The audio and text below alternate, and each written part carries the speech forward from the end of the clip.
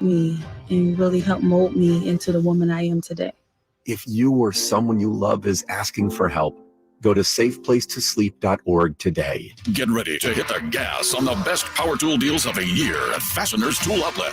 We're revving up the savings with our full throttle one-day DeWalt sale in Sacramento on October 12th only. We are slashing prices on a huge selection of DeWalt power tools like cordless drills, saws, combo kits, and more at costs you won't believe. Get better tools for better prices only at Fasteners Inc., Sacramento's top destination for DeWalt tools. Again, that's October 12th only on Power Inn Road. For more info, go to fastenersinc.net.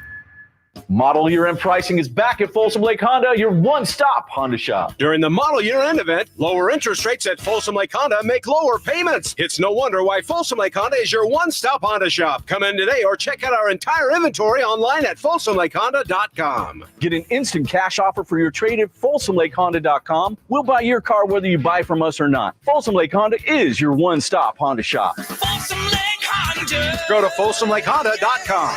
Your one-stop Honda shop. Don't let summer energy slip away. Live the active life you love year-round with a personally fit arch support system from the Good Feet store. Precision engineered to support all four arches. Good Feet puts your feet in a more ideal, comfortable, and pain-free position. And Good Feet arch supports are now HSA and FSA eligible. Book a free fitting at goodfeet.com or come in and get a free pair of OS First Performance socks. Free. Normally a $25 value at the Good Feet store. When an overwhelmed injury victim calls Ashton or Price, we immediately remove their legal burden and introduce them to the very best medical care in the region. They focus on their health and we handle all the rest. When they reach the end of their medical journey and are reunited with happiness and hope, we unleash our decades of legal experience to obtain maximum compensation. We are real, local, experienced litigators and snappy dressers too. Consultation's free and there's never a fee until we win. Remember, for the best advice, don't think twice. Call Ashton and Price. The Hagen Oaks Golf Super Shop is your unsurpassed spot to find the hottest golf gear, best pricing, and elite expertise. Every club on the shelves can be tried for free on the driving range. 3 TrackMan units and a Hagen Oaks team of skilled fitting professionals provide the finest club fitting experience. Our personable Super Shop staff will show you the newest to help you look and play your best. You love golf. The Hagen Oaks team loves golf too. Hagen Oaks Golf Super Shop, Fulton Avenue at Business 80. Learn more at hagenoaks.com or 916-481-GOLF. KHD1 Sacramento, KYMX HD3 Sacramento. From the Power Business Technology Toshiba Studios. Sacktown Sports 1140. Feeding your passion for local sports in the afternoon. It's the Drive Guys with Kevin Gleason and Kyle Drake on your radio at 1140 a.m. Streaming audio at sacktownsports.com and the Sacktown Sports app. You can also watch the show on YouTube at Sacktown Sports 1140. Here are the Drive Guys with Kevin Gleason and Kyle Drake. Years ago, there was a legendary broadcaster. He did the Raiders, he did the Warriors, he did the A's. His name was Bill King. You know Bill King? Have you heard of Bill King? No, Legend. I don't know. Great basketball announcer. He was maybe best known for doing the Raiders games. Mm-hmm. One of the Raiders' incredible comebacks in 1970, whatever. He said, "Is anything real in the world anymore?" And I was thinking of that last night, Drapes, after what happened to the team that you and I picked to win Thursday Night Football. The Tampa Bay Buccaneers had a 3-point lead. They had the ball, 3 minutes to go. They fumbled the ball away. Then they got the ball back. They got the ball back. Should be over right there, right? 1:55 to go. Should and be a wrap. For a penalty, giving just enough time for the team and the guy that Jay picked, the Atlanta Falcons, to come back and complete a pass to put them in field goal range and stop the clock with a second left. They kick the field goal. They go to overtime. They get the ball. They score somehow, some way. And again, it's one of those win probability things that you notice. With 1:52 left, Tampa Bay intercepted a pass. Their win probability was 95.7. They lose the game. Yeah. Is anything real in the world anymore? And this, some are saying today that Kirk Cousins is an MVP candidate.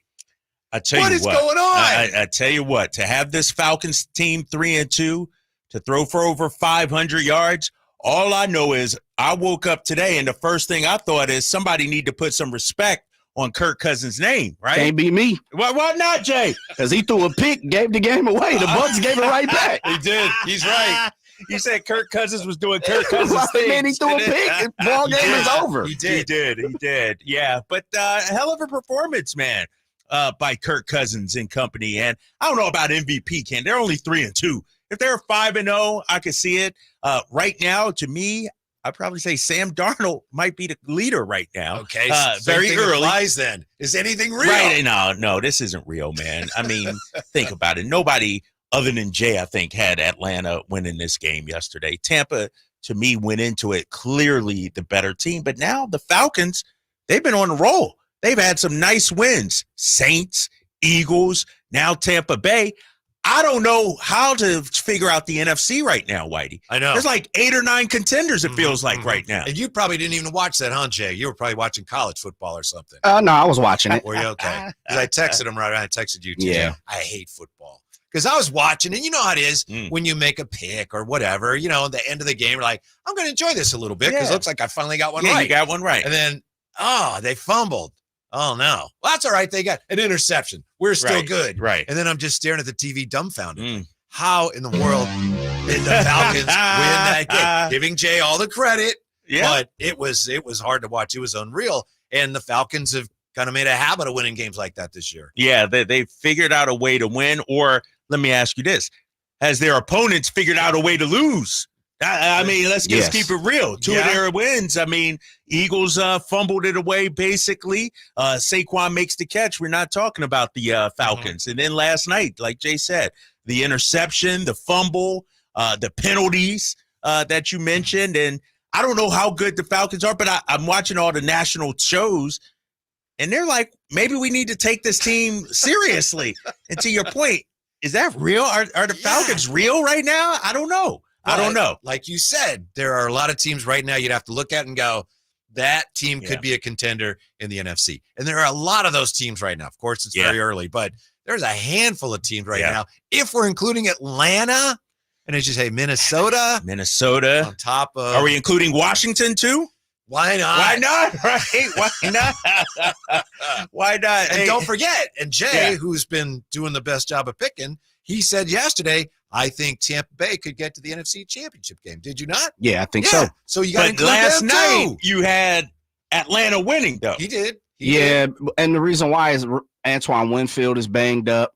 Okay. Their other linebacker, according next to Levante David, is banged up. So that's why you saw Britt in there. They've had some injuries, and I don't think they're completely healthy on the offensive side too. And Bucky Irving, who fumbled last night, which was huge. I think he's shifty, man. One thing he's going to do, and I don't know if you had an opportunity to see him in Oregon, I thought he was a steal of the draft, one of the steals of the draft. Like, dude is electric quick. He catches the ball, you know, as you saw last night, beside fumbling. I just think, you know, rookie's going to take his time to get there. I like Baker too, though, fellas. The one thing I like Baker right now, he's dealing and he's confident. Right. You can see the confidence of Baker Mayfield. Did you see the play where, again, they're just trying to run clock and they run a fake handoff and then the screen and they had Mike Evans was uncovered. Wide open. Yeah. Why are we hearing about Baker like we heard about Brock Purdy missing Ayuk being open? Good question. So anyway, there's just a ton of teams right now in the NFC that you'd have to say, I guess I could do it. Before we go on, though, something's bothering me. Something is bothering me. And I can't let us continue this show without addressing it. That's probably what you got a few more days to wear Padres stuff. Oh, I got a lot. Because if they face my Phillies, if it comes across where they got to face the Phillies, you're gonna be out of here quickly. So enjoy it now, my friend. The Phillies don't even play. Are you a Dodger fan? No. Yeah. I'm just saying. No, you got to worry about. No, we're going to take care of the Mets. Yeah. No, we're going to take care of the Mets. Right. And then smack up whoever, Dodgers, Padres, it don't matter. Yeah, I apologize. This is 2 days in a row you don't wear a Padres gear. Yeah. I said Milwaukee. I apologize. Yeah. That's very cruel to any Brewer fans after last night. Right? But your boy Jay over there says, I'm going to be wearing this for a long time. You think so, Jay? You think they got the Dodgers? I think they beat the Dodgers. Yeah. I actually picked them to win the World Series. The Padres? Yeah, okay. I did. Yeah, I actually picked them to win the ship. I just think it's their time. They failed the last couple of years with a great team, very much underachieved. And kind of like Baker, I think they're hot. I'm not sold on the Dodgers until you see it, right, fellas? Like the Dodgers are always good. They get to the postseason and something happens to them. So I am a little afraid of the Phillies, though, because the Phillies are difficult. They got good pitching. They got a great lineup, and they're battle tested, too. Yeah. It's just a little early for a Philly fan to be trash No, talking. I'm just saying. They're going to blow the Mets out. The Mets should have lost last night. That was amazing. They should have. They should have. That's, baseball's boring. Baseball in October like last night. Yeah. That was not That's boring. beautiful. Playoff baseball where it just seems like every pitch means something. You know, it's not like in May or June or anything like that, And then the drama at the end, man. It's so no baseball today, huh? Right. Is what I noticed. Okay. Right. All right. I'm just looking at the scoreboard. Real quick, fellas, did you happen to see the Pete Alonso home run? Yes. Did you see that whole inning? No, at all? I just saw the highlights. Man, I feel bad for Devin Williams because now you're starting to see a lot of people talking about tipping his pitching. Oh, I don't know if you guys been seeing that today. I heard about that. And it's tough because now that I've seen, the changeup versus the fastball, and basically it's just a percent. It's a difference of where the glove is sitting on his chest versus, where it's sitting closer to his chin. And you could see the last two batters for the Mets. They absolutely could see it. But Jay, that may be true, but I was watching at home and I wasn't picking up on that. But when he throws two fastballs and misses by a mile, I'm sitting there going, he's going to throw a changeup, Yeah, see, he didn't have a lot of command. I was getting ready to say he was struggling. Yeah. He was struggling last night, fellas. Like the hitter before, he tried to go with 3 changeups in the beginning, and he couldn't find it. Yeah. And it's like, oh, man, you could tell he just didn't have it last Been night. a little amped up. Probably. Yeah. Probably. A little juiced up last night. Yeah, for good reason. Yeah. But I felt bad. As much as I'm a hitter, I feel bad for the Brad Lidges of the world sometime when you just give up the biggest home run ever. Anytime they got to take the closer out, it's like, oh my goodness. That's tough. Right? It's like, Right. oh. Tough. Where do you go from here? Yeah. Bob Uecker, 90 years old after the game, I guess he said something along the lines of, this one's gonna sting a little bit. So it's like, oh, that's too bad. It is. I mean, it's Bob Uecker. I'm like, are you being sarcastic? No. Like, oh, I'm sorry. But No, I love Bob Uecker. And, that place was rocking 2-0 lead. And they're going, okay, here we go. Here come the Phillies. yeah. That's the worst defeat in any sport is when in your mind, you've already won. All we got to do is lock this down and finish it up. Finish it up. Stunned. And now it sets up Phillies Mets, which I'm nervous about. Y'all should blow them out, Drake. We should. I know they shouldn't even be there. I get that, should. Jay. But you never know, man. New York, Philly, the Riot. I mean, it's going to be heated. It's going to be a good series. Yeah, it's going to be a great series. What do you guys see in the Mets? I don't see nothing in the Mets. Just getting hot at the right time. You think they're hot? They've had played their way in. Yeah. When they had the best record in baseball since May or something. I mean, they were terrible and they turned their whole season around. That was last year. But you know what? A long time. You know what the urban legend is out there in New York. They had this young lady throw out the first pitch. She went viral this year. And they were doing terrible. And the Mets broadcasters are like, what are we doing? Why are we inviting this, social media person? This content creator? I forgot. And then ever since then, that's right. They've been on fire. Exactly. And so I wouldn't be surprised if they invited her back this series to throw out the first pitch. That's interesting. Yeah. You think after she throws out the first pitch, you're going to choke. But so you had to go there. See, I was trying to keep it G-rated, Whitey. I was trying to keep it G-rated there. I'm just saying. See where you went there.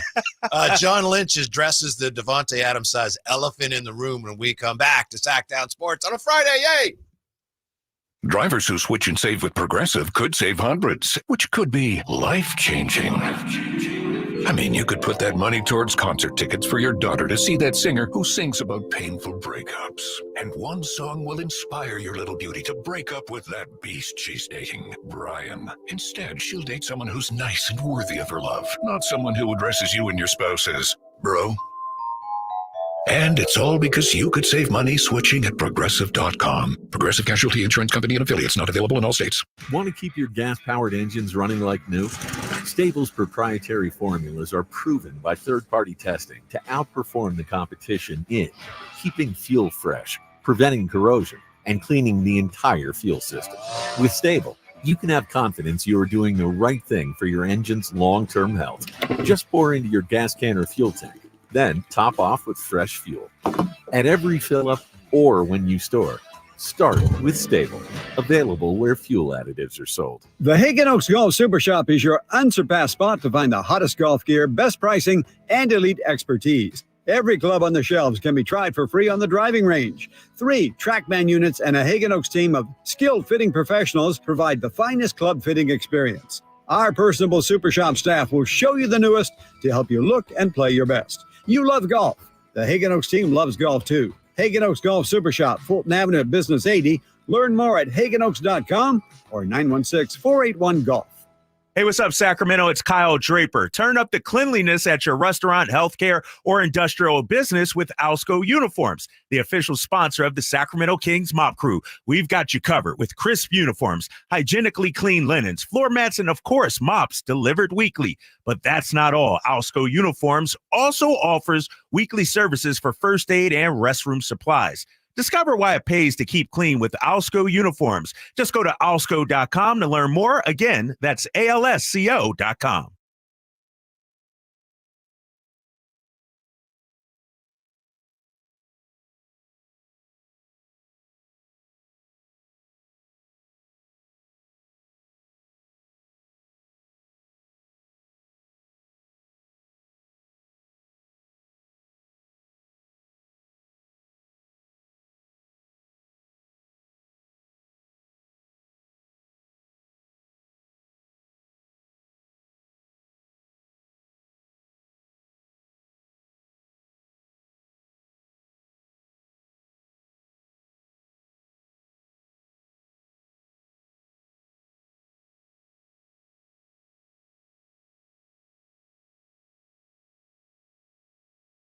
And you just feel like, well, we're meant to win. It's our destiny. And then you see it unfold before you. It's like, what happened? Right. It's hard not to take it personally. Yeah. And I could sense, like, you know, for having covered baseball in Boston a little bit and, you know, watch baseball, like that ninth inning, it's almost like a nervous energy. Like, just get there, just get to the finish line. And when your closer is a little shaky, like, you know, in Boston, we used to have Craig Kimbrell. And sometimes, you know, it's you're like, I don't know about him, you know, trying to get a 4-out save, and all of a sudden he turns into a different pitcher. And so that's what makes October baseball great. Yes. Got October football too, of course, coming up this Sunday here on Sacktown Sports. And bottom of the hour, we're going to talk to Bob McManaman, who covers the Arizona Cardinals for the Arizona Republic. He's got some article about it. This is how the Cardinals win. Come on, really? Right. He got the blueprint. Science fiction? He got the blueprint. You know what I mean? Give the guy some credit. It's like Lord of the Rings or something. You know? We'll see what he has to say. Yeah, I can't wait. Yeah. And today we had John Lynch addressing the Devontae Adams rumors on the 49ers Bay Area flagship station. We like our group, and you know, Devontae's a hell of a player. You know, one thing we've shown is that we're always looking. We're never afraid to look and see what's out there. We're never afraid to pull the trigger. But you know, I think coming in this year, we feel like our roster's in a pretty good spot. We have endured some injuries, but you know, we'll never say never. And if someone can, it's got to work. It's got to work for both sides, but it's got to work for us. And you know, I won't comment on any specific player, but right now we like where our roster's at. Does anyone speak Lynchese? What did he say? I don't know. I was going to say, like, is this a, you know, kind of being coy a little bit? You never say never, you know, we always looking. And so I think it's much to do about nothing, to be honest. You know, he said he likes where the roster is. If it was just, let's say if it was a defensive end or a defensive lineman or somebody like that, okay, I would buy it. I think you're right. Yeah, but a wide receiver, I mean, of this magnitude, it just doesn't make sense at this point. Like, offense isn't your issue. The wide receiving position isn't an issue right now. And it's, you know. Some would say it is. Is it? Some would say, yeah. You got to, some would say, I'm with you, but some would say Ayuk is underperforming to the extent that, you're reaching crisis level with him. Damn, crisis. I don't know. I think when I look at the Niners wide receiving core, I think on paper it's great. I think it's shown some flashes, but it's still so early in the season. Like week 9, 10, 11, 12, it's going to be scary. Once Tricky Ricky P is there, Debo's back to full speed, see how they still keep it in Jawan Jennings, and Ayuk is still, so to me, wide receiver, and we both agree, is no issue right now. And I think it's actually one of the strengths of the offense now. Yeah. Basically, I think what Lynch said was, there's no way, but maybe, right? It's pretty much what he said. Right. Nah, we would never do that, but maybe. But yeah, exactly. Got to keep the door open just a little bit. It would actually, how should I put this?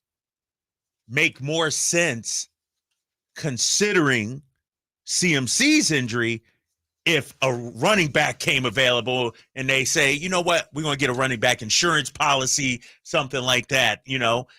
With wide receiver, you're actually loaded. And I went on the air about a month ago and thought, you know what, that's a weak spot of this franchise, because I thought maybe Ayuk was going to be gone. Jawan Jennings, I didn't put respect on his name, and he's earning that respect right now. And Debo too. Like, as I look at this Niners wide receiving core, and we started in training camp talking about the decisions they'll have to make next season, if they have to let go of a Debo, let's say next year, is that the end of the world really, though? It depends how your boy Ricky P plays. Yeah. And I know they're not the same, but if Ricky Pearsall is very productive, then I'm sure they could afford, that's part of their whole plan right now is just evaluate this and see where they are. Yeah. Does it surprise you guys at all, the fact that they're not throwing more to Jordan Mason?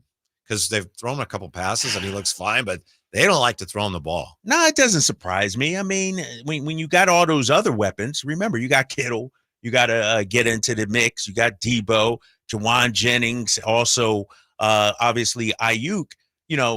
JP Mason, he's not the same dude as Christian McCaffrey. And so they've been working on it with him. Yeah. You know what I mean? And you see it a little bit more slowly. They're grinding out. But you got so many other weapons that you don't need to have. Now, CMC, and we got, is like the human cheat code. Him, Saquon, those guys just don't grow on trees. And so when you got 4 or 5 playmakers already out there on the wing, you don't need your running back to catch it unless a couple players are down, team scheme and take away your passing game. Then you see JP, but it's a luxury they don't need to have right now. Mm-hmm. Yeah. The other thing I add to it is Juszczyk. Juszczyk has caught more balls the last couple of weeks, and I think you're starting to see Juszczyk being utilized, as you saw him utilized prior to CMC coming. It's like, you're going to have to get out there and catch a few more passes. And you see Juszczyk even kind of lining up as a wide receiver sometimes, like CMC the last couple of weeks. So I think they're, as you said, Drapes, JP Mason at this point is getting ready to have to carry the whole load this year. Yeah. And hopefully the 49ers have learned, and I'm not saying they burned CMC out last year, but I mean, they could have, and so hopefully looking back in history, to move forward, you got to know where you came from. So hopefully they learned in the fact of like, we're not going to burn JP out like we did CMC last year. Yeah, I want to see more of Garendo. I think it's the offensive line coach said Garendo reminds him of Mostert, but he's not going to be able to play if he's returning kicks and running into his own teammates. Yeah, man, come on, fumbling. get that together. You know what, fellas? I haven't seen him because he was banged up a little bit in training camp. I'll be honest, I haven't really seen anything that's impressive from Garendo yet for me. Mm-hmm. Like I'd rather almost see Taylor to see what he has. Mm-hmm. I know a lot of people are high on Garendo, and Shanahan a couple of weeks said he'll be fine. He's a rookie. We get it. Right. But I don't know. Have you guys seen anything that's like, you know what? He's got something. No, I haven't seen it. I've read what he's supposed to be, but I haven't actually seen it. Right. Yeah, he hasn't done anything that stands out other than the fumble, obviously, last week. But in terms of, I know that was Mark Sanchez, right? The butt fumble.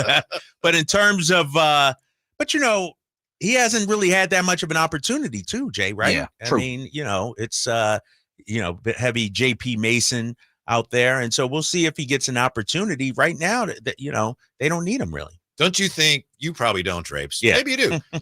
As we look at the NFC and how, as we said, there's so many teams right now that you could say they could be a contender. They're a French contender. The one team of all the teams in the NFC that look like contenders that still has the wherewithal to develop a little bit of a cushion there is the 49ers. They're still capable of gaining some separation, I think, of everybody else in the NFC. Nobody? Nothing? Nah, I'm not. You know, why doesn't Minnesota I was letting have some Drapes go. cushion? No, why doesn't Minnesota have cushion? You don't believe in them? Why doesn't Detroit have cushion? They're up. You know what I mean? Minnesota's up, All right, Drake. how about Detroit? Yeah, I think Detroit has a. They got some room. They got some opportunity. How about my boys, Philly? Nah. Okay. All right. I mean, I can't argue that. You got to figure that. Yeah, first. you got to figure out what's going on between your quarterback, head coach, and the rest of the squad. Yeah. Something's not right. Well, here's the thing about the Niners, though, fellas. And it changes almost every week. 2 weeks ago, I was like, man, that division is tough. Seattle. Now it's like, that might be the weakest division in the NFC. Like, really? Like, if the Falcons are legit, you got Falcons, Buccaneers, and Saints. Obviously, we know the NFC North is tough with Vikings, Lions, and Packers. And the Commanders, they've made the NFC East tough. Mm-hmm. And so, to Jay's point, yes, they probably have the cushion and they'll probably win the division. But I think all these teams, man, Dallas hasn't performed well. Philly hasn't performed well. I think Green Bay, with the injuries and everything, haven't. Look at Dallas. Yes. And so I'm not going just, the Niners, when it all shakes out, they're going to be the best team. I don't know right now, man. Think about this real fast, Whitey, before you go. Come Friday, the Niners could be leading this division. Ooh, think about that's that. Trash division. what my man Rod Brooks say? Trash division.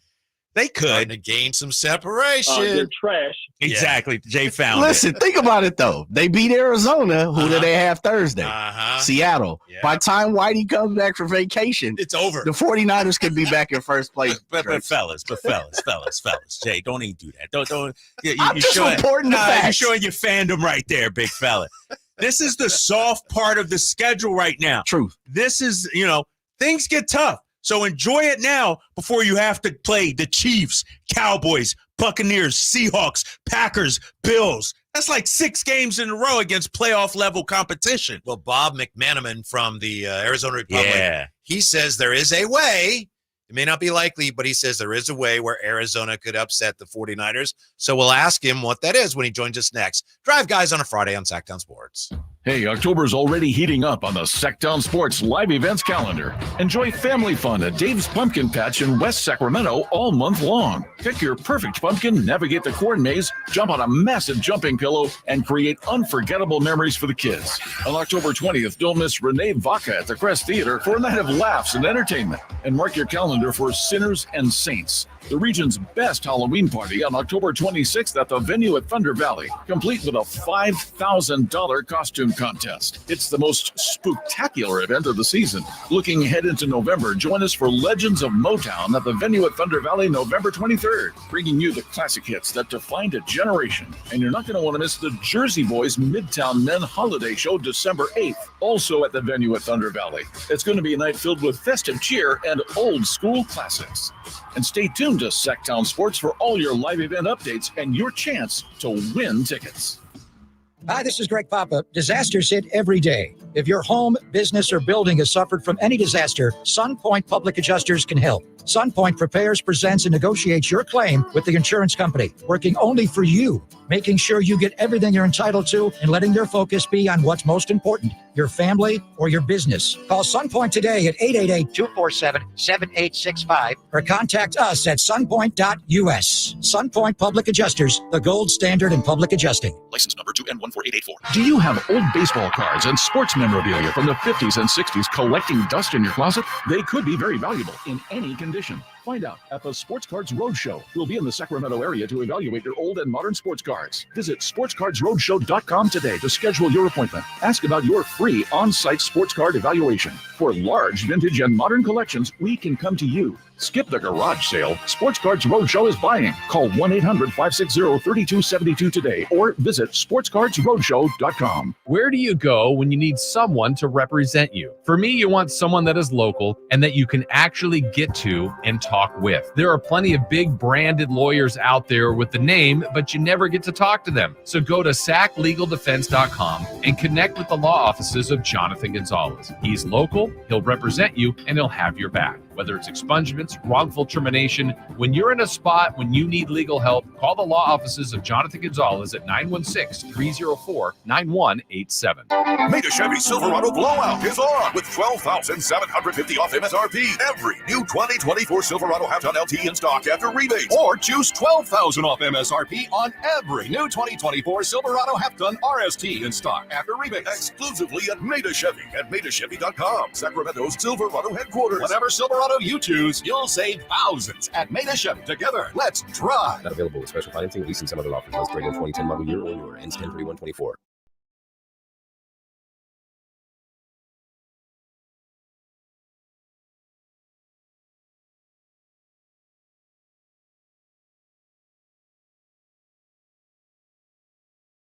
Official home for the San Francisco 49ers. Sacktown Sports. We know we got the 49ers and the Arizona Cardinals coming up Sunday. You can hear that game right here, of course. We've got a special guest joining us, a senior Arizona Cardinal writer for the Arizona Republic, Bob McManaman. But Trapes, before we get to Bob, you know what really impresses me about him? He, if I have this right, he used to be a ball boy for the Phoenix Suns. Really? Yes. During which era, though? Well, let's find out. Bob McManaman. Yeah. Is that true, Bob? Are you a former Phoenix Suns ball boy? Unofficial, yeah.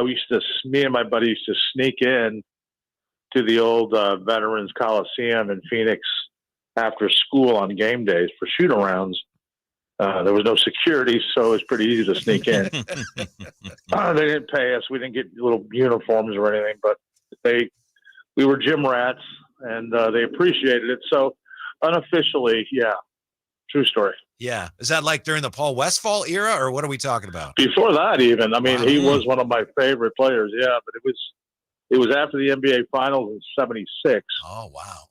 And they had some great players then. And Gar Hurd and those guys, yeah. Yeah, so, you know, the whole Phoenix area got swept up in that series with Boston. It was incredible. And, you know, as a young kid who loved basketball and all sports, it kind of seemed natural to me to want to be around it. So, I'm not a Suns fan anymore because I'm a columnist, actually. But I will say that it was fun in my youth. That's awesome. Bob McManaman, columnist for the Arizona Republic. So, Bob, if I understand your column correctly, stopping the run is job one for the Cardinals this Sunday. Is that true? And if so, why? Yeah, because it's the only way they have any kind of a chance in hell to win. And I'm not saying they do have a chance, but if they do, that's one way to make sure you check some boxes, because that run game of the 49ers is almost impossible to stop. And even when you can do it, it doesn't guarantee you a win, but that's where you start.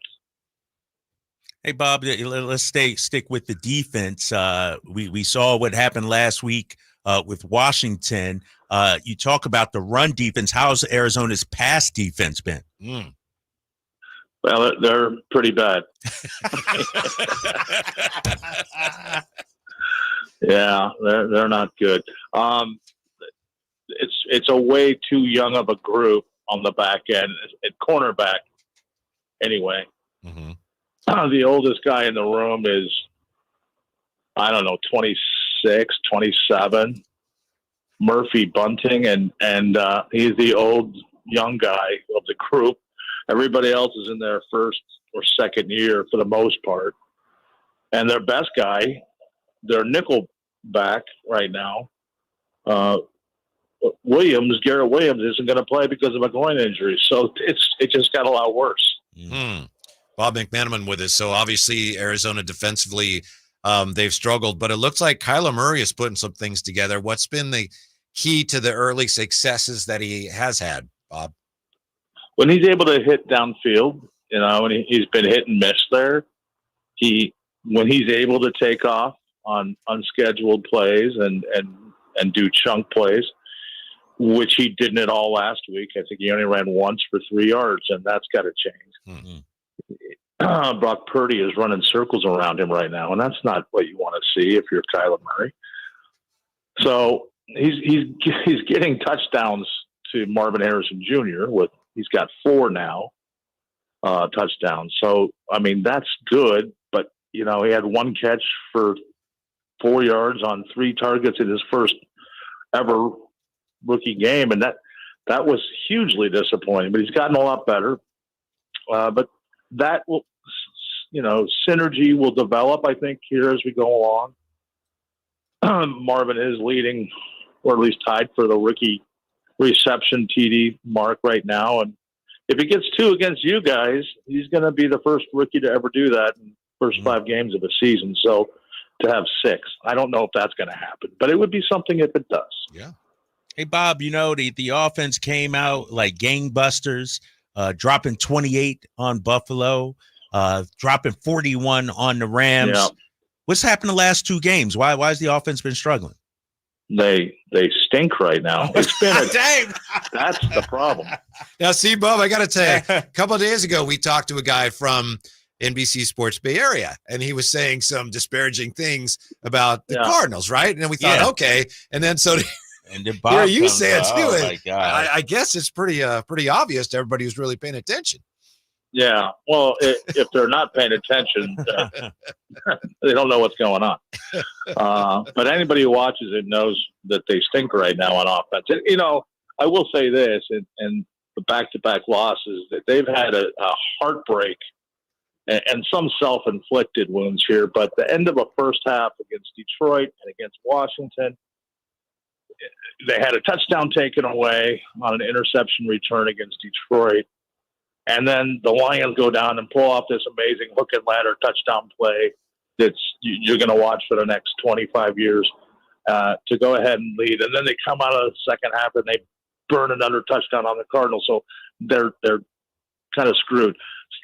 Same kind of thing happened last week. Cardinals had 2 chances to get points on 2 drives and didn't do anything. And of course, Washington comes down in the last, 1 second, or it seemed like a second or 2 in the last half a minute and gets a field goal field goal. And then comes out and scores on the 3rd play of the second half and it's toast, So those flips of momentum, those swings of games, that deflates a team. And this team is deflated. Dang, Bob. It's made Bob. You sound deflated. Like just talking about it. I don't care who wins or loses. I get paid no matter what. They can't cut me. Yeah, right. Exactly. Hey, Bob, you mentioned Marvin Harrison. One area where the Niners have had trouble with is guarding A1 receivers. Is Marvin Harrison, has he shown you the ability to be an A1 this early in his career? And is that something they might be able to take advantage of? Yeah, I do. Look, it was the no-brainer of a pick at number 4 of the draft.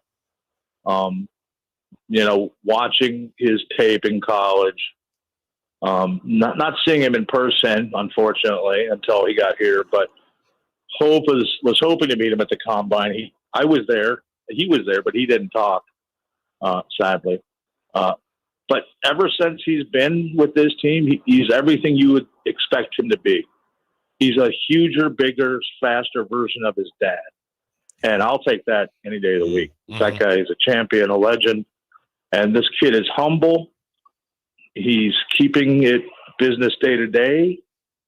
He's what the Cardinals like to say, keeping our feet where they need to be or something silly like that. I don't know. They had me believing it the first couple of weeks, but I'm not so sure now. I'm a big champion of this kid. I think he's going to be great. I think he could have a decent to big game against the Niners. We'll see, though. Catching up with Bob McManaman from the Arizona Republic. You know, the Christian McCaffrey thing has been an evolving, I should say, mystery. We're still not sure when he's going to be back or what's going on, but, you know, Jordan Mason has been a revelation. What has impressed Coach Gannon of the Cardinals the most about what Jordan Mason has done so far? Yeah, well, him and a lot of guys I talk to, you know, it's not only does he find a way to create seams, and look, I mean, blocking in the schemes of Shanahan are legendary, right? But when he finds his own seam, you can't bring this guy down easily. He's tough to tackle. Buda Baker was telling us yesterday, you know, about all-pro safety.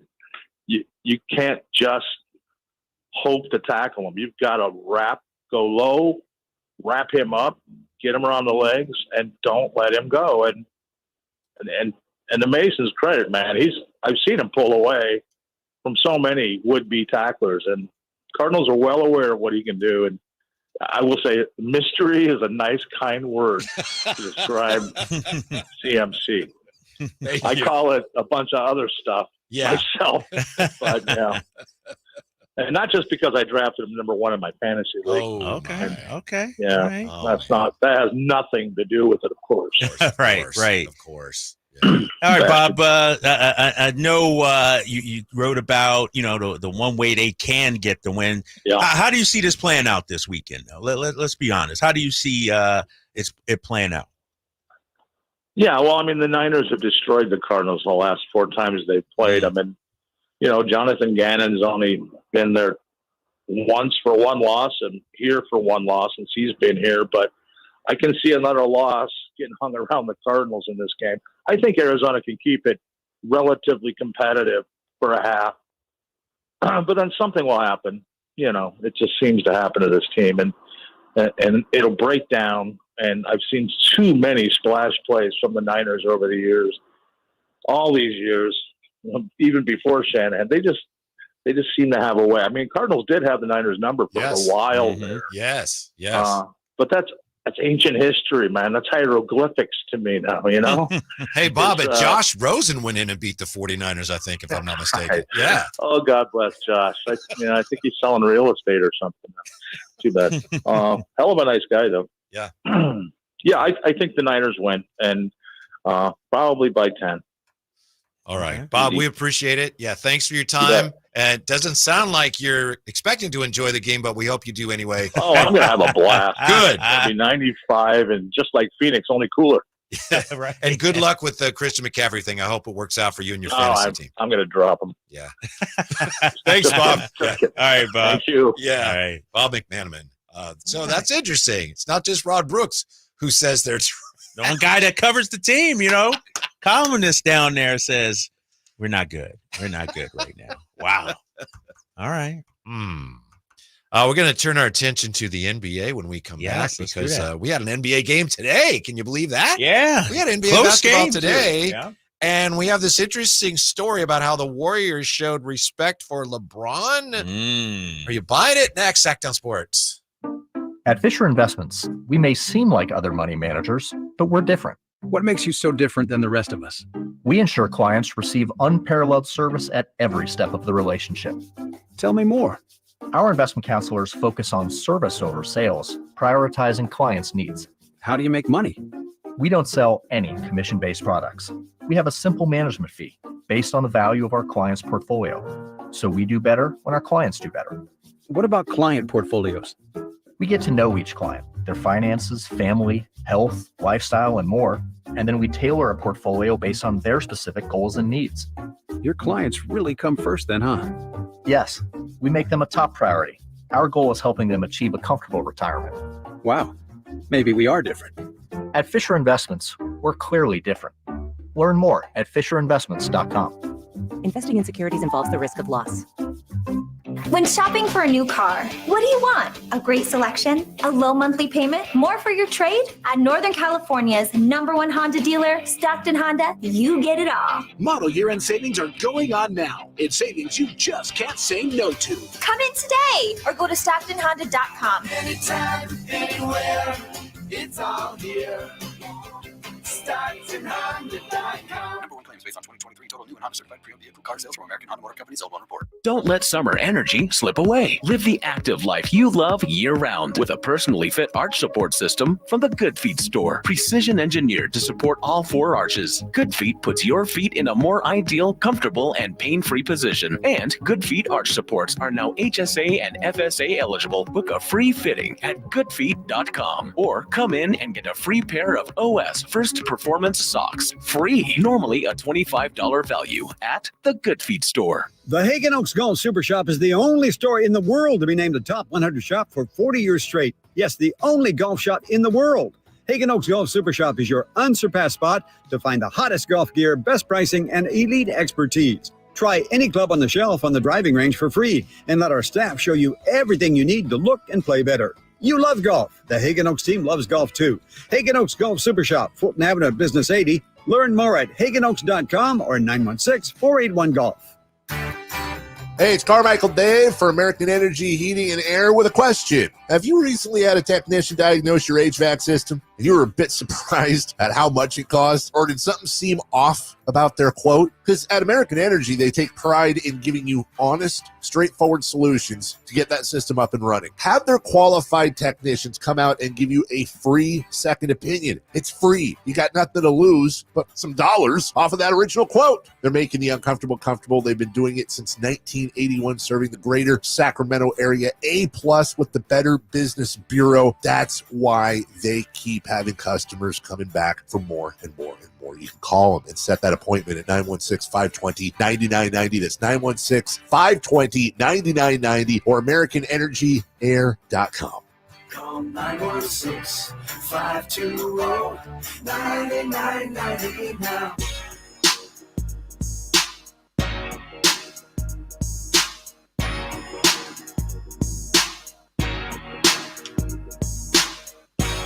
The only station in Sacramento giving you local sports coverage from 6 a.m. to 6 p.m. Monday through Friday. Sacktown Sports. All right, this wasn't exactly local because it happened in Abu Dhabi, but we had NBA basketball today.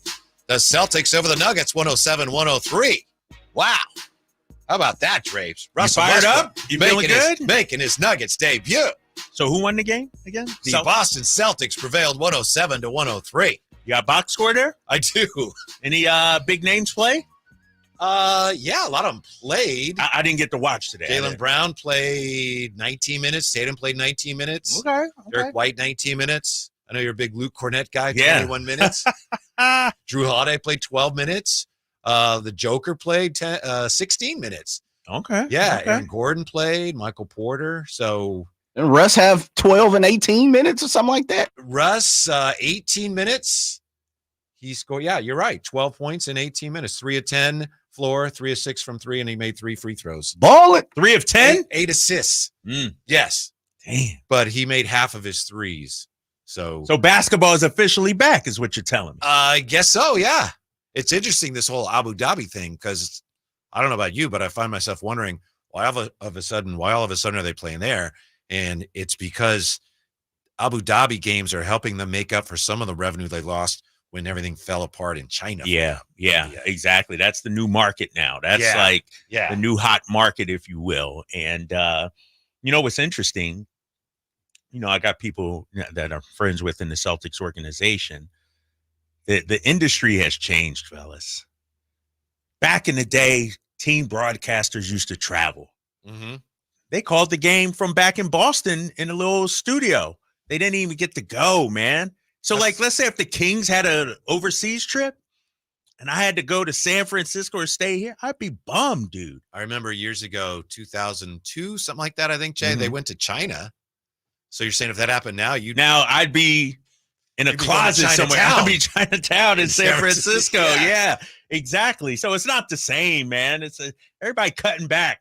Everybody making more money, players, coaches, owners, but yet they're cutting back. Don't you think that's because of COVID when they had to do that and then they realized, I guess that works. Right.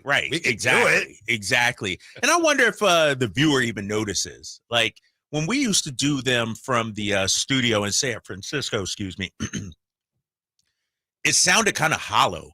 And because there was like a delay, you kind of almost it affected the broadcast. I think I can tell. Yeah, right. Yeah, you could kind of I tell. also feel bad for you or whoever it is, especially when something's going on and you can't tell what's going on because you're not there. You're not there. Yeah, you're beholden to the camera angle that they give you. Right. You know, and so a lot of times when you're broadcasting games, I'm looking to see what Mike Brown's doing. I'm looking over here to the right. Like that's part of your job, right? And then you see something, and then they get the camera shot to follow you. Now we're following whatever the camera is showing us. And so it has impacted the quality of the broadcast. But basketball is back, Whitey. I think the Lakers got a game tonight. They're playing tonight. No LeBron, however. He is not playing tonight. Against Minnesota? Against Minnesota, taking tonight off. But I'm excited, man. We're, 5 days away from our first game here in Sacramento? So I'm excited. You know, that happened not just in sports broadcasting, but if you watch any of the, talk shows like political shows, and during COVID, instead of bringing people in, they would just have them at their house. And now that's what they do. People are just in their kitchen or whatever. They realize, all right, this is a lot cheaper. We'll just do it that way. Just do it that way. Exactly. And so I hate, though, Whitey, this isn't like I'm with you. I know. The fact that decisions are being made, it'll save $1. It'll save $1 when you got a record TV rights deal. You got players making more money. And so spreads invest in the product a little more. And it's frustrating that we're not doing that right now, man. Well, maybe this will make you feel better. Yeah, I've got a real compliment for you. Okay. We were talking about the Minnesota trade yesterday, the day before. Yeah. And I know a lot of people think, this is a great trade for the Knicks. And you said, well, I'm not so sure. I think it might have been a great trade for Minnesota. Right. Brian Windhorst today said he's surprised by how many executives he's talked to around the league who've said the same thing you did. Come on, man. I don't just talk basketball. I know basketball. I'm just saying. I know basketball, big fella. Yeah. And I think it's a win-win for both teams. I didn't think Julius Randle fit in with what they had going on in New York now that they added, Bridges and some other pieces. And so to me, it's going to be a win-win for both teams.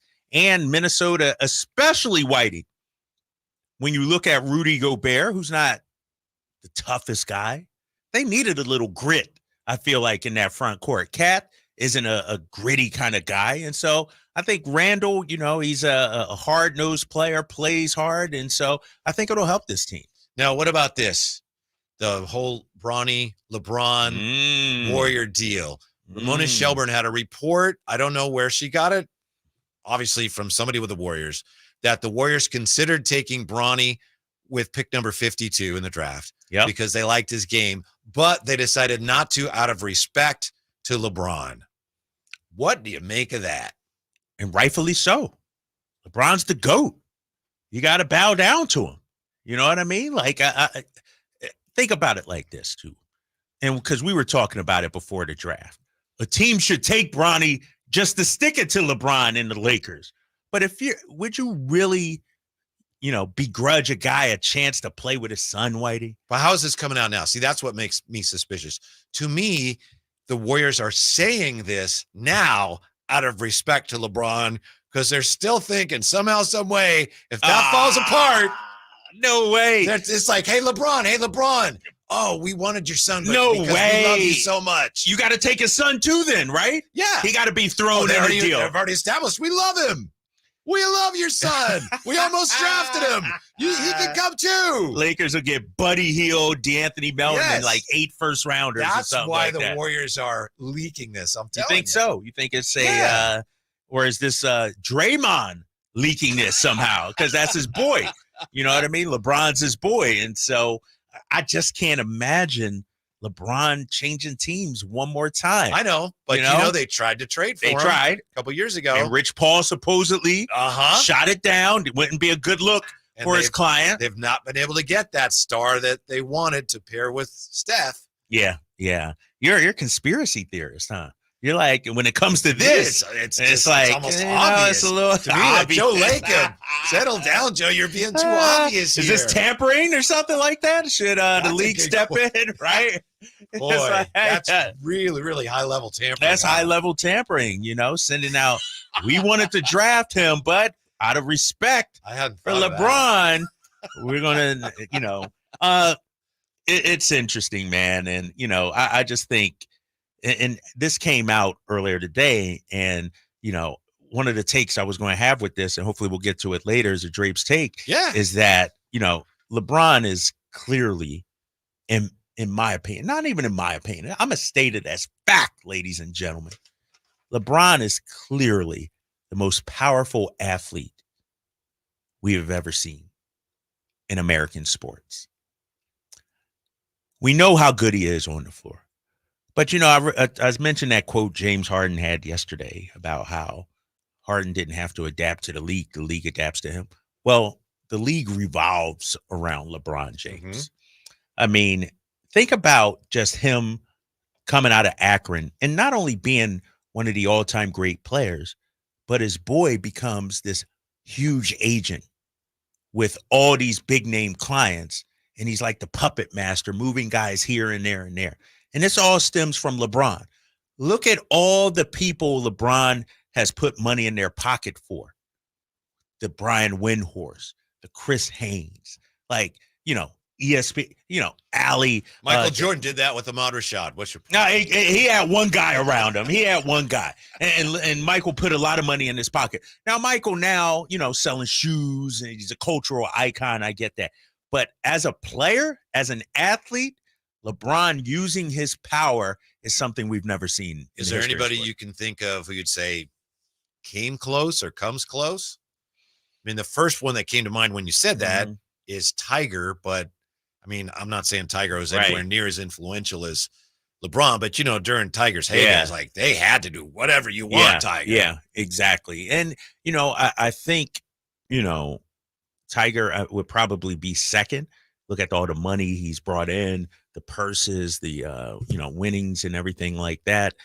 But the thing about Tiger, though, it's an individual sport. Right. You know what I mean? Like LeBron has impacted the league and TV money. It's just amazing how he's impacted ESPN.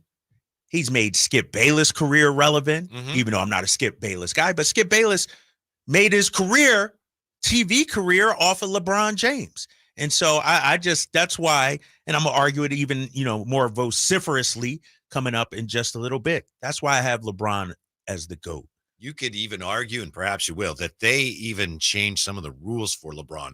Not change them because of LeBron, like they had to change rules because of Will Chamberlain. But I'm thinking of years ago when the NBA changed the rules on what was it, travel. So you could say some of that they did for LeBron, for his benefit.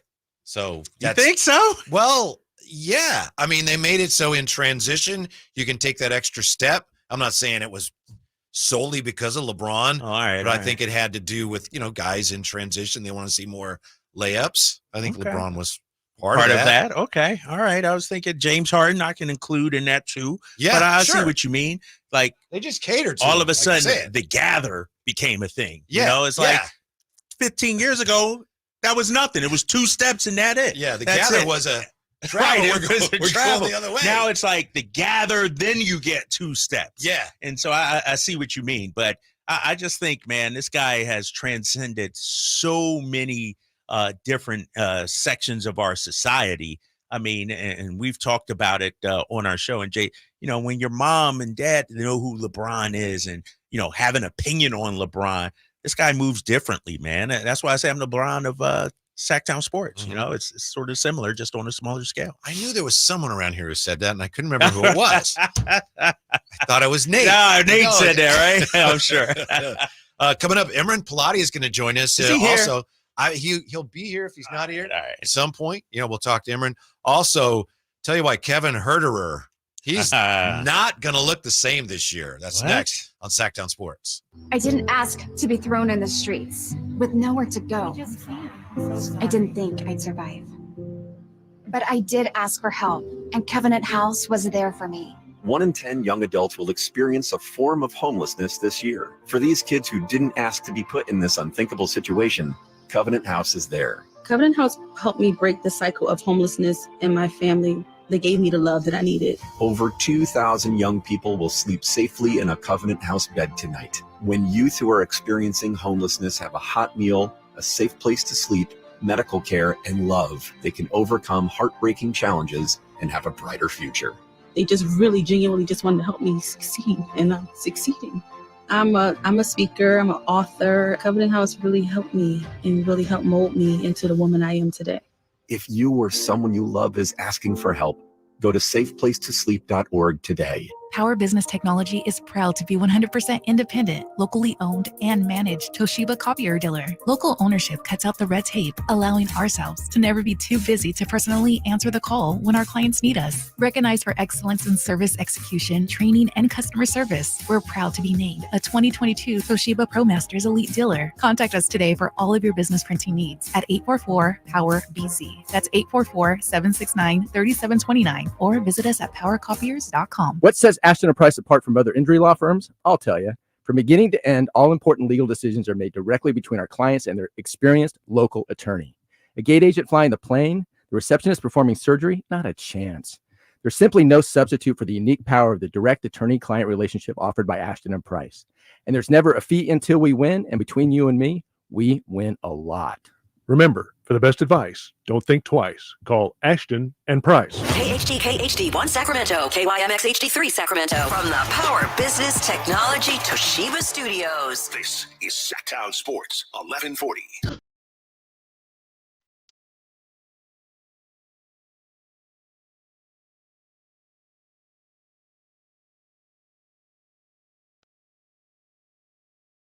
The only station in Sacramento giving you local sports coverage from 6 a.m. to 6 p.m. Monday through Friday. Sacktown Sports. Here we go, Drapes, with an update on Kevin Huerter, or of course, as Patrick Beverly calls him, Kevin Huerterer. Okay. Yeah. Kevin Huerter. Yeah. And Patrick Beverly says Kevin Huerter is Kevin Huerter.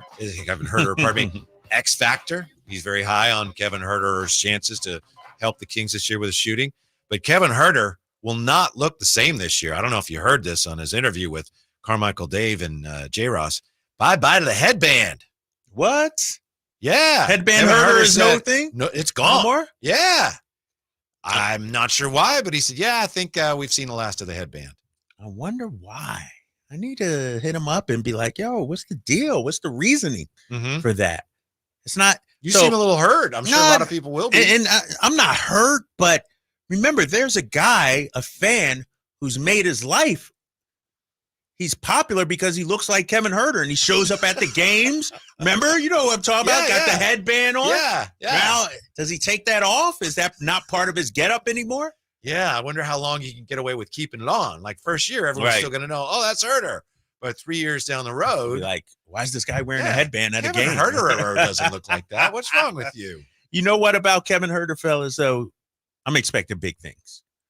When I watched Kevin Huerter, and I was there at practice yesterday, the dude looks in phenomenal shape, meaning cut. He looks buff. He looks ripped. Shoulders, which was his injury. You sure you weren't looking in a mirror? Nah, I mean, you see I wore the tight T-shirt today to show off the pectoral muscles. But, he looks fantastic, man. I'm sure you would know the difference between yourself and Kevin Huerter. I don't know. From like chest up, we almost similar, we're almost similar. It's just the belly that, he has the advantage on me. But no, man, he looks in phenomenal shape, not fully practicing, not taking part in the 5-on-5s yet or anything like that. But I think he looks great, man. And, headband gone, new swag to him. Mm-hmm. Like, he looks really good. And I'm expecting big things out of Kevin Huerter. He also said that he's not making excuses, but he said he's had some issues with his shoulder for a few years.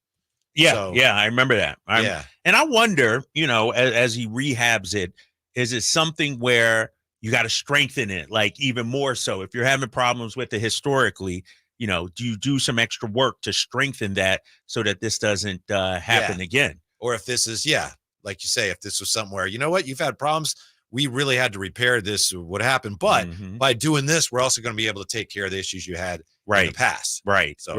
Yeah, it's a bummer. No headband, but it's sort of a new beginning for Kevin Huerter, right? Sort of a fresh start, if you will, for Kevin Huerter. And so he's a big part, man, of what they're going to be able to do this season. And, it was a tough loss last year, having him and Malik out at the same time. And so I'm looking for a bounce back year from Kevin Huerter. Yeah. Got to knock down some threes this year, right? What's his percentage going to be? Time for Drape's bold predictions. I'm going to say 38, 39%. Okay. Yeah, you'll take that, right? Absolutely. What was he, 36 last year? Mm-hmm. Which was better than Keegan Murray, if I'm correct. A lot of guys would be real happy with 36. Yeah, everybody thought Huerter, struggled and everything. 36 for some guys, that's pretty damn good. We just know he's capable of much better. Right. That's the thing. And I think he'll get back to that 38, 39 range. And, he's going to be a double-digit scorer, I think, on this team if he can obviously stay on the floor and get the opportunity. Kings exercising the option on Keegan, of course. How good do you think he will be? How good do the Kings need Keegan Murray to be this year? It's a question we've been asking for a couple of years now, really. Yeah. Well, at least a year. Yeah. I mean, I think it goes, the question is, where does Keegan rank on the totem pole of Sacramento Kings players? Is he our fourth best player, or is he behind Malik now and our fifth best player? Fourth. Still got him ahead of Malik. Right there. I mean, it's kind of, yeah. Well, because I bring that up, Whitey, because when I look at the competition out there, we have our big three and Domas, Fox, and DeMar DeRozan. How about a team like Boston? They got Tatum, Brown, and is it Drew Holiday? Is it Porzingis? Is it Derek White? Is Keegan as good as their fourth option? You know what I mean? And so I don't need Keegan to be a 25-point per game guy. I just need him to be better than the other team's fourth option. I look at a team like, let's say, Denver. Michael Porter Jr., Jamal Murray, Jokic. Who's their fourth option? Exactly. Christian Brown? Aaron Gordon? Can Keegan be better than Aaron Gordon this upcoming season? Emmer, what you doing, baby? Come on. Take your seat. God, why you late? Hold up. I'm saying, big fella, if my son Nick shows up to the card store late, you're not paying him for that 15 minutes or whatever. You know what I mean? You ain't putting the full amount on his card. I feel like that one guy wasn't letting the Evan Pilati with us from True Sports Cards. Dude, we knew he was going to be here around 3. You were holding him to that 3 o'clock. I show up on time, Whitey. Really? The last 4 times I've been here, you have not been, so I don't know what time you were showing up for. Wait a minute, what? Yeah. Hey, good to see you again. Good to see you, man. Yeah. Dude, how long is your headphone cord, bro? I think stretch it from here to Jose's office. Well, I was going to say, it started in Roseville. Yeah. Oh, this is impressive. Thank you very much. Yeah, I said there's a problem here with the outlet. There's an outlet problem here. I normally sit in where Whitey's sitting on my show. So the big chair. Yeah, the big chair, and that's why I'm kind of like small little kid at the table right now. Can I have some porridge? Oh man, it's good to be here though. Yeah, it's good to have you here, and thanks for bringing. That looks like a LeBron James first game ticket. He already knows what's going on. Yeah. Let me just go grab this over here. Yeah, it's a thing that I brought for all of us, but Kyle's gonna end up with it. You know how Kyle is. Oh yeah, that's what I like, big fella. Especially if we pull something of value. Yeah, I wanted to ask you about Kevin Huerter. We're just talking about Kevin Huerter. Yes. And he's not going to wear the headband this year. And I know is that what he said? Yeah. Oh, that's what he said. I bought 1,000 headbands for him to sign. This is not going good. This is a bad start to the show. Right? Yeah. Appearance coming up, right? Yes, he does. He's going to be signing autographs at our shop there at True Sports Cards, 6661 Stanford Ranch there in Rockland. It's going to be October 19th, which is Saturday, from 4 to 6. We have tickets available on our website at truesportscards.com, and you can also buy your tickets in the store. $30. Yeah. Come and meet Kevin Huerter and get your items signed. We have some stuff for you to buy if you have nothing for him to sign. We have photos, cards, jerseys, etc. If he had asked you, hey, should I keep the headband or not? What you're always. I think that's just I mean, he's got red hair, so it's already unique. But like, it's a lot of fun to see that when LeBron stopped wearing his headband, it kind of throws you off for a little bit. Yeah, it's kind of like when somebody shaves when they had a goatee for a while. Yeah. You change up the looks, or you're so used to somebody wearing that. But yeah, so I would have kept the headband.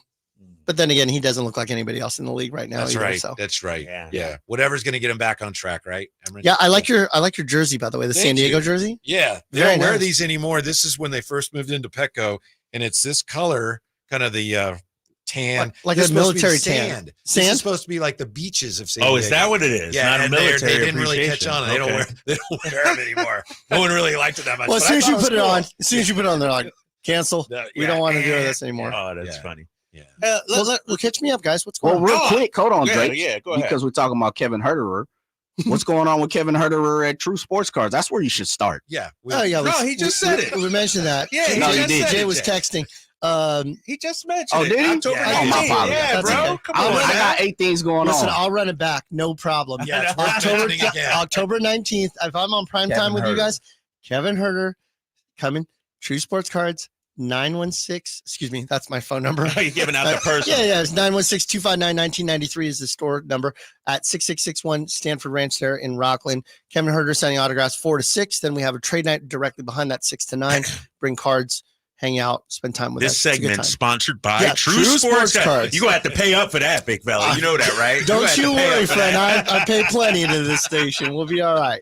All right. man. So I brought some fun stuff too. Yeah. So it took about 6 months to get back, but I'd mentioned that I was looking to purchase LeBron James tickets. And when I say LeBron James that's tickets, pretty sweet. some people may or may not know this, but LeBron's very first game ever in the pros in the NBA Yeah. was here in Sacramento. Didn't you have a guy or two? I think Alan came in and brought you a ticket. Not only did Alan, this is one of Alan's tickets, and I bought Okay. 3 total. And he heard you talk about it here. Correct. Yeah. So that alone has been, a wonderful experience. You got to it say. graded, too. Huh? We got it graded. Want to make sure of it. So, what did Arco sit? 13, 14, 15? What was the exact number of Arco? 17 change? something. Yeah. So there were that many tickets. Total possibility, 17,000 tickets. Many of them were discarded, thrown on the ground. Nobody really thought to keep them. So those that were smart were scrounging around on the floor and grabbing every single ticket that was available that day, thinking, oh, it's LeBron's first Right. game. And so what ended up happening was they've had them, and this one is in poor condition. I think it's a 2 out of 10. It says good, but yeah, it's a 2. 2 out of 10. Is that because it has a crease? Yep. Because I first glance like, well, that's not in bad shape. But There you go. Yeah. And so what we end Thank up doing is we send them to PSA to get them graded, Yep. just like a card, 1 to 10 grade. This one happens to be a 2. It does have a crease in it, but I have another one that came back that's a 6, and the 2 that Alan sold me were both 6s. Wow. Higher up the ladder, the more expensive or They're probably valuable worth they are. 40 or Right. $50, right? But this one alone, even at a 2, is about $1,200. Get out of here. I'm not kidding. Really? Yeah. Damn. I have 3 of them, Drapes. Do you Do really? you? You got to get those things graded. Yeah. They're in pristine condition, I'm sure of it. Sure. Yeah, but the point of it is that and the 6s are worth probably $2,500 to $2,700 each. Mhm. So these are really spectacular pieces of history, and I'm a history guy, especially with the NBA. I think that you guys found out that I traveled to. Here's a cool story. Cool story, bro. Is like as I've taken over the drive guys today. Michael Ray Richardson, who played for the Nets, drafted by the Nets, well, 4-time NBA All-Star, happened to be the guy that was drafted just before I got named Larry Bird. So that went well. He has that claim to fame. I went on Monday. I left at 5:50 a.m. Sacramento Airport, flew to OKC, met with Michael Ray Richardson. I bought his NBA steals and assists award that he was. Oh, yeah, he I was bought on it. that, huh? He sold it to me. We had some Billy Sims barbecue, which was pretty cool. Yeah.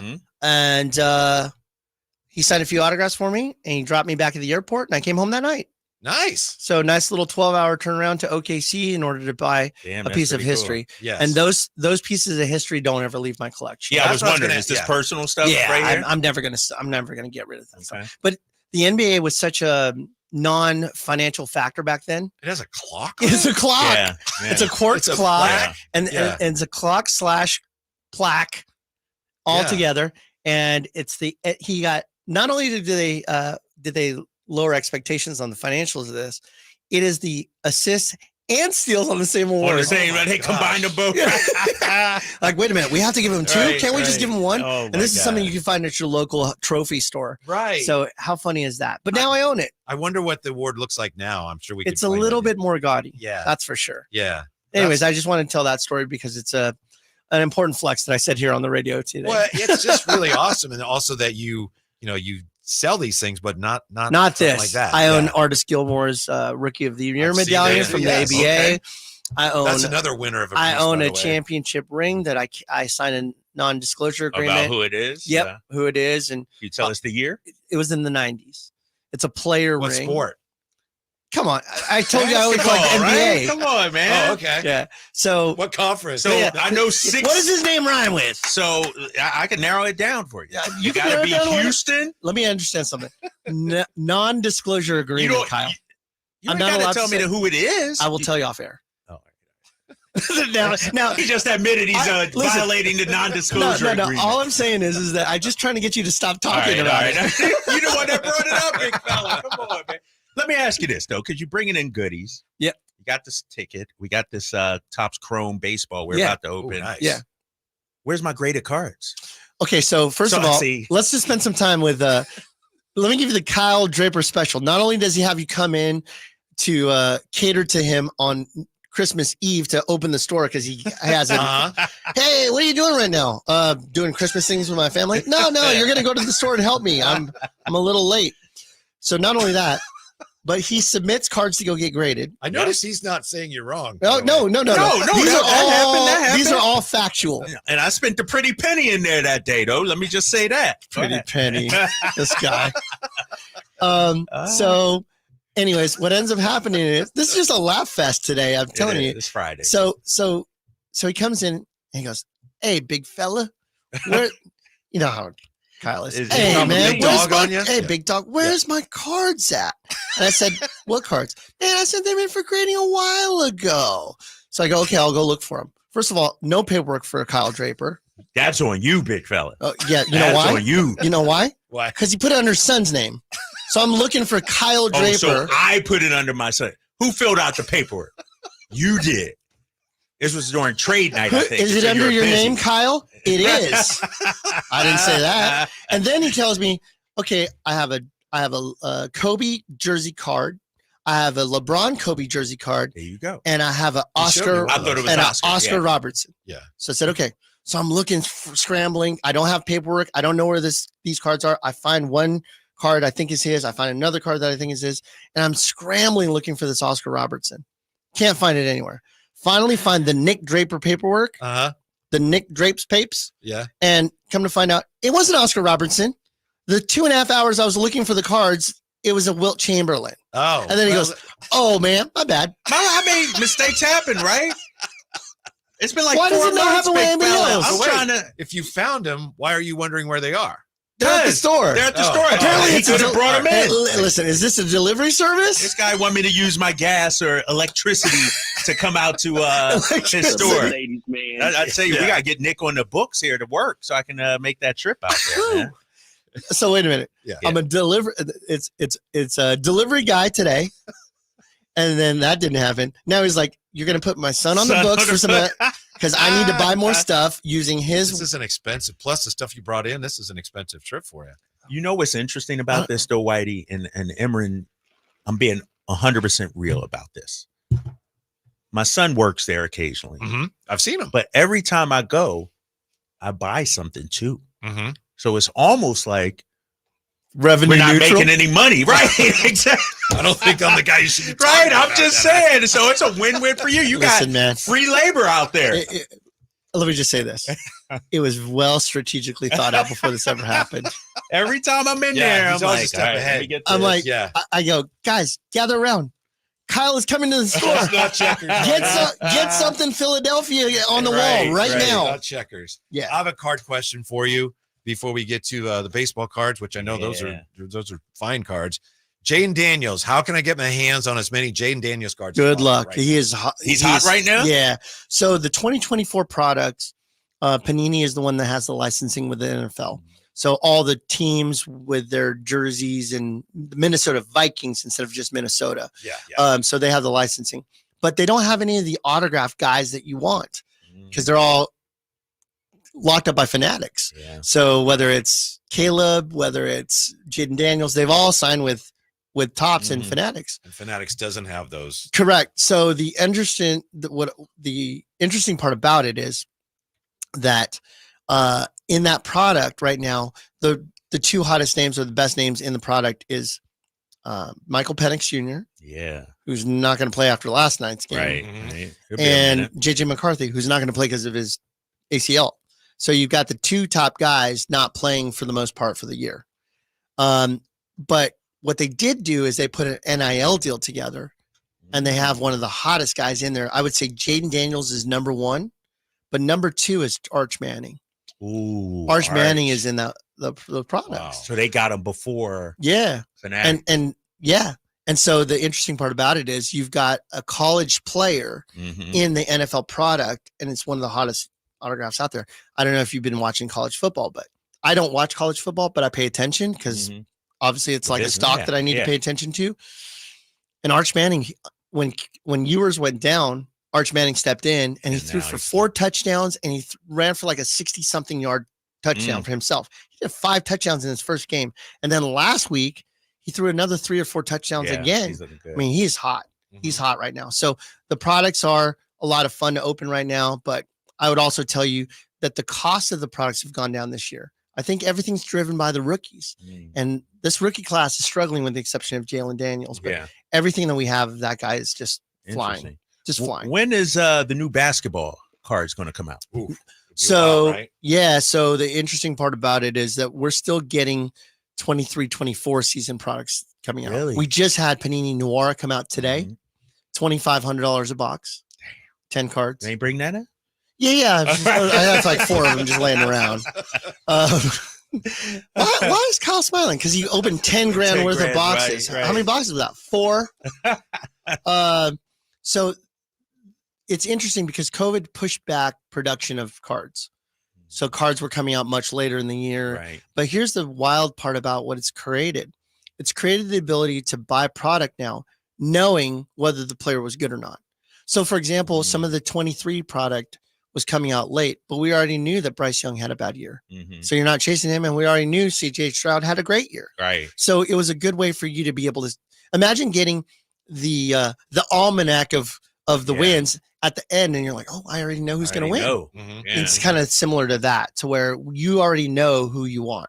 Right. Speaking of that, that's why I brought these cards in today. So these are 2024 Topps Chrome. And we have the special part about it is they have what's called a buyback. So a store like mine, True Sports Cards, if you bring in if you bring in the winner of an NL or AL MVP card, which we think we know who's going to be. Not only do we think it, we know. We've known for months. Right. It's been a run. I mean, there's nobody going to win except for Judge, and nobody's going to win except for Ohtani. Shohei, So at this point, pulling any Ohtani or Judge base or refractor card will net you some store credit. So if you open Topps Chrome and you pull an Ohtani base card, we give you $20 store credit. And then if you pull a Ohtani refractor, we give you 40. And that's if you a lot. I was surprised when I heard that. Yeah. And we don't make money from it. But Topps does reimburse us back as a store. So what it is to drive people to the store, drive people back to the store. So as you guys are opening them, I'm hoping that you're pulling something good. I'm 0 for 4. JP Martinez, Lamont Wade. You got a nice something there. I know you guys talk. That does Dansby. Oh yeah, who you pulling? Dansby Swanson. Yeah. I know you guys. I mean, we're home of the Kings, home of the Niners, so it's not really a baseball focused show. Slow your rolls. Home of the A's here. Yeah, home of the A's. Home of the A's. Home of the Sacramento baseball team. Oh, the baseball. Yeah, and Jay's a big baseball fan, so he probably wants more baseball talk on here. Yeah. Oh, got my boy Bryce Harper base. Ryan Noda of the A's. Thank you for bringing these in. No problem. I'm next time I'm gonna bring. Do we have an optometry sponsor here? No, on the drive? We need one because I'm looking at Kyle. He's squinting hard. No, my eyes are bad, dude. They're terrible. Really? I mean, and you still shoot that good on the basketball court? Yeah, come on, man. It's like Jordan shoot free throws with his eyes closed. That was my alley. Well, your eyes are almost closed. That's how hard you're squinting. Oh, you got a numbered card.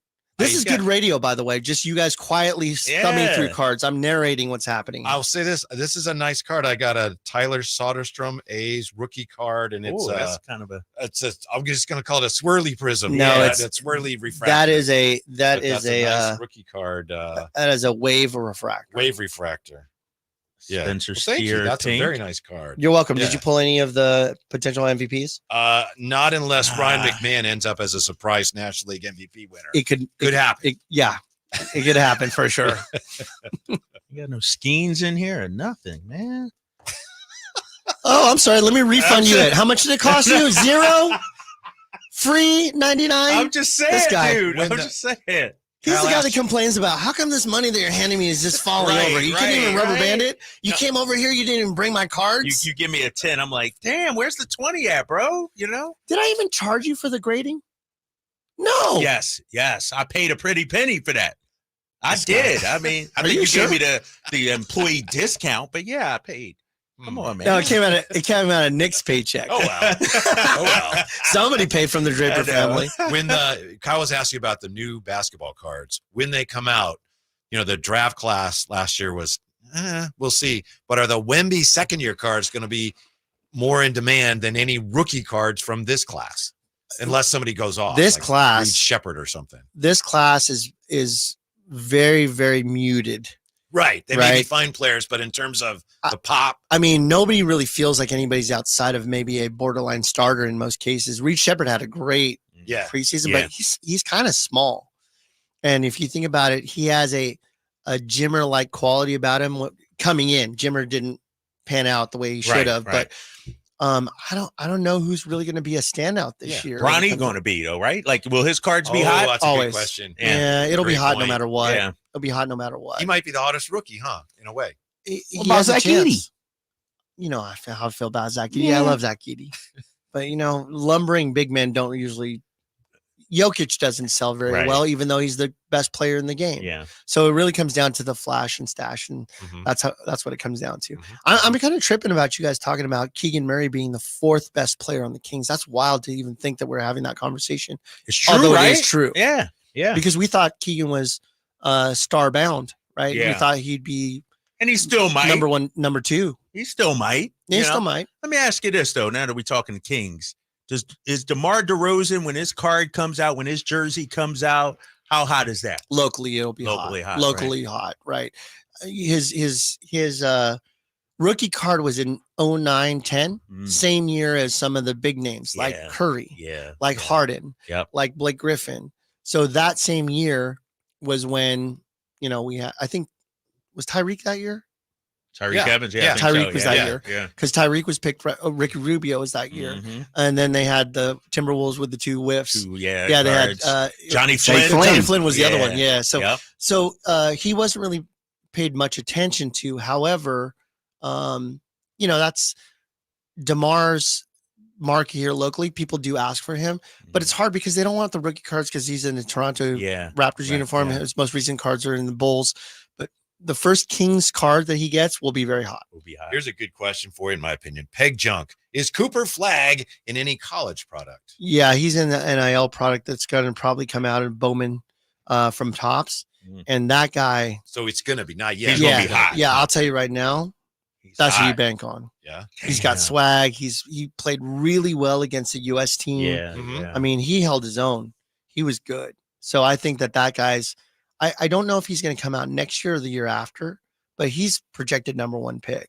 He'll be, whenever he comes out, he'll be number 1 pick. Emran Pilati is with us. The Kings conversation and the card conversations continue when we come right back on this wonderful Friday to Sacktown Sports. The holidays are coming, and Lowe's is here to help you get ready. Right now, get up to 40% off select home decor to put the finishing touches on every room. The savings don't stop there. Get up to 35% off select major appliances. Plus, save an additional $75 on select cooking appliances, $899 or more. Because Lowe's knows holiday hosting. Valid through 10/16. While supplies last. Selection varies by location. Appliance savings vary based on purchase amount. Exclusions apply. See Lowe's.com for details. Everywhere you look, things are getting more expensive. So at Consumer Cellular, we're lowering the price for those 50 and up. Now you can get unlimited talk, text, and data for $30 a line when you buy 2. That's just $60 a month for 2 unlimited lines. So if you're 50 and up, make the switch and save. Come on, you've earned this. Call 1-888-FREEDOM or visit consumercellular.com today. Requires 2 lines of service, age validation, and credit approval, subject to system and area limits, taxes, and other fees apply. Look out, world, we're getting strong. The future's here and we belong. She can STEM, she can do more. Like build a rocket and watch it soar. Clean the oceans and make the world a better place. Oh, she can STEM, so can you. Find a cure, invent something new. There's no challenge in the world that she can't face. She can STEM. Learn more at She Can STEM. A message brought to you by the Ad Council. After you use Bounce Dryer Sheets and realize how fresh, soft, less wrinkled, and less staticky your laundry can be, you'll every time. Like those socks that smell like they've been through a marathon. Or that blanket that's got wrinkles on its wrinkles. Maybe even your chatty coworker who keeps distracting you. Okay, Bounce Dryer Sheets can't do it all. But for fresher, softer, better laundry,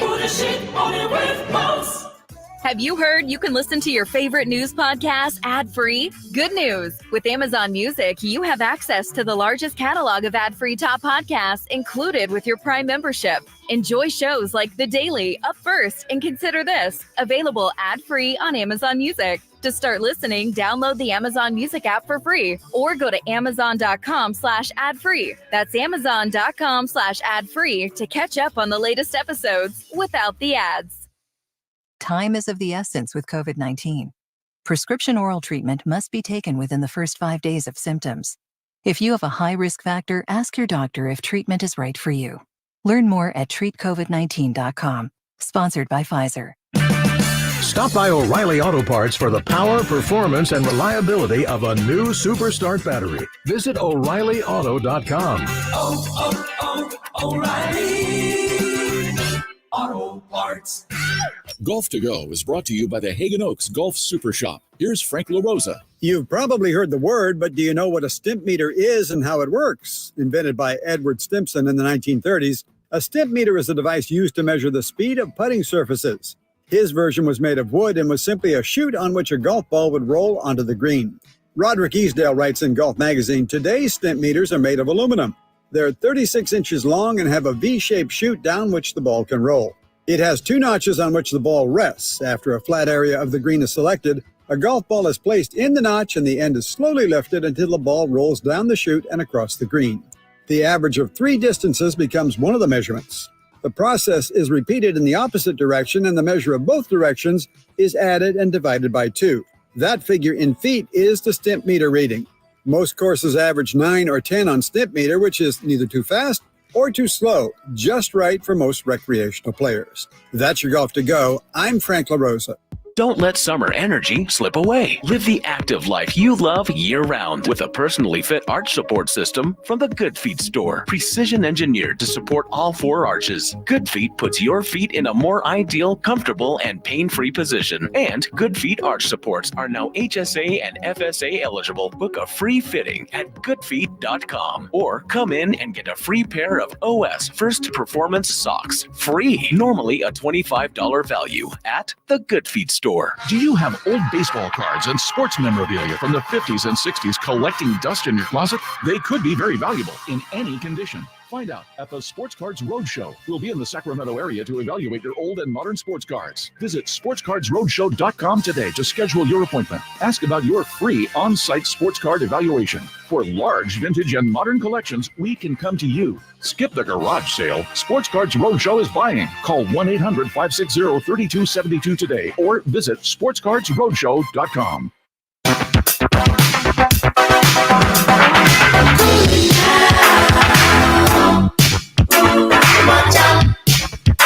Your afternoon home for Kings talk and so much more.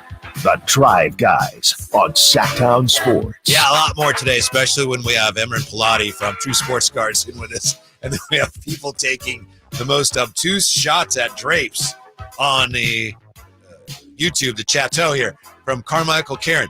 Drapes don't be knowing about the 1961 Fleers. What is that? Like, where'd that come from? Okay, 1961 Fleer. Yeah, help me If out. she's talking about basketball, it has all the great rookie cards in there. Will Chamberlain, Bob Cousy, Lenny Wilkins. They're really cool looking but they've cards been too. that's not their rookie year though. Yeah, it may not be, but there was a gap. Oh, the first year. There was a gap. Okay. Because 57, 58 was they made cards, and then they had a big gap Yeah. to 61. So even though they had rookies in there, there was no cards to be created. Right. So like George Mikan was in 1948, and then 57, 58 was Bill Russell rookie card. Yeah. That's why the 86 Fleer is considered Michael Jordan's rookie card, although he wasn't a rookie. That voice is one that says, you know what we call that person? The actually guy. Yeah, right.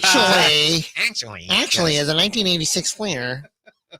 How about that set? Is that a 86? Yeah, 61. 61's Fleer. a great set. Is Yeah. it? Yeah, I'm Yeah, looking at I ended up Oscar selling. Robertson. Oscar Robertson rookies in there. Elgin Baylor. Yeah. Is a big time one. And what was Jerry West rookie? I'm too, looking right? at. I'm on PSA. Jerry West rookie in there. Wilt Chamberlain, near mint 8.5, 92,000. Mint 9, 308,000. Yeah, why didn't you bring that in? Damn.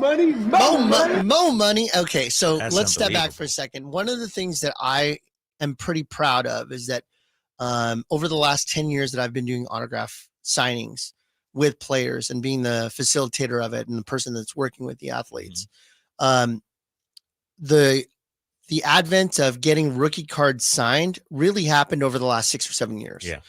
Before it was do not do that. Don't touch the pristineness of a card. Why would you ruin it with an autograph? And so when I've done signings, I did signings with Jerry West, Elgin Baylor, some of the biggest names in the past. And people would be sending in their rookie cards to get signed. And I was like, oh, this is kind of cool. I've never really seen this before. I did a Walt Frazier signing. I had over 180 cards come in to be signed. Damn. People sent it in, and more than half of them were rookie cards, the tall boy rookie cards. And I'm sitting there going, whoa, people are they're getting on this kick to get rookie cards signed. And so then I was like, okay, you know what I'm going to do? If this is the trend and I could see the values in it, before I make an announcement that I have a signing with somebody, I'm going to go on eBay and buy every single one of these cards as possible, as fast as I can. Get all the cards. Then I make and the have them announcement. sign it? Okay. Yeah, because I have the value. So when I had Jerry West do his autograph, so when I did the West signing, I had 4 or 5 of these 61 Fleers. They cost me almost $2,000 a piece. Damn. Okay. And I don't chicken. So, I'm putting a financial thing. So instead of just having Jerry sign it, I would have him add inscriptions. Things like he wouldn't sign Zeke from Cabin Creek. He felt that it was disparaging to the people there, even though he had that nickname. He didn't like it. Okay. But he signed Mr. Clutch, and he'd sign the logo, and he'd Hall of Fame because he's in the Hall of Fame twice, both as an executive and also a player. Yeah. He ended up making it 3 times. Yeah, because of a 3. team, I believe, or some sort. Contributor or something. Yeah. So he's adding all the inscriptions. So like the only thing that's not signed on that card is his head.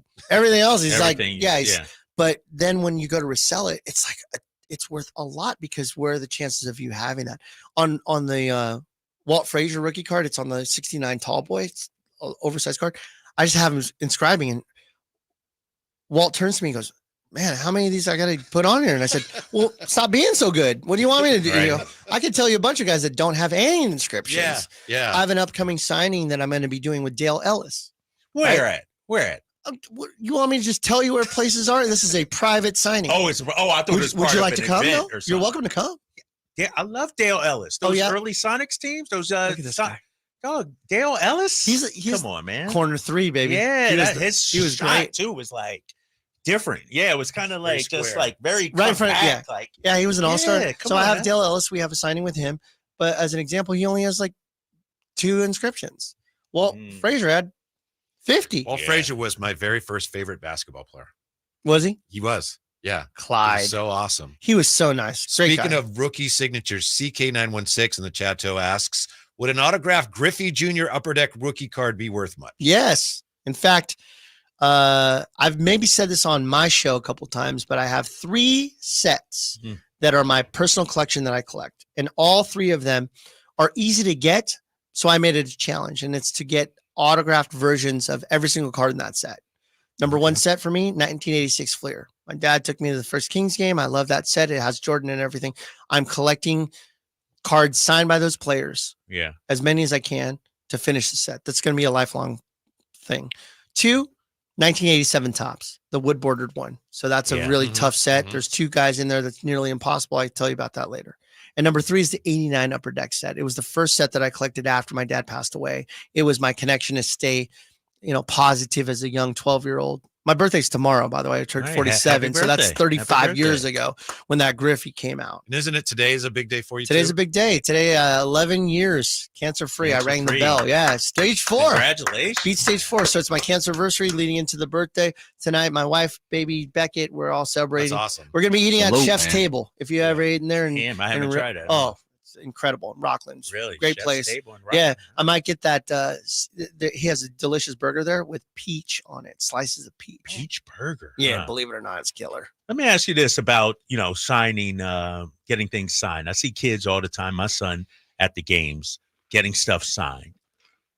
How can that be authenticated, or do they need to submit a photo of the player being signing it? Like, how does that work? I think what it comes down to is what's the grand purpose of what you're trying to do. If you saw the guy signing it, there's no need for you to authenticate it if you're never planning on getting rid of it, right? It's a memory that you don't have to worry about. If the idea is to protect it, sure, go get it. You could put the card in something like a one-touch card holder just to protect it. But if the intention is to not only validate to you, but to anybody else that has interest in buying it, and you got to send it off to go get graded in the sense of, is it valid? Is it a valid actual signature? Yeah, one of the things we talked about too is a lot of times these guys are just scribbling. Like, you're telling me, you're an East Coast guy, but if you ever go look at a George Pickens autograph, it's almost like he accidentally signed the card by dragging his finger over it. I'll pull one up. Yeah, these guys today signatures don't like really if care you as have much. to sign with your finger there on the screen for your credit card. And it's not catching. Yeah. That's what a George Pickens autograph looks like. So these guys, I mean, they almost look like it as a pain in their butt to do it rather than excited about it. Right. Let me show you this George Pickens autograph. You tell me if you like that. You like that signature? What is that? But it's authenticated though. Yeah, it came out of a pack. Hey, somebody dropped a pin on that nice card. Right. That's too bad. But the love of the signatures are gone. If you look at a beautiful signature, go look at Mariano Rivera. Mariano Rivera card. Oh my God, it's beautiful. His signature, and he takes his time. It looks gorgeous. Here's what a Mariano autograph looks like.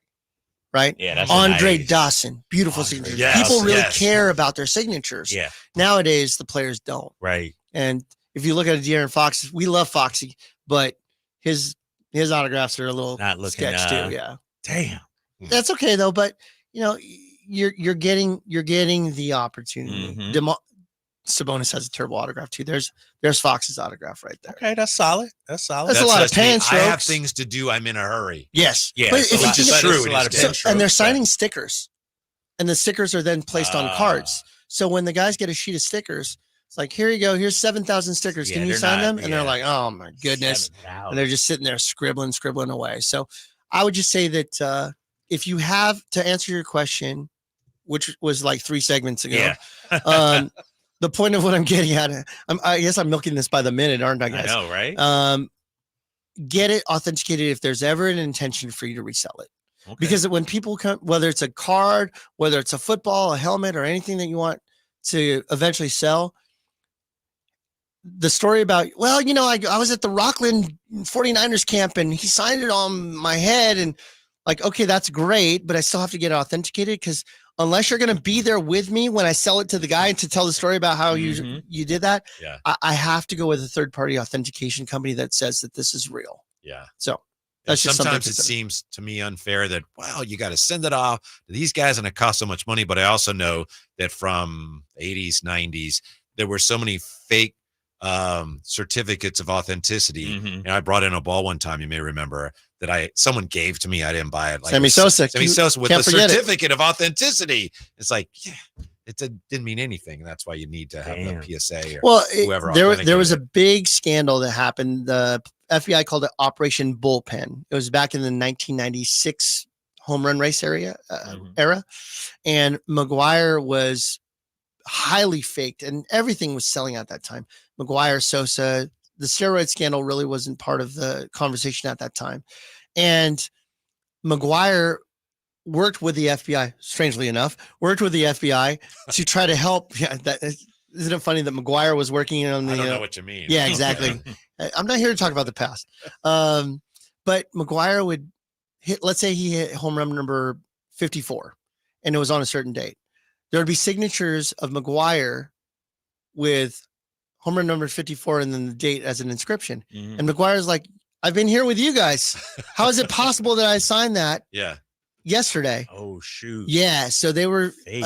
So they were just pulling people, and the forgers were really good. Really good. Yeah. There's a guy, I can't remember his first name, but his last name was Marino, well known, and he actually went to prison for the Operation Bullpen. And he goes, they did a documentary about it. And he was like, yeah, I was the forger. I was the one that did it. In fact, I could forge just about anybody. And the interviewer goes, Mickey Mantle. He grabs the ball, does the Mickey Mantle right in front of you, holds it right next to an authenticated one, and you couldn't even tell the difference. He's like the criminal version of the batting stance guy. Right. It's like, hey, do you have any Mickey Mantle autographs? I think I have one in the back. I'll be right back. And it comes back. Did I say Mickey? I meant Dom DiMaggio. Yeah, I got him too. Let me go. Sure, I think I can find him. Yeah, so. Dude, I'm on your website right now, and I see something that I'm going to have to ask you about off air. Yeah, I'll ask you about it off air. We got to get to break. We got to do it on air, don't we? When we come back? Nah, because, man, I'm trying to finagle a deal here. I don't want to know how I operate. Listen, we got to have on-air negotiations because it's pretty simple on my side. It's always no. I'll ask you. Yeah, we'll get to some other questions on the text line as well when we come back with Emron, Sacktown Sports. Everywhere you look, things are getting more expensive. So at Consumer Cellular, we're lowering the price for those 50 and up.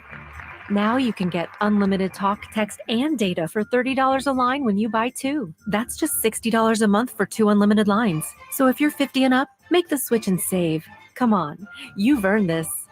Call 1-888-FREEDOM or visit consumercellular.com today. Requires 2 lines of service, age validation, and credit approval, subject to system and area limits, taxes, and other fees apply. Last year's RV trip, we met a couple with the same bumper sticker. What are the odds? Your cousin isn't a good storyteller. He was a podiatrist, or was it a pharmacist? Huh, you don't say. Oh, I can't remember. But she owns an RV protected by Progressive, and you don't. So until you get your own RV, her stories are the most interesting stories you've ever heard. Wow, interesting. And when you do get your own RV, save money by bundling it with your home, auto, or other vehicles with Progressive. Oh, anesthesiologist. He was an anesthesiologist. Progressive Casualty Insurance Company affiliates and other insurers. Not available in all states. Where do you go when you need someone to represent you? For me, you want someone that is local and that you can actually get to and talk with. There are plenty of big branded lawyers out there with the name, but you never get to talk to them. So go to SACLegalDefense.com and connect with the law offices of Jonathan Gonzalez. He's local, he'll represent you, and he'll have your back. Whether it's expungements, wrongful termination, when you're in a spot when you need legal help, call the law offices of Jonathan Gonzalez at 916-304-9187. When shopping for a new car, what do you want? A great selection? A low monthly payment? More for your trade? At Northern California's #1 Honda dealer, Stockton Honda, you get it all. Model year-end savings are going on now. It's savings you just can't say no to. Come in today or go to StocktonHonda.com. Anytime, anywhere, it's all here.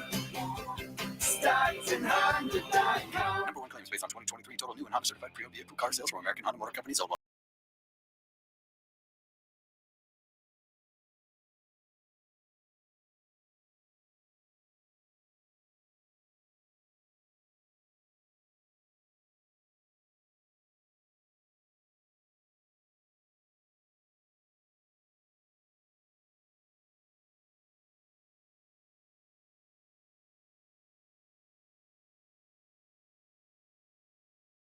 Town Sports. Welcome to the negotiation table, although it sounds like during the break we had some real business done here between Emron Pilati from True Sports Cards and, of course, your favorite Kings broadcaster, Kyle Draper. Yeah, Yes. KD. I miss my boy Will. Yeah, turn it on. That's Come on, Will. I'm supposed to press the button? Yes. Mic check. You don't do that on Saturdays? It's always on. It's on from the second I walk in the building. I forgot. Yeah, you do hours straight. Yeah, I was just going to say that. Does anybody call you KD? Yeah, all the time. Really? Yeah, they call me the real KD, the original KD. Easy No, money I'm being sniper. honest. Like, Really? yes. Come on, man. All right, so let's get down to business, big fella, before we get to some of the questions out here. I'm on your website, truesportscards.com. Gave you a little plug right there. That's worth about $10. Here we go. You know what I mean? Right here. But if Whitey said it would have been worth 20. Oh, snap. I see a game-used Magic, Lamar Odom, and Michael Cooper card signed by Michael Cooper. The Hall of Famer? Yep. PSA authenticated. Correct. I need that. Cool.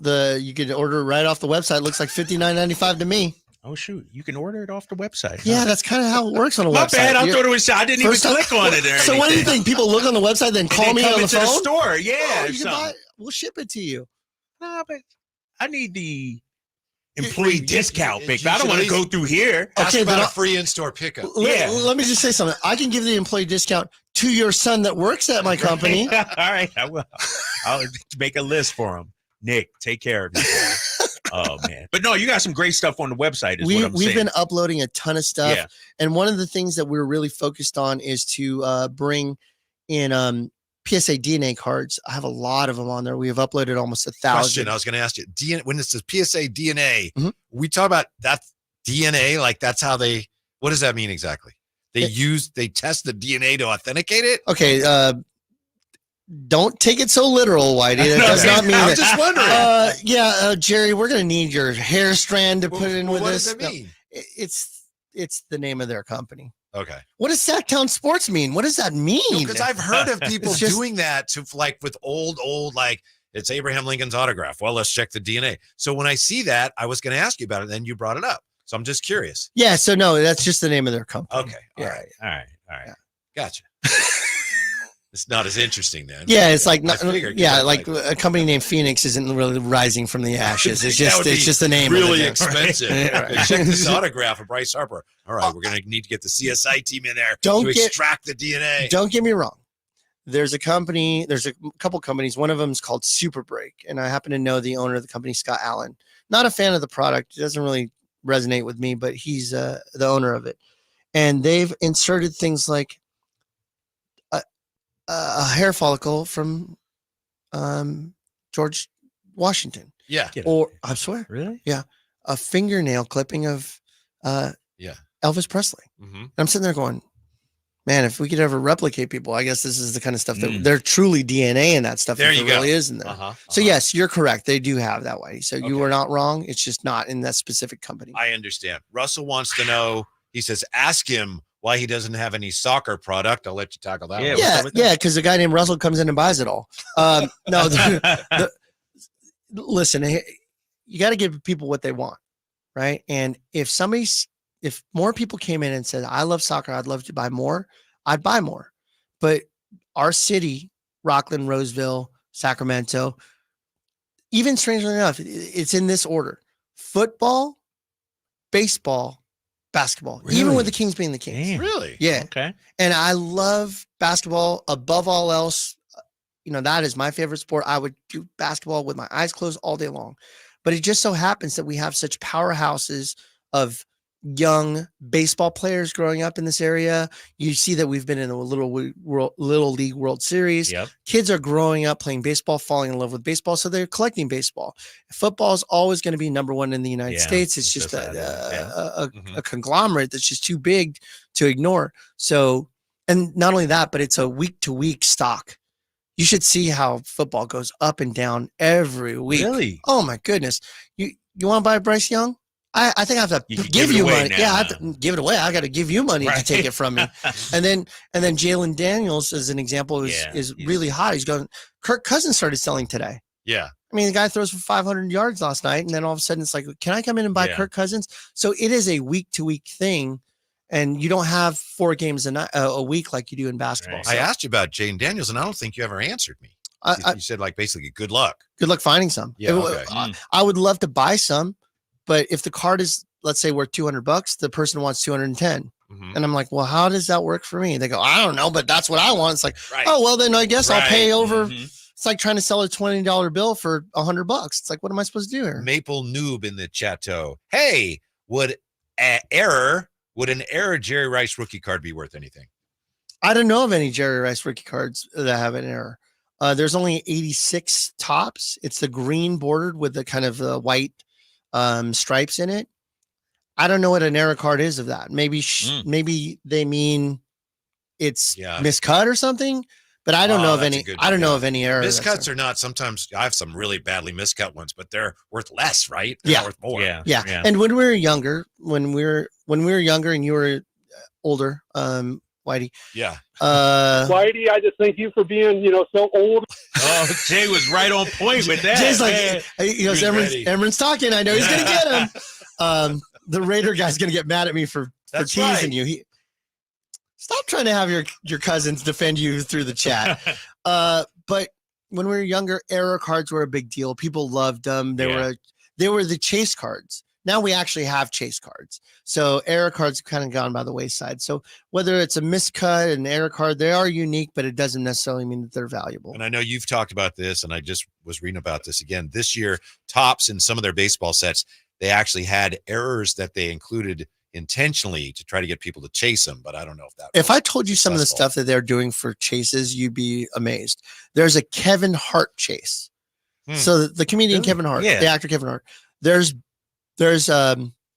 baseball cards of the players like normal, and they'll insert a little teeny tiny Kevin Hart in there. He's a short statured guy. So they add some cards that have, Kevin Hart in it. I'll see if I can find one, but there's a very odd set that's about to come out the new year, Allen and Ginter, and they have baseball players, but they have everything else in there. I think last year I may have gotten a, like the jersey cards. It's a Chris Fowler card with like a piece of his tie. It's like Chris Fowler? Yeah. Oh yeah. The broadcaster? I don't really want good for it, but really? Yeah, but think about this. How close are we to being able to have a Kyle Draper or Whitey Gleason card in Allen and Ginter? Not pretty very for me. I don't know. Drapes is Drapes is a little closer to the finish line. Yeah, and maybe a half a step. Well, the more influential you are in the card game, the closer you are to doing it. Yeah, so let's make it happen. So you'd be the closest forecasting greatness. You'd be the closest of any of us then. Yeah. I mean, there's no need to. We could say that again if you want. So, real quickly here, because I'm on your website. And I'm seeing things that obviously I can't see on the shelves in the store. So I'm urging people to go check out your website.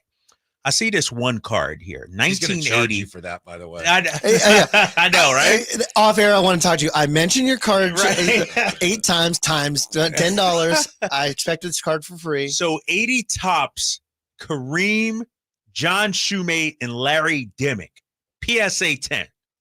Nearly impossible to get that card. I was wondering why it's how much is it? $1,200, $11.99. Seems right. What? No, but like, what's so special about that card? When cards are being made today, people have quality control. They care that the card comes out in as pristine condition as possible. In 1980, crank them out, get them out. We don't care. Put them into the little wax pack that actually has wax in it. Throw it out there and make sure that they get out there. They had vending machines to where you put in a nickel and you turn the handle and the cards come out the bottom unsleeved. And so the care for the cards were nothing. So getting something to survive, not only the years of it actually being held by a collector or a kid, but also coming from the factory at some sort of pristine condition, is nearly impossible. If we looked at what the population report would be on this card, which I'm going to do while we're here. What you going on? I'm going to go to my PSA app. Alt? No, not. Oh, you can go to Alt. I'm going to look at Alt now. Come on, I'm in it, baby. You are getting closer to the Allen and Ginter card. I'm going to use this. I'm going to use the Alt app. I'm going to take a picture of this card. I'm going to see what they say, because it will tell us the population report of how many PSA 10s there are in the world. There are 34 in the world of this card. Damn. Okay, 34 in the world. And so that section that says pop, P-O-P. Population. No, Yes. you're looking at the are you re-looking at the same one? POP, 34 in the world. No, 80 tops, Abdul-Jabbar, Shoemate, and Demi. Oh, that's Shoemate. No, that's Burleson. No, that's the next one over. Check this out. This is only 17 in the world. That's right. I got you. And some people are like, well, then, I'm underpriced on this thing. That says $200. Jack up that price. I better change this. Hey, we have Drapes Takes coming up. We also have what's going on with the Kings and Mike Brown. He says the key to getting better on defense last year. And he says they're working on it again this year. And what's your deal? Today? What's your deal? Yeah. Yeah. Is this a segment called What's Your Deal, or you're asking me a question? Well, no, the segment coming up is going to be word or. Can I stay for that? I'll just stay for one more segment, Jay. Is that okay? Because I want to be in the word or whack. Yeah, word or whack. What was it? No. That was it. And then dope. You added dope in it. Kyle, you were gone. You were gone that week. I was gone. You were gone that week. It was the funniest segment ever because Whitey's all, I think that's dope. And I was like, oh my goodness, I got to stay for this entire thing. Yeah, we'll see if we can squeeze one in here. That's it. Yeah, Mike Brown and the Kings high-fiving on closeouts next on Sacktown Sports. I didn't ask to be thrown in the streets with nowhere to go. I didn't think I'd survive. But I did ask for help, and Covenant House was there for me.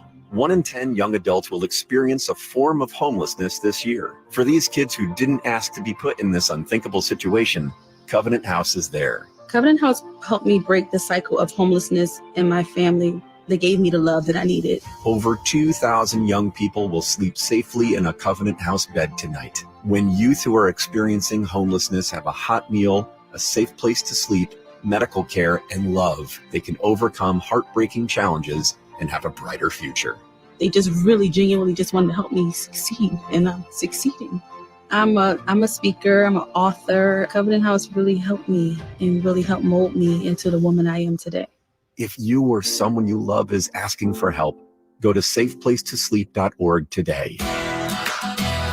Whether you're tinkering in your garage or tackling big projects, if you know the value of working with your hands, you know Harbor Freight. And you can be confident knowing that at Harbor Freight, you can get quality tools at prices that work just as hard as you do. Because the only thing more satisfying than a job well done is a job well done, well under budget. Whatever you do it for less at Harbor Freight. Tired of ads interrupting your favorite news podcasts? Good news! Ad-free listening on Amazon Music is included with your Prime membership. Stay up to date on everything newsworthy with podcasts like The Daily, Up First, and 5 Things Uninterrupted at Amazon.com/ad-free. Just head to Amazon.com/ad-free to catch up on the latest episodes without the ads. KHD HD1 Sacramento, KYMX HD3 Sacramento. From the Power Business Technology Toshiba Studios. Sacktown Sports, 1140.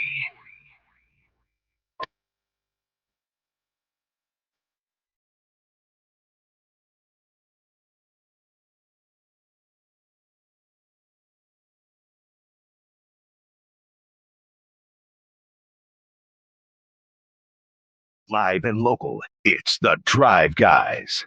Watch the show on youtube.com/Sacktown Sports 1140. Or listen on the Sacktown Sports app. Got Drapes Takes coming up. We got Emran Pilati from True Sports Cards here. He and Drapes, they have been doing some business here over the last this guy's killing me, 90 minutes or so. He's killing me right now. Unbelievable. That's good. Kyle works the bulk discount. Is that true, Kyle? Is that what you do? Here's the 20 cards I want. How much is it per card? Okay, I give him a number, and he goes, all right, that sounds great. That's a good price. By the way, I'm going to take back these 19 and only buy this one. I'm saying, man. I'm saying. It's like as much money as I spend in that, this is the same guy that probably goes to the grocery store to the 15 items or less line, shows up with 14 and then goes, well, I'm standing here, I'll grab one of these and 10 of those until 15 of those. Next thing you know, it's 50 items in the cart, and you're going, what did this guy just do? All right, man. Ain't no promo code or anything to use? Just real quick before I check out over here. I'm just saying. If you enter promo code, my son works for True Sports Cards, and he gets a discount. All one word. All right. What is the best thing or your favorite thing you actually purchased today or are in the process of purchasing? No, the PSA 10. PSA 10, Kareem, Parrish, and who is the third guy? Burleson? You want the cream. That's what you want. You want the cream. I'm into older, I was going to say era. the Michael Cooper rookie card is available for $200 too. Ooh. Michael that Cooper, one? Paul Westphal rookie together. Paul Westphal? Yeah, it's a rookie. So you got 2 Hall of Famers on there. Yeah, that's not bad. It's not actually the Westfall rookie, by the way. Oh, what year is that? 73. I don't believe you. I believe him. I believe him here. Are you going to join me on my show tomorrow? 10 a.m. every Saturday here on Sacktown Sports. Headed out of town tomorrow, I would, but yeah. Besides, it's your birthday. This guy on vacation. Yeah, headed out of town tomorrow. Must be nice. Yeah, you're like, oh, what are you doing tomorrow? Nothing. Well, it's my birthday. Will you come to my show? Nah, I'm going out of town. Headed You out of decided town that in the last 3 seconds? Yeah. Are you really leaving? No, he's downtown? on vacation. Yeah, he's You're on vacation. Oh, you're gone for a while. A little bit. A few Now, days. let me Few ask days, you this, yeah. though, real quick, because I respect Whitey. I respect his vacation wishes. He's gone all next week. I'll be here for you. But he's coming in Friday. Right. Why? Why are you being stingy with the vacation time? Just take it, big fella. Because the 49ers play Thursday, and that's going to be a big day on the show. Oh, so you okay. so you We'll got to be be there talking for about the- you got to be there for the listeners. Yeah, he's all right. Wow. I'm just saying. Honey, we have to leave early. I have to talk right, about Brandon right. Ayuk not catching He's 7 more passes. dedicated than I am. That's Yeah, that's good. Ayuk, he's a little rusty, Pate. That's for sure. It's been a rough go. Can I ask you guys what you think of what's going on here with Kyle Juszczyk and Grant Cohn and Lowell Cohn? Have you heard about this? Tell us, refresh us. Interesting. Yeah. Okay. Long story short, today the NFL Players Association came out and announced that they are trying to rework the media interview policy. They do not want players being interviewed at their locker. All right. Okay. So the Players Association say we're trying to redo this. After they they make that announcement that they want to bring this whole situation into the 21st century, Kyle Juszczyk on Twitter says maybe that'll mean that Grant Cohn won't be coming to our lockers anymore. Dang. Right? So his dad, Lowell Cohn, who's been a longtime columnist, he just wrote this on a Substack. Oh, he chimed in? Oh, snap. And Okay. he just wrote this afternoon, Kyle Juszczyk is offensive and perhaps stupid.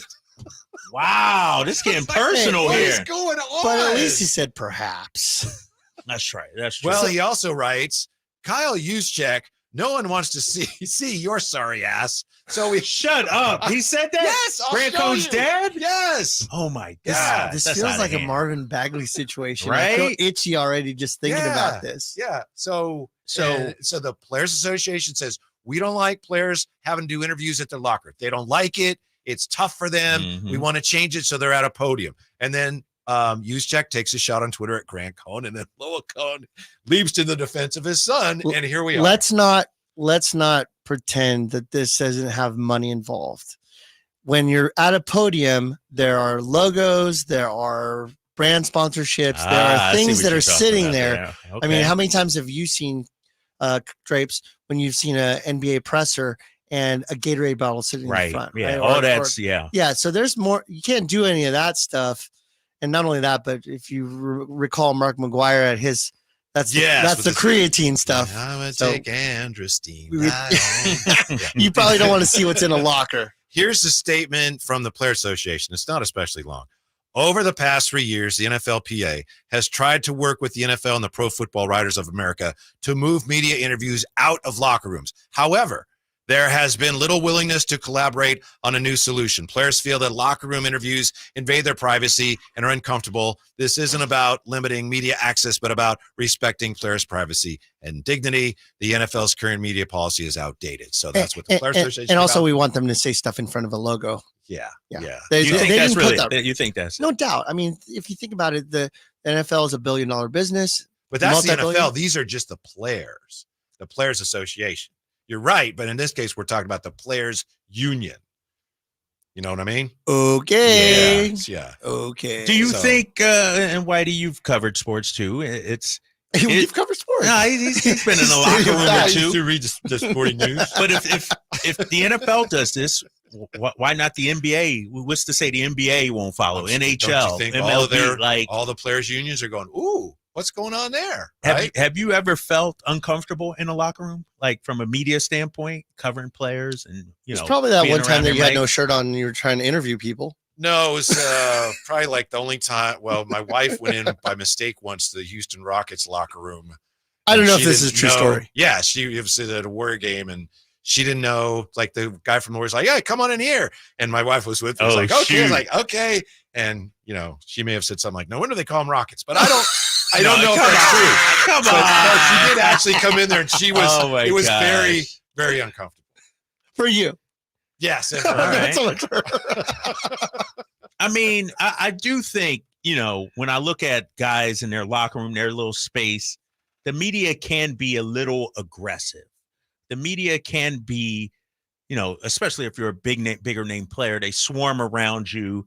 And I've been in locker rooms, guys are like, back up, give me some space. That's the worst, yeah. When there's a big scrum here and you're in the space of a guy next to him, somebody's trying to get dressed, and no one wants to talk to him, and the guy's like, him. "Hey, excuse me." Yeah. That's and so I get that, but that's part of the vibe of covering the team. The mood in the locker room and everything. The Kings now, they bring out, and this is an NBA thing, they bring out 2 players to the podium.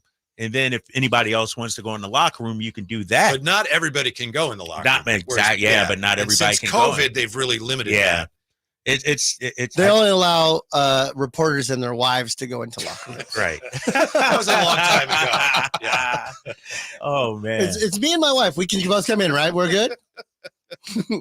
Yes, sir, but put it on a shirt. And the guy said, "Come on in." And I was like, "Okay." And I was like, "Come on in." And she's like, "Okay." And then she went into, "Whoa, dude, you better watch out. You sure it wasn't, let's think about, like, bring her in. Think about this for a second.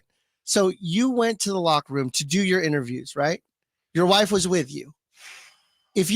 Where was she supposed to stand if she wasn't allowed in? Right. In the hallway? Right. What kind of husband are you being? Oh, so you were already inside there. Yeah. It was a guy. Honey, I don't here. remember if it was where they gave us tickets and the Warriors were showing us, and this was in Oakland a long time ago. Okay. And the guy's like, "Hey, come on in here." So I did. And then I kind of looked at her like, "I guess you come on in here." And she came in and she looked around, she turned around and she went right back. All right. So anyway, that was uncomfortable.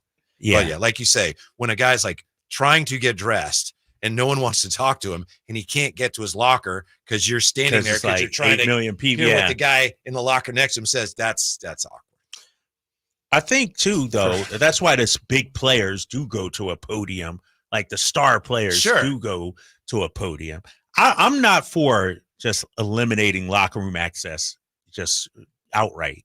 I think that's a vital part of reporters doing their jobs. I think you get a feel for the vibe in the locker room. It's a high emotion time because it's as soon after the game as possible. Yeah, but then you run into the whole. Sometimes you have the Weber and Zach B situation. Ooh. Remember that one? Yeah. Or the TMC. Yeah. I mean, you got a lot of those high frustrating questions that players are in their emotions, in their feelings at that moment. They might want to take a shower and calm and cool down for a little I'll tell you how it's changed too, and you guys can relate to this because we've been fans a long time. Mm-hmm. I remember the great Celtics, like 86 Celtics coming into Oakland, and the NBA wasn't nearly as popular as it is now. They were making strides, but everyone wanted to talk to the Celtics. And in the locker room afterwards, they beat the Warriors by 40, whatever it was. Everyone wanted to talk to Larry Bird, and he just answered patiently every freaking question. Dennis Johnson was in there. Someone stepped on his foot, and he was like, "Oh, sorry." And he's like, "No, we're good. We're good." I mean, I think they understood at that time we're promoting the league, and we're also as players benefiting from that. And now that players in the league don't need that kind of promotion as much. Right. And I will say too, there's become a growing gulf between athletes and media where the access is being further and further limited. I even know riding on the team plane, it's like we hop on the plane, the players go one way, media goes another way. We don't even see each other. Is that true? On the You plane. don't really spend too much time together, huh? No, man, especially now guys are making $50-60 million and my salary stays the same. I was just going to say, guys making $50-60 million, and then players even make more than you. So I'm not used to that. You know what I mean? I'm not. But seriously, it's I'm not a fan of it, man. Well, if you think about it, players now have the ability to determine what they want to release information about. Yeah, they can go directly to the fan and say, yeah. So when you have that kind of access, we don't need the reporter. Yeah, I'll tweet whenever I want. I'll put on Instagram whenever I want. I'll do a story whenever I want about wherever I want. Factor. So why do I need to be accessible to you when I could just choose and pick and choose when I want to be communicating with people? I'll give you a flip side of that too, fellas, and we all know this being part of the media. Media members are now celebrities themselves. And I also think athletes, and that's why you see like the players only, you see playmakers, you see a lot of these, different formats and mediums now that players are coming out and creating and being they are owning that, as we've seen KD, is the fact of they don't want people making money off their name anymore. True. And that's part of it is, I mean, how many times look at Stephen A. Smith, and I know, he's at the top of the chain at this point, but I mean, look at him. He's like, look, I want to get paid $100 million too now. I want to be paid like the athlete because I am a celebrity. And he will get it. And if you think about this, players like Jalen Rose is approaching similar to income to what he'd made when he was a player. Yeah. And, his brand. So it's a lot about a lot of the actual broadcasters or people that are reporting are making more. Romo's making 10 plus million a year. He didn't make 10 plus million a year playing during his era. So, Brady's making 250 million over the next 6 years. Yeah, crazy. So yeah. And there's also two separate things going on in the case of the 49ers, because there's this issue that we're talking about, and then there's a Grant Cohn issue, which is actually separate because players just don't like him. Right. I think it was yesterday. Debo refused to answer any question that he asked. He just said next question. Yeah, next question. Because Grant Cohn, it appears that he goes out of his way. He's not catering to the Niners. I don't know if he goes out of his way to criticize them, but he's seen as being very negative. So the players don't like that. Why do refresh me? Grant Cohn is a reporter for the Niners, but he's somebody that asks controversial questions or tough questions. He looks like a younger guy. He has tough takes. Yeah. He covers for Sports Illustrated's version of the 49ers reporter. Yeah. Got it. So he's not throwing softball questions. He's asking tough ones. And he's gotten into it with a couple of players, I think, little feuds for his. Yeah. Javon Kinlaw was like the biggest one last year. He went back and forth. Well, it spanned 2 years ago, and then Javon Kinlaw kind of jumped in on Grant Cohn's podcast at one point in time, joined the conversation as FaceTime and kind of went back. I'm not sure if it's so much as like he definitely asked tougher questions, not softballs. He's not lobbing certain things. But the other part of it is I think players, and I've talked to players about Grant Cohn. I think a lot of times, and it's kind of like the Skip Bayless effect. It's almost to the point is I'm not sure if this is organic or real, or you're trying to one up off our name. Yeah. Exactly. Yeah. And so I think that's why a lot of players are starting not to respect them and not want to, I guess, play ball with them, is because they're kind of figuring out like, you just everything we say is you're going against the grain. It's Skip Bayless. You know what I mean? And you only like two people. So that something's not feeling right. This is probably great for his brand. Oh, absolutely. Yeah. It is. His response to this today was on Twitter. He said, I'm starting to think certain players on the 49ers don't like me. But the case you were talking about, Jay, in 2022, Javon Kinlaw confronted Cohn during OTAs and knocked his hat off. And then later Kinlaw, went on Cohn's YouTube show and berated him. That's Grant Cohn, by the way, just showing a picture to Emron, and I'm sure Drake shows him. I've talked to him. He's very nice come guy. on our show plenty of times. Yeah, really nice guy, but he just has his approach to the 49ers. It's definitely against the grain. Like, how local media tends to be on all sports and all teams, like, supporting him. And he's not like that, but he sometimes maybe takes. But the mess really starts when his dad got involved, right? So it's like, why do you have daddy come and rescue you? Just, Do we have a problem with the players not answering his questions? Do you have a problem with Debo saying next question? Well, I think there are rules that stipulate he must, right? Aren't there? Which is why you say next question, which is, remember, Marshawn Lynch, I'm just here so I don't get fined. Like there are specific things. You still have to sit up there and take the question. But I mean, you guys know this. You just talked about it.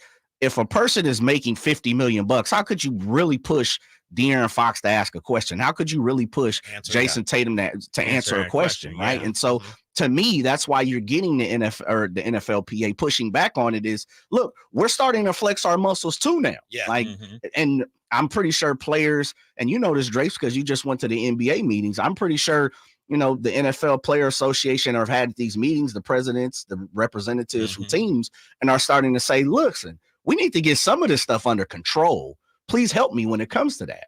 But I think also too, especially with Kyle's relationship with the Kings, it comes down to it. You can't just never speak to anybody, then all of a sudden be able to be buddies with somebody. The hallway conversations, the on the plane conversations, the pregame conversations that are not on air is what builds a relationship to where they're going to answer your questions more than somebody that just shows up to ask questions at a presser. With Grant, like if he's a notorious hater and now he wants me to answer his question as an athlete, I'm like, nah, I'm not doing that. I'm gonna say next question. I mean, like Jay was saying, sure, there's rules, but there's no rule that says I have to answer the question the way you want me to answer the question. So you're saying you've made your bed, now lie in it. Right, exactly. Now, exactly. But did he say next question from him, from Grant, or did he go anybody but Grant? Basically, that's different, right? So if he says next question by anybody but Grant, that's a different story. Is that really next question? Okay, got it. Well then.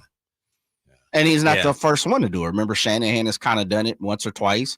And he answers the question, but he gets a little snarky, of course. You know, Shanahan gets snarky a lot of times. But I also think, what do you think of this, Jay? This isn't really at the heart of the issue. It's different for football. When football players come off the field, sometimes they literally are bleeding. They, I think, deserve a little more privacy at their locker room than maybe baseball players. That's not really at the essence of what we're talking about. But to me, I do think it's different for football players. What is it? What's football? Basketball is 15 minutes, right, Drapes? You get 15-minute period off time, and then yeah. And football 15-20 or something. I thought football was 20 to 20. I mean, 20 to 30. Yeah, I can't remember what it is now, but yeah. And that as an athlete, I'll tell you this, fellas, the toughest thing, and I know, look, I get it because I've seen it already on Twitter. Dude, you make $20 million. You're getting ready to jump in a Ferrari. You're getting ready to go live in a mansion. Totally get it. Understandable. With that being said, and I hope we can all agree to this. When I leave this show, and I don't even talk as much as you guys, sometimes I got to go home and decompress. Like we've been talking for so long.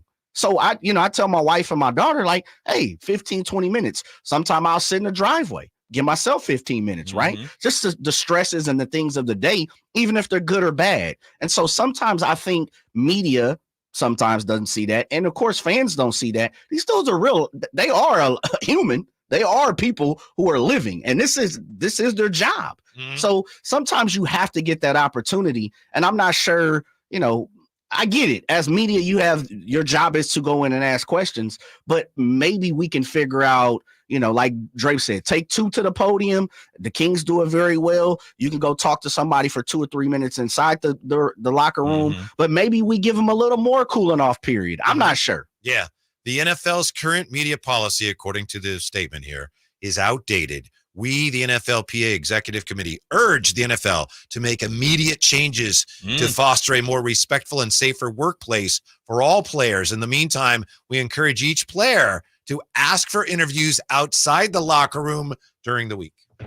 That's the official statement outside today. the locker room. Yeah. So this coming week, we might see changes. We may. Like the players are like, no, we're not doing it in here. Yeah. I think you made the point. It's a great point. Now we'll see what the other players associations and other sports, they're looking at that going, ooh. There's going to be a bunch of walking to the garage interviews, right? Yeah, you can interview me, but I'm walking to my car. Follow me. It's going to feel very TMZ-ish because if they're going to be having conversations outside of the locker room. Yeah, it's going to come down to the leagues have to decide, do we need these guys to do it? Is this going to be, maybe the Players Association, maybe they're just trying to kind of manufacture a bargaining chip. Something that they can use in negotiations down the road too. Because they're going to be talking about adding another game one of these days soon and 18 games. And, but back in the day, and you guys know this, like media and players, they used to fly on the same planes, hang out afterwards. They used to ride on the same trains. Right on the same trains. Now you're on the same plane, yeah? Yeah, I am. But I'm talking just like the beat reporters, the guys that just cover the team, not actually work for the team. Pull back the curtain for a second. How many media members are on the plane, roughly? Well, it's me and Katie. That's it. Oh, okay. So the broadcast team. Yeah, the broadcast team. Like, I don't consider, we're a little bit different because we're employed by the Kings. Right. Vivek signs our checks. But I'm talking about the Chris Biedermans, the Jason Andersons, those, back in the day, those guys used to on the plane be too. on the plane too, but I'm talking commercial though too. Sure. They were flying commercial. They were having beers after the games. Now it's like you stay over there. We'll be over here. It's And I remember covering. This is back when college. I covered college, but after games, I'd see the players out.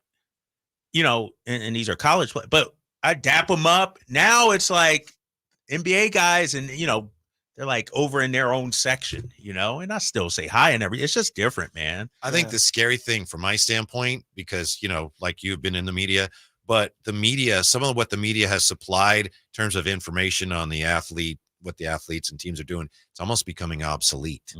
We're not as needed. Yeah, we're not as like needed. You said, Emran, the players now can just go directly to Twitter or their websites or whatever. So we're getting cut out. I think the other thing too is that many media members try to be as neutral as possible. So they want to be able to be critical of the team when they need to be critical. And I think that players are a little sensitive to that. Like I don't need Kyle Draper telling me that I'm shooting terribly tonight, but he has to be honest. One thing that I will say that I absolutely love about Kyle's calling of games is that I wouldn't call it Homer, but it's definitely slanted in the direction of Kings because he's the Kings announcer. Right. He gets hyped when we do stuff. And I think that we need that energy for the Kings broadcast from the broadcaster. Yeah, right. Exactly. And I think that if anybody's going to have a closer relationship to the players, it's going to be somebody like Kyle rather than somebody that's trying to be completely neutral and, he's shooting terribly. Like Kyle's like, he's trying his best, he's doing what he can. He'll get out of this funk. It's one of those things where I think the players are already at, very, very cautious about who they're close to. Yeah. And they just don't want to. And it's a distrust of the media too, right? Like players don't trust the media. We don't trust you. Yeah. We don't like you. We don't need you. Why are you here? Right. Exactly. I mean, seriously. It really sometimes can be an adversarial position. And most guys are really good about it. Most guys, or at least a lot. I don't know if I can say most. Most guys are more gracious than they really need to be, in my experience. Anyway. Yeah. But if you're trying to make a name for yourself, being nice, it's not there, right? You got to be that. You got to be that one that have that edge to be like, we're talking about Grant Cohn, and nobody's talking about Grant Cohn before this. What players don't understand too, fellas, is, and Jay, we've talked about this. If a player is super nice to me, Domas brings me a bottle of wine, gives me an extra interview, then all of a sudden, that's my guy. I'm it's quiet, it may not be right, but I'm going to give that player the benefit of the doubt. Sure. If a player is a jerk to me, then it's like, that dude, screw him, case in point. And Jay, we've talked about this. Barry Bonds. I was just going to say Barry Bonds. I was waiting for you to say Jeff Kent. You guys tell me you were around. Like Bonds was painted one way. Jeff Kent, who was kind of a same way, but wasn't painted quite like Barry Bonds. Wasn't treated that way. But the way Barry Bonds was treated was because of the way he interacted with the media and treated the media. And it's affected him all the way to today. All the way to and another person that has that issue. Complicated guy. Yeah, another person that had that exact same issue is Kareem. Kareem had a very, very salty attitude towards anybody that wasn't, whether it was a fan or anything else. And then he wondered why he couldn't get a coaching job all those years after. And he's, that time has passed. But now he's the beloved captain doing commercials for getting your shots and things. He is. Is that true? Yeah. Ewing dealt with that issue. I mean, guy couldn't get a job. So how you treat people is what they remember. Right. Even if you did change your stripes. And the media has the ability to paint a narrative about you. You know what I mean? And it's like, this guy is awful. He's terrible. And this guy is great. I know, case in point, I told this story multiple times about Devin Booker. I did an interview with Devin Booker pregame, finished the interview. He went off. We checked, the microphone wasn't working. Something was wrong. And I'm like, shoot, I got to redo this interview. He comes back from shooting. I'm like, Devin, yo, man, I need to redo the interview. He could have said no easily, Whitey, Sure. but he said, sure, I'll do it. And from that point on, he's my guy. You know, it's like, and so I think players, if they just extend an olive branch just a little bit, they can have the media really eating out of their hands. You know, speaking of hands, we'll take a look at the Kings' high five closeout and why Mike Brown says it vitally important to their improvement next year. Emron with us too here. Drive Guys on Sacktown Sports. Get ready to hit the gas on the best power tool deals of the year at Fasteners Tool Outlet. We're revving up the savings with our full throttle one-day DeWalt sale in Sacramento on October 12th only. We are slashing prices on a huge selection of DeWalt power tools like cordless drills, saws, combo kits, and more at costs you won't believe. Get better tools for better prices only at Fasteners Inc., Sacramento's top destination for DeWalt tools. Again, that's October 12th only on Power Inn Road. For more info, go to fastenersinc.net. All guests come to you from the Folsom Lake Honda Hotline. Folsom Lake Honda, your one-stop Honda shop. Model year-end pricing is back at Folsom Lake Honda, your one-stop Honda shop. During the model year-end event, lower interest rates at Folsom Lake Honda make lower payments. It's no wonder why Folsom Lake Honda is your one-stop Honda shop. Come in today or check out our entire inventory online at folsomlakehonda.com. Get an instant cash offer for your trade at folsomlakehonda.com. We'll buy your car whether you buy from us or not. Folsom Lake Honda is your one-stop Honda shop. Folsom Lake Honda. Go to folsomlakehonda.com. Your one-stop Honda shop. Sacramento weather is brought to you by Bonnie. I'm Dirk Verdorn in the KCRA3 Weather Center, and it's going to be a warm night tonight with temperatures eventually dropping off into the 60s as we head into Saturday morning, and another hot weekend with sunny skies and daytime highs up around 100 degrees. Get the latest forecast on the KCRA3 News and the KCRA3 app. Imagine taking a nice warm bath in your shower. Let's fix that. Right now, get that clogged drain unclogged for just $67. Plumbing, sewer, electric, heating, and air. Bonnie.com. Some restrictions apply. License 696-355. Hello, I'm Frank Cockrell with Retirement Security Centers with a weekly economic update. U.S. stock indexes finished the quarter surprisingly higher, with the S&P 500 up 20.8% this year. The index has fallen at least 4% the past 4 Septembers, while this September saw gains of approximately 2%.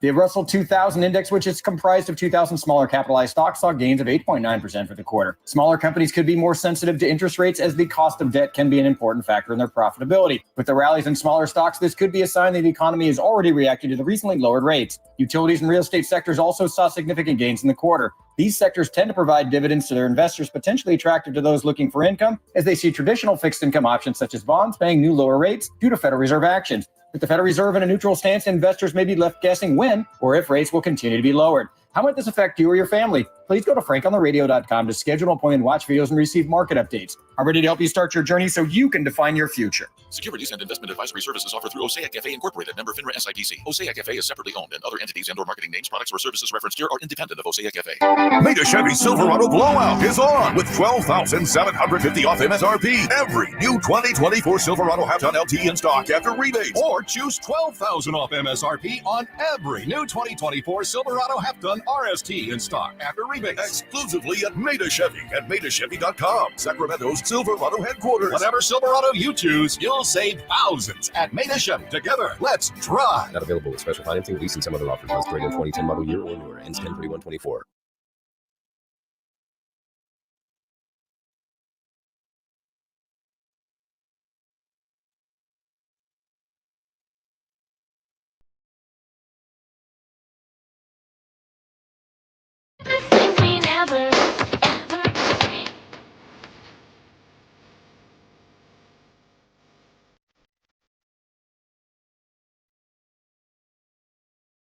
The Drive Guys, live and local, every afternoon, Monday through Friday on Sacktown Sports. Yeah, we got Imran Pilati with us today. This song, Paul Abdul, Opposites Attract. Remember I this remember, one? well, Yeah. I'm from Stockton. I used to poorly skate at the Hammer Skate roller rink to this song. And I spent more time on my butt falling over and over again, trying to impress a girl to this song. So yeah, the opposite this was song. she was on her feet skating and I was on my butt. So the opposites did not attract, and she You was sure not you're interested. not interested in stand-up comedy? You know, that might be gotta your tell you next something. career. I mean, I'm just saying. Open mic night. Yeah, I'll do it tonight. a little bit later. I just have one quick question before we continue with the show. I don't see any purchases being made on TrueSportsCards.com by a Kyle Draper. No, I got it in my cart. All right, get that credit card out, man. Let's go. Big fella, Press the I'm about buttons. to email this to you and be like, what's the discounted rate right here? I got close to $500 in the cart, dude. Oh, that's a lot. Well, I will waive shipping. Oh yeah, I didn't even get to that point. Let me Free see. in-store pickup. Free in-store pickup. And Yeah. taxes too. Oh, dude, I got to get it. Okay, I want to buy did this you in stay- store. I'm buying this in store. You I'm think we telling don't you charge right now. taxes? What do you think I am? I'm just saying, man. I'm just saying. Taxes, shipping, handling fees. I have a quick You're question. worse than Ticketmaster, I have bro. a quick question. When you go to Target or you go to Walmart, Did you call him worse than Ticketmaster? Yeah. no, That never would slide, to right? me. Ticketmaster. Every time I go to the game, I'm sweating. I'm like, "Where's my ticket?" I'm looking for it on my app. I can't find it. Oh, these damn fees. But listen, this is called living Yeah, like in the world. I can just see him going. He's at Target. He's ringing stuff up. He goes, taxes? Taxes, Let me see the yeah. manager. Yeah, what's with Yeah. those What's with these fees? taxes? What's in these fees? Brother, they're going to charge you 10 cents for a plastic bag. I bet you don't say anything for that. Ooh, this is ooh. I'm at the final total. I got shipping and estimated taxes. Let me do the math. And what's the employee discount? Okay, let me just start. 40%? We just saw something, all right? You looked at the value of a card for I don't know what you're $330. I have it for I don't know sale what on my. you're talking about, That's Mike. why you're over talking me right now. The card is worth $330. I mispriced it at $200. It's in his cart right now, and he's going, "Where's my discount?"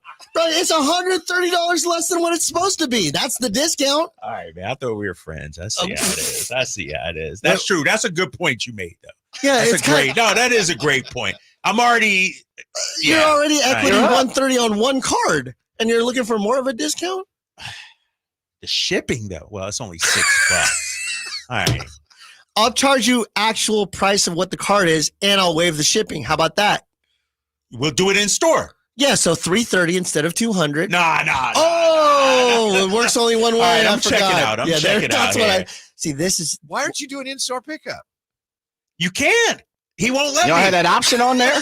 He won't let me. I'm Look at trying. me. I wanted you in store. I got to say something real quick because as he's checking out, I give him a second here. It says here, the best part of the Friday. Do you see it? No, I didn't in the see chat. it. I didn't see it. When the card guy comes in. Oh shoot! Speaking of cards, your credit card information. Just go Hold ahead and up. get right there. Did you see what somebody else said What'd he earlier? say? My boy Campio, who is a loyal listener here, and He was late to the party today. yeah, he was late to the party. Emran is trying his best to become a Draper, my guy. My guy. He's trying. I need that 5-finger discount. No. I'm gonna do it because I like to support friends of mine. That's Yeah. what I'm about to do. I I'm love about to support buy friends this. of mine, provided that I get a 40% discount. I'm about to do it right Meanwhile, now. he's going to pay full price for toilet paper on the way home at Target. I'm Yeah. just saying. This whole transaction, and I got to ask you, this transaction was with Drapes. Would you say it's word or it's 1 star. 1 star. Do not like. Do not recommend. Hey, So it's whack? It's whack. It is not word. So, Drapes, what's in the cart? So I got the 0910 SP game used Magic, Lamar Odom, and Michael Cooper autograph. So Cooper signed it. Okay. Jerry West custom autograph blue jersey. Okay. Late Jerry West. Yeah. Dan Issel custom autograph blue jersey. Yeah. Was that I think that was Kentucky Colonels, Dan Issel, right? Correct. And then the 1980 Topps Kareem, Robert Parrish, and Tom Burleson. You're going to be PSA opening 10. your own store soon. I tell you, every time I go to the store, I buy 2 or 3 Do you? things. Do you? Yeah, who you calling? I'm just going to make Be sure. careful. Don't put Dan Nick Issel. ain't answering. Who you calling? Oh, I'm not going to call your son. Dan Issel, probably. Dan, it's Emran, and you're on the radio at My guy, Dan 11:40. Issel. So Kyle Draper, voice of the Kings right now. We're on the air. Is it okay to have you on the air? Sure. Okay. So, Dan, he's deciding between your jersey autograph to purchase or Jerry West's autograph jersey. Which one should he choose, you or Jerry West? Jerry West. Oh, come on. Oh! All right, I'm removing it from the cart. Thank Dan, you, you're my Dan. guy. I'm trying to. What just happened? I love Dan. Hey, Emran, I was just being honest. Okay. I'd rather have a Jerry West uniform than mine. I'll call you later, Dan. Talk to you Thank soon. you, Dan. See ya. Yeah. I love Dan. There you go. Dan Issel saying, "Don't get my jersey." I'm gonna take it out of the cart. He So cost you some money. You should have said, "Hey Dan, can I get you to sign a jersey for me now?" Right. I should have said that. Right. Oh yeah, Dan. because then you could have got it for free. So can I tell you a Dan Issel story? Yeah. I did a charity And I got one basketball for you, game Al. in Louisville, Kentucky. Okay. Dan Issel and Artis Gilmore were the coaches. Oh, he's going to call Artis now. Yeah, Artis was a coach. We flew him in, and former Kentucky Colonels. Yeah, you yeah, know? yeah. So yeah, that's my Dan Issel. That was the story. That's my guy. So when I say my guy Dan Issel, I'm not This just guy. making it up. Like Yeah, but you tell a story, and then that's the end of the story, like in the middle of it. Let me tell you a story. That was a whack story. Let me give you a word story. We're playing word or whack. All right, so here's the word story. You know that I represent Dan Issel and Artis Gilmore and Alex English, who all have the friendship. I didn't know that, but you've mentioned it 4 times in the last 10 minutes. So Okay, so anyways, Thank you, as Wagner. I mentioned before. So Alex tells this story. It's a great story. He goes, Dan and I, we kind of played together, and it was great. And Dan doesn't have his front teeth. He's like, he had it busted, so he wears this partial thing. he didn't have mouth like a pieces denture. then. Right, like dentures. So Dan would take it out to play. He didn't wear a mouth guard. He never wore the teeth in. So he's just this big, you could Google Dan Issel and see photos of him with this big gap with no teeth in his mouth. And so Alex and the guys are getting water on a break, and they're in the Gatorade bucket drinking, pouring their drink and drinking it. And Dan unscrews the top, and he puts his hand in there, and he pulls out his teeth that were sitting inside the Gatorade bucket. What? And Alex is looking at the other guys going, did we just drink out of a bucket? And Dan goes, well, what did you think? I was just going to leave it on the bench. It would have gotten bacteria on it. Oh, that's good. True story, did happen. that's word. That's word. That's word. But That's a for good Alex story. English, That's that good was story. whack. That was a good story. All right. I got my card out. Are we really doing this deal, Emory? I'm just saying, look at me dead in the eye and say, Drapes, Hold make still, it let happen. me take a quick picture of that card. So whether Right. the deal Ain't happens no or money not, in I'm that running. account. Oh, there's no Ain't money, no money in the account, but I'm about to make this purchase. I think it's a good purchase for you. Tap, no erases, no refunds. How about you throw in a Dan Issel jersey when he makes this account? This Yeah, I'd rather. So as a I retailer, like that, Jay. I like that. I'm just trying to I'm trying to do it both for both of you guys. I know we both win. Who wins when I give you free stuff? Who's the winner? That's true. Me? You're killing me, man. Oh yeah, you know what I love doing? I love giving away free stuff that costs me So money. time out. I feel time like a out. winner. Can I tell the price of the Dan Issel jersey? Is it okay if I tell how much? It's a website. $59.95. Correct. I mentioned True Sports Cards how many times over the last hour and a half? That's not worth $59.95? I don't know how many times you were into the website. Is that what you mean?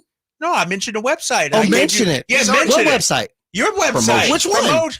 But he's already here Which promoting. website are The you one talking on my about? screen. I'm not giving you no more freebies, big fella. I'm not giving you- Oh, this guy. You're killing me, man. TrueSportsCards.com? Yes. All right. So That's all right. I'm what you want? You killing me. No, that's all right, man. Here I want you you go. to- You know what I'm gonna get? I'm gonna get like what? You know when the parent says we're gonna talk after we get out of the store, Yeah. and then you have the talking to. He's gonna be having that talk with me, so I got to leave in mid segment. I'm leaving after the segment when he's still tied to the. I'm saying I want Beckett to be able to afford college and stuff like that. So I'm gonna make a purchase. Beckett's not going to college. He taking over the shop? Yes, he The doesn't. He empire. has no choice. It's a Beckett sports cards starting. It's going to in- be great because I can see, don't you think, Jay, someday their 2 sons will be working together running the store? Oh, yes, Wouldn't that'd that be great. All right, I'm doing this right and now. then you could hit your son up the way you're hitting me up and Yes. feel like, Oh, why am come I on, man. sweating right now? Hey Jay, it's like I'm at the swap meet. You know what I mean? It's Yeah, like, making a you know, deal. making And a I'm deal. at the swap meet too, dealing with the swap meet customer. Hey man, this thing has a little ding on the corner. Do you think you could take 80% off of this? I'm about to hit purchase. This is a $500 purchase. You know what? You remind me of a guy that's about to break dance. That's always doing that beginning starting move, and he never actually And it never- gyros into anything. No, I'm That's hoping you. you'd be like, all right, Drapes, I'll give you 10% off or something. Like It that. ain't gonna happen. coming. I'm staring right at you. Damn. What you all right. wait? I'm leaving after this segment. You're still gonna be here calculating on your math. man. All right. Not only that, but I lose 3% for the credit card fees. How about that? Did you purchase it? I purchased Let me it. see if it shows up on my phone. At least throw in like a Malik jersey or something like that. Can I get a little something? It didn't go through. Jersey? Oh, it went through. Hold on. Let me see. Think about everybody's happy now. I don't know about that. Let me see what he ended up ordering. So let me get this straight. You come in here, get free publicity on the show, and make money off of me. That's the hustle. Only in America. Start calling you Don King out here, man. You know how many times we mention you on my show? None. Zero. Correct. Exactly. That's correct. Yeah, that's correct. That's correct. Oh, this has been zero I needed times. this today, man. It's a Friday. Well, tomorrow we could try. It won't happen, but Kyle did spend almost $500. I told you. How about that? Dude, I'm a man of my word. All right. I'll tell you what. I'll give you a free autograph in addition to who you want. No, I got to see you who want. you got. You want Jay Will? What are you talking? Like card or jersey, or what? I'm gonna give you a jersey. I gotta see what you got. Just take the free thing. No, you know what I'm choices. You know the Dan Issel. No, I already paid for it. Oh, you bought that one. Okay. You got any Magic Johnson? What, how about this? What do you think? All right, how about this? Because you had a guy come. Because I don't think How I about got a coupe? it. Yeah, How about that's a what I coupe? was about You want to a say. coupe? Give me a Cooper. I'll give you All Cooper right, give me jersey. Michael Cooper. Done. Free. All right. On the air. See, that's what we do. We work together. Listen, big fella. brother. Listen, big fella. Hey, bro. Listen, big fella. Here's how it works. Slide the credit card first, then the deal comes. You don't try to negotiate one before it. So just do Boom, me a deal favor. 20, then pull back 19. Just do me a favor. Hey, got him. Next time Nick works, don't pay him. Got him. Don't pay. Just don't pay him. What do you mean pay him? You use his because credits. it's coming out of his credits. He yes. never gets any because you use them all. I do. And That's my Nick guy. goes, "How come I don't have any money on my card?" I said, "Ask your dad with his new Allen Iverson jersey." Oh, see, I got Oh, the you got an receipt eye here. jersey over Yeah, there? I He did already get the took- Allen he already took Iverson. it. Yeah. That was the one and only? No, yes. Oh, wow. And then he took the Anthony Edwards one too. Yeah. Okay. And then Anthony Edwards had a bad game, and then goes, "Hey, what's the return policy?" I said, "Kyle, tap no races." Remember? I didn't return it because I wouldn't let you. Was I going to really? Yeah. I didn't. If you have interest in any basketball autographs or cards or jerseys, get to Emron's store before Drapes cleans them out. This whole segment was us arguing over the radio, actually. Haggling over the price. Every Friday, Dude. tune in as we argue for the segment about whether or not he's going to run his credit card. I just did it. This was great. This was great. Yeah, Of course it was. You got paid $500. Psych. All right. go This is the ahead. game. Yeah, I feel like a winner. I feel like a winner already. Man, you made That's out. Drapes' man. happy birthday gift to you. Yes, happy birthday. Yeah. That's it. Man, I have to give you something. You didn't give me $500 for free. I'm giving you product that's actually worth more than $500. Yeah, Remember that's that? true. Yeah, That's true. true. Oh, yeah, I forgot about that part. I gave you $130 free because I sold you a business with. I sold you a $330 card And for I wouldn't have $200. even noticed if you didn't say anything. Too. You would have No. noticed. You act like you don't look up values of cards before you buy them. I do usually. Yeah. Yeah. That's because I learned that from you guys. You, Pete, Shep, and everybody. You're welcome. You guys have And- schooled me on the and that's the industry. kind of knowledge that we drop on the True Sports Card Show every Saturday at 10 a.m. Stick around for that tomorrow. And we got Drapes Takes coming up. Kevin Calabro is going to join us, so stick around. And it's already been a crazy Friday. There's more to come on Sacktown Sports. We just want to have enough money for retirement. And travel to visit our grandchildren. I understand. That's why at Fisher Investments, we start by getting to know each other so I can learn about your family, lifestyle, goals, and needs, allowing us to tailor your portfolio. What about commission-based products? We don't sell those. We're a fiduciary, obligated to act in your best interest. So how do your management fees work? We have a simple management fee based on the value of your portfolio, so we do better when you do better. We appreciate that kind of transparency. We also check in with you regularly to keep you up to date on the markets and your portfolio. What other services do you offer? As a client, you have access to resources on investing, financial planning, estate planning, Social Security, Medicare, and more. Wow, it sounds like Fisher Investments has everything we need. At Fisher Investments, we're clearly different. Learn more at FisherInvestments.com. Investing in securities involves the risk of loss. Don't let summer energy slip away. Live the active life you love year-round with a personally fit arch support system from the Good Feet store. Precision engineered to support all 4 arches. Good Feet puts your feet in a more ideal, comfortable, and pain-free position. And Good Feet arch supports are now HSA and FSA eligible. Book a free fitting at goodfeet.com or come in and get a free pair of OS First Performance socks. Free. Normally a $25 value at the Good Feet store. Hey, movie fans, the sequel we've been waiting for is playing at the Esquire IMAX Theater in downtown Sacramento. Joker, Fully Adieu, the IMAX experience. 2 years ago, the name Arthur Fleck hit Gotham like a hurricane. Joaquin Phoenix reprises his role and is joined by Lady Gaga.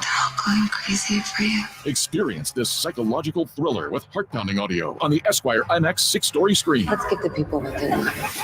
Grab your tickets early for Joker, Fully Adieu at IMAX.com/Sacramento and reserve your seats today. When shopping for a new car, what do you want? A great selection? A low monthly payment? More for your trade? At Northern California's #1 Honda dealer, Stockton Honda, you get it all. Model year-end savings are going on now. It's savings you just can't say no to. Come in today or go to StocktonHonda.com. Anytime, anywhere, it's all here. StocktonHonda.com. #1 claims based on 2023 total new and Honda certified pre-owned vehicle car sales from American Honda Motor Company sold on report.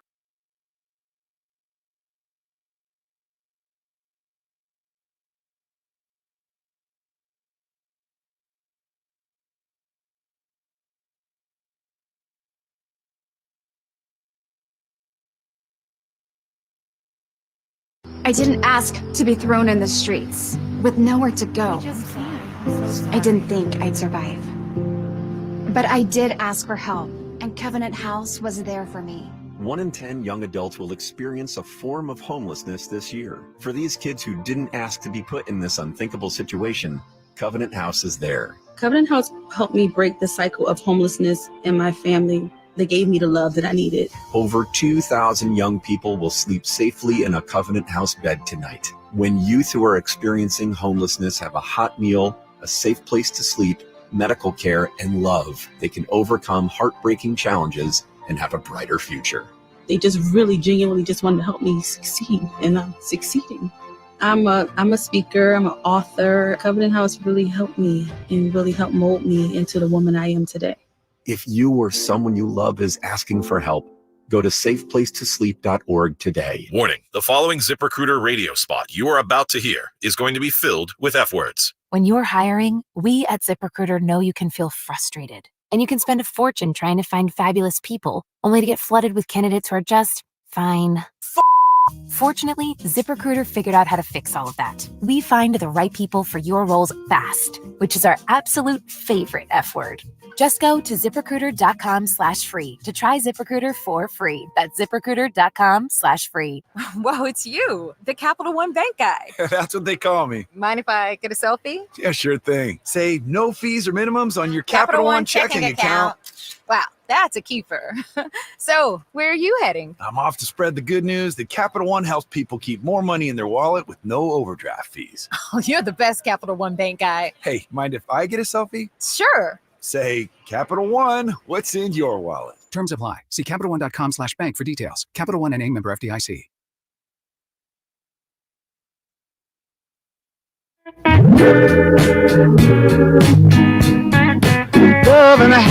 Your afternoon home for Kings talk and so much more. The Drive Guys on Sacktown Sports. Real quick note on the 49er game against the Cardinals, which of course you can hear here on Sacktown Sports from the SF Niners on Twitter. The 49ers game this weekend versus the Cardinals is expected to be the hottest game in Levi Stadium history. That's what Bob McManaman from Arizona Republic, he referenced that at some point. So it's going to be 90 degrees out there. But I didn't realize it was supposed to be that warm. We've had some very warm days at that stadium. So Sunday's supposed to be the hottest 95? I don't know. I have to double check. That's what I heard. Okay. Yeah, it doesn't give the temperature in this tweet, but the hottest game in Levi's history, 95. Yeah, there you go. Mm-hmm. That might affect some things, huh? Those people down in Arizona, they're used to that heat. Yeah, but they play indoors. Yeah, all right. I'm just looking for any advantage that they might have, you know? You're gonna take the Cardinals and the points, huh? Sounds What's like the number? 7 was the last I saw. Yeah, we still got to do that too. 7 was the last I'd seen, I think. I think it's going to be a shootout. 7.5 right now. I might take the points. I might take the points. Mm-hmm. I might take Even though the Cardinals defense is, I'm trying to remember the word that Rod Brooks used for it. It's what was it? Not good? Not good. He said it's bad. Yeah. He said it's they're trash. That was it. Oh, that's it. That was it. That's it. What did Bob say about the offense? They stink right now. All right, maybe I won't. So can I tell the people at home and listening, driving, what I'm doing right now, Whitey? You know, I'm all about full transparency. Sure. Full transparency here on the Drive, guys. I'm doing the show, but I'm also FaceTiming with my son right now. Really? He's at the range. Oh. I got him some new clubs. His first time swinging them. So I wanted to see how he's hitting them. Yeah. Striping them. Big hitter, right? Got a big tournament tomorrow. Yes. Big hitter, the Nick. Big hitter. Yes. His average drive is about 270, 260, 270. Had a 297 one. Is he out driving dad yet? Oh, easily. Yeah. That was, my longest is like 240, 245. And so he's trying out his new clubs right now. And so I wanted to see how he's hitting them. Let me say this, though, fellas, and maybe this is just me. You guys have kids. Jay, you got little ones. Why did I buy my son better clubs than I have myself? You were going. You know what I mean, Jay? Like, I spent some nice coin on my clubs. This is a couple years ago. But I'm at where he gets his lessons, and she's like, yeah, he needs these clubs. They're going to cost X amount of dollars. And I'm like, shoot. But I've always been the type, equipment won't be an excuse for failure. You know what I mean? Like, I'll give you all the equipment you need as long as you show the passion. And so he's showing the passion for golf. So I'm investing in that. But where are you getting those clubs fitted for him? No, we already got them. Yeah, they're fitted. Okay. Yeah. And so they took his measurements and need a extra inch, extra stiff, this kind of lie. And so it's all taken care of. It's all done. And so because that's what we do for our kids, right? You always feel like, but did our parents do that for us? When did that change?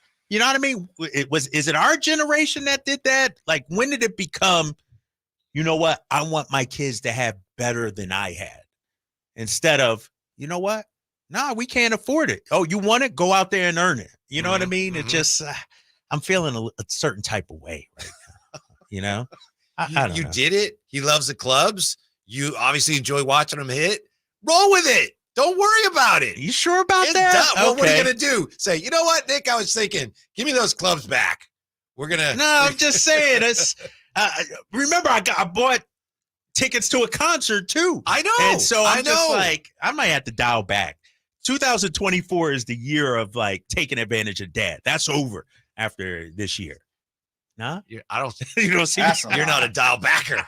I don't see that happening. Spoiled ass kids. Can I say that on our air? I love him though. He's happy. He's smiling as he's hitting. And so it's great. I'm loving it. Absolutely. Okay. Yeah. All right. Just making sure. Yeah. And I'm sure your clubs are pretty nice too. Yeah, they're decent. Although the lady that teaches him is like, here, Kyle, try this new club. And so then I'm hitting it and I'm like, damn. My clubs are like 4 or 5 years old. Yeah. And this is like the new technology. So she's trying to talk me into getting clubs. And I'm like, I don't know if I play like, my son, he's on the varsity, hopefully varsity this year. Like he's in competitive. I'm just out there having fun. What's and forgive my ignorance, what is a good price point for a pair of quality clubs for folks who play on the weekends or, throughout the week? Recreational, I should say. That's a great question. I don't know the answer. Is it 600, Whitey? 700? 1,000? Like, I got you right here. Oh, 7-piece player's iron set, right-handed, $899. Kirkland signature. There you go. Right there. Costco special. Yeah. I thought you were being serious. I am. No, he's being serious. It's right there. Kirkland signature. 7-piece. He looked it up. Iron. $899. Yes. Now, but then you still have to add the driver, correct? Yeah. And the putter, correct? Yeah. Yes. And then what else would I have to add? Some woods in there? Yeah. So what does the 7 give me? Like, what am I getting? It's the quality, big fella. Okay. What 7 are you getting? Yeah. Please give, because again, 3, I've 4, never 5, played 6, 7, 8, 9. Yeah. Well, it's a couple we need a wedges wedge too, or no? right? Yeah, gotta Okay. be a wedge or two You're in going to have there. to get some wedges in there, Jay. So you don't Yeah. technically 9 times out of 10, and again, forgive my ignorance, if I'm buying a set of clubs, I still have to buy a driver and a putter on top of that. Yes. And that's why they say And my golf balls. is expensive, big fella. And my balls, right? Yes. And my gloves if I want to use it. That's why people in underserved communities find it hard to do it. And so now they got all the programs trying to make it more accessible to people. And the club covers. Now, ideally, that should come with it. Okay. All right. What about the tees? Jay, I can get you the used signature iron Kirkland 7-piece for $530, but the shipping's going to cost you $124. Damn. So okay, those are Kirklands. So if a Kirkland is $8.99, a 7-piece Kirkland. What do you want, Callaway? Yeah, I'm going TaylorMade, Callaway. Come on, Jay. Why are you doing this or whatever. to yourself? Honestly, what am I really looking for? I mean, what am I looking at? 1,500? I'm waiting on Campio to weigh in on this. He's our golf expert. Callaway XR 13-piece men's complete set. 13-piece. New That's the driver too. 2023, $1,399. And that's driver and everything, I right? believe Yeah, so. 13 Yeah, it piece. says, yeah. So 1,400, that gives me, I can walk right out to the course and get busy. Yeah. Yeah, Actually, but- it says like 1,400 to 1,500. I don't know why there's a range But there. if you're not good, you're not spending that much. You're So not what? doing So what am I doing? Then, You Dre? go to Dick's Sporting Goods Okay, and you get get- some for $300-400. They aren't good, but you can get some for that cheap.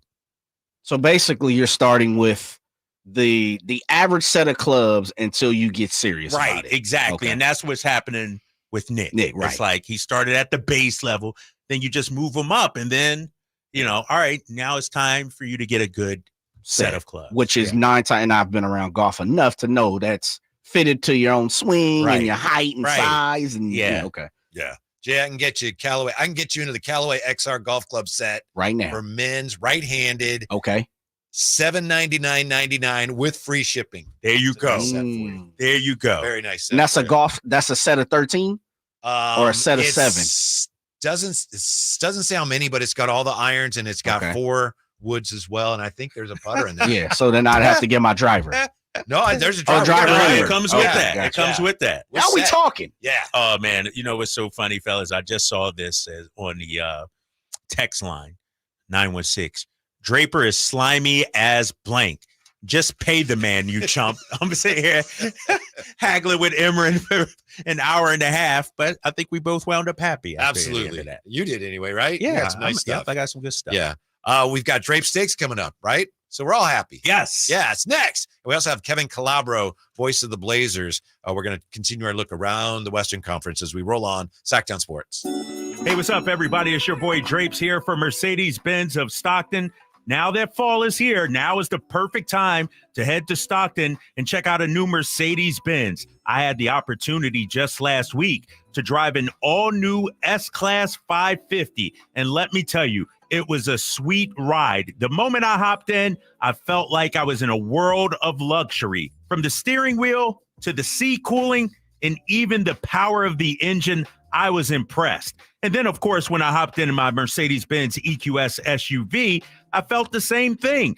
So hurry in and take advantage of the Mercedes-Benz incentive bonuses up to $15,000. And they have tons of pre-owned vehicles as well, including C-Class sedans, GLC SUVs, and a whole lot more. Take it from me, you won't be disappointed. So take the short drive down I-5 to Mercedes-Benz of Stockton or online at mbofstockton.com. Hey, October's already heating up on the Sacktown Sports live events calendar. Enjoy family fun at Dave's Pumpkin Patch in West Sacramento all month long. Pick your perfect pumpkin, navigate the corn maze, jump on a massive jumping pillow, and create unforgettable memories for the kids. On October 20th, don't miss Renee Vaca at the Crest Theater for a night of laughs and entertainment. And mark your calendar for Sinners and Saints. the region's best Halloween party on October 26th at the venue at Thunder Valley, complete with a $5,000 costume contest. It's the most spooktacular event of the season. Looking ahead into November, join us for Legends of Motown at the venue at Thunder Valley November 23rd, bringing you the classic hits that defined a generation. And you're not going to want to miss the Jersey Boys Midtown Men Holiday Show December 8th, also at the venue at Thunder Valley. It's going to be a night filled with festive cheer and old school classics. And stay tuned to Sacktown Sports for all your live event updates and your chance to win tickets. KHD1 Sacramento, KYMX HD3 Sacramento. From the Power Business Technology Toshiba Studios, Sacktown Sports 1140.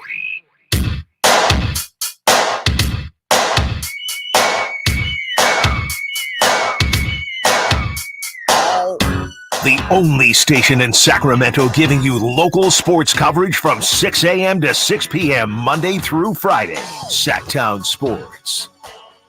Well, this fall, as we get ready for Drapes Takes, Fright Fest is back because when the sun goes down, the scare factor turns up. Unleash your screams with Fright Fest only at Six Flags Discovery Kingdom. Looking for lucky caller number. Drapes, what do you think? Let's go number 5. Number 5. Ooh, that's a very scary number.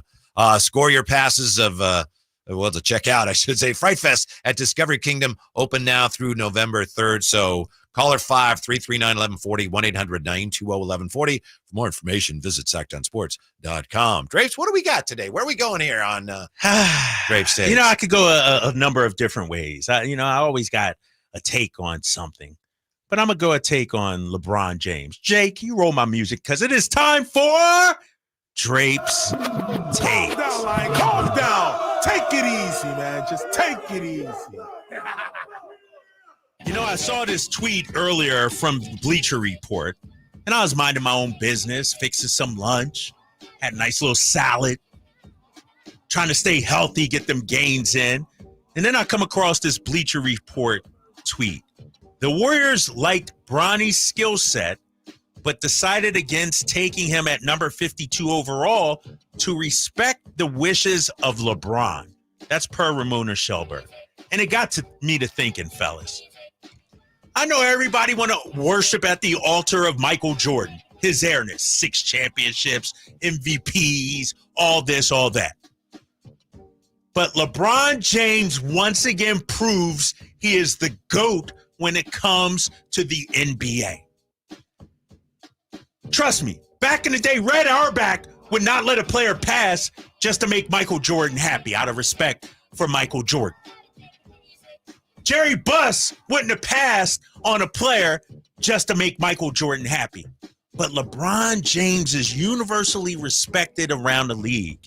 And this is another reason why he is the GOAT. I'll lay out the case right now, Whitey. We know the stats. All-time leading scorer. Top 10 in assists. 4-time champ. Multiple-time, 4-time MVP. But the reason why LeBron James is the GOAT is because he is the NBA. When you look at what he's done, first of all, going from Cleveland to Miami, setting up a squad, bringing his boys with him. Then he goes back to Cleveland, gets Kyrie and Kevin Love. LeBron James is not just a player, ladies and gentlemen. He is an entity, something as a player Michael Jordan never was. You know why, Whitey, I say LeBron is the greatest? I'm reading Scottie Pippen's book still. Scottie Pippen wanted to get paid from the Chicago Bulls. Jordan had no power to help him out. I just heard Norris Cole on a podcast with Jeff Teague say LeBron got him a shoe deal with Nike. LeBron moves differently than any other player in the history of professional basketball, and that's why he's the GOAT. He doesn't have to chase 6 rings. He got his son in the league. Oh, I dropped one. I'm so fired up about this, Whitey, because it's time we put some respect on this man's name. He got his team to draft his son. He got another team to pass on his son out of respect for him. LeBron James is the GOAT, not just because of the way he plays, but the influence and power he has over the NBA. LeBron is the single most powerful athlete in our generation, maybe even in my lifetime. He moves the needle wherever he goes. The Cleveland Cavaliers, they were a bottom-of-the-barrel franchise. LeBron raises them up. The Lakers, as great as they were struggling. LeBron wins them a title. Miami, sure they had one with D-Wade and Shaq, but then LeBron and the Heatles go there. He raises the value. Everywhere LeBron goes, money follows him. You know how powerful LeBron James is, Whitey? How powerful? He got a guy who had never coached a single day ever, the head coaching job at the Los Angeles Lakers. This ain't the job at so-and-so community college. Nope. This ain't his daughter's youth team. This is the head coach of the Los Angeles Lakers. And why? Because LeBron said, this is my guy. I know we want to say Jordan is the great because he can sell a few shoes, but LeBron moves the needle wherever he's at. He opened up a school, sends underserved youth to college. He talk to my guy, Chris Haynes. Talk to Brian Windhorst. Talk to Skip Bayless. Talk to Stephen A. Without LeBron, these guys aren't where they are. And this is no disrespect, but you put LeBron James, why do you think I'm doing this take right now? Because I want ratings, big fella. I'm looking at the YouTube numbers. I can see the people driving at home right now. We need to put some respect on LeBron's name. Sure, he may not get the 6, but in terms of a cultural icon, LeBron James is the GOAT. And that's Drape's Takes is brought to you by Alsco Uniforms. Discover why it pays to keep clean with Alsco Uniforms. Tell me where I'm wrong. Tell me where I'm wrong, Whitey. I won't tell you where you're wrong, but I'll tell you this. Michael Jordan moved the needle like nobody else. LeBron owns the needle. Right. That's what I'm saying. Needle. It's his needle. And here's the thing about it. LeBron says, jump. These owners say, how high? That's the difference. Michael Jordan, because of the way the organization was run, and because his boy Scottie Pippen couldn't get paid, had to bounce, go somewhere else. LeBron, I hate to say this, Strapes, but what happened to Michael in Washington, where remember he thought he was going to get an ownership stake and everything, and they said nope, and he ended up driving away in shame. Yeah, and shame. Nothing like that will ever happen to LeBron. Dude, Jeannie Buss has gone on record as saying LeBron is a Laker for life. They will go down with LeBron. They won't ship him out. They won't trade him because LeBron, even without the wins and loss of the wins, Whitey, he still brings in eyeballs. The Lakers, I'm telling you, LeBron tweets. I'm going to look up his Twitter right now, Whitey. How about that? I'm going to look up LeBron James' Twitter right now. LeBron tweets something, it becomes a talking point everywhere. Jordan never had that. Jordan, sure, he had a following. He had people around him. LeBron James tweets about Caitlin Clark. Bam. LeBron James tweets about Jaden Daniels. 2.2 million views. This is what I'm saying. This guy moves differently, man. You know what I appreciate about LeBron more than Michael? And, like you, I was there when Michael came into the league, and there's never going to be anybody quite like Michael. And a lot of people will be upset by this, I would guess. I appreciate that while Michael said when it came to other matters off the court of significance, he said, Right. Whereas LeBron said, oh, I need to tell people how I feel about that. Right. It's important. And what was I appreciate that. Jordan's famous quote? Republicans buy shoes too. Yeah. Like, so as a player, and I'm talking as a player, Jordan never stood for anything really. And I'm not knocking him. He just never put himself out there to stand and to know where he stood. LeBron James takes daggers. He's, you got Fox News. I forget the lady's name, telling him to shut up and dribble.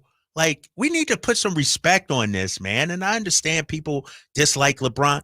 Why do people really dislike LeBron, though? That's the question I want to know. What has he really done to piss people off? This dude was anointed the chosen one and has lived up to the expectations. That's why exceeded LeBron them. he exceeded them, And they were right? very high. Were very high. And so you know what? The fact that the Warriors reportedly said we're not going to take his son because out of respect for LeBron. That would never happen in any other league. Here's some more details on what you that. got? This is from Ramona Shelbird's story. She writes, Redick was in the room when the Lakers made history and a dream into reality. He stood next to Pelinka as the Golden State Warriors, who had tried to trade for James last season, weighed whether to take Bronny at number 52. Mm-hmm. The Warriors liked Bronny's skill set and had him on their draft board, sources said. Selecting him ahead of the Lakers, who held the 55th pick, would have been a shrewd move, perhaps even to entice James to sign there as a free agent. But ultimately, sources said the Warriors opted to respect the wishes James had made clear, and the Lakers signaled they would grant. There you go. That's what I'm talking about. And I know some people upset. Brian Knutson, after this Drapes take, he is no longer my guy. I'm just saying, man, name me another athlete, another player that another team would help out of respect. That's just unheard of, White. Mm-hmm. And so that was my take today. Once I saw that, I'm like, you know what? This dude is different, man. He's different. 279 says, yeah, that's all great and all, but Jordan's still the greatest basketball player of all time. I don't know about that. Why is Jordan the greatest anyway? Why is Jordan considered the greatest? Because he seemed to impose his will on his team and the league in a way that very few, if any, ever have. So Bill Russell didn't do that? Well, people didn't see that. See, that's recency bias. I think TV has aided Michael Jordan. I also think Michael Jordan's better than Bill Russell. Bill Russell was great, but Michael Jordan's better than Bill Russell. If I'm drafting a team, depending on the era, of course, Bill Russell, man, you can't. He's great. There's no question. He's great. The main argument for LeBron is for Jordan being over LeBron is 6 rings to 4. Bill Russell got 11. Yeah, but he was not as good as Michael Jordan. But he was the best player on those 11 teams. It wasn't like he was just some hanger-on. It wasn't Robert Horry. He picked up 7. No. Will Chamberlain, you talk about dominance. Will Chamberlain's numbers will never be reached. I just feel like Jordan is so over-romanticized. Like, the dude got beat too. And let's keep it real. If I'm correct, and I'd have to go back and look, Michael Jordan was favored in all 6 of the finals that he won. LeBron wasn't favored in every finals that he won. He was the underdog against the 2016 Golden State Warriors. And the ones he lost, he was the underdog. Michael Jordan was never the underdog and overcame that. He was always the favorite. He was supposed to win, Whitey. He was on great teams, and he was the biggest reason they were such a great team. And so was Bill Russell. That's what I'm saying. Like, are you saying Bill Russell's better than Michael Jordan? I'm saying how come? I don't think that's true. You're spinning my words. I'm saying how come Bill Russell isn't considered in that conversation as great as that? Because as great as Bill Russell was, and he's one of the all-time greats, he wasn't as good as Michael Jordan. But that's all subjective. That's subjective, Whitey. That's subjective. That's subjective.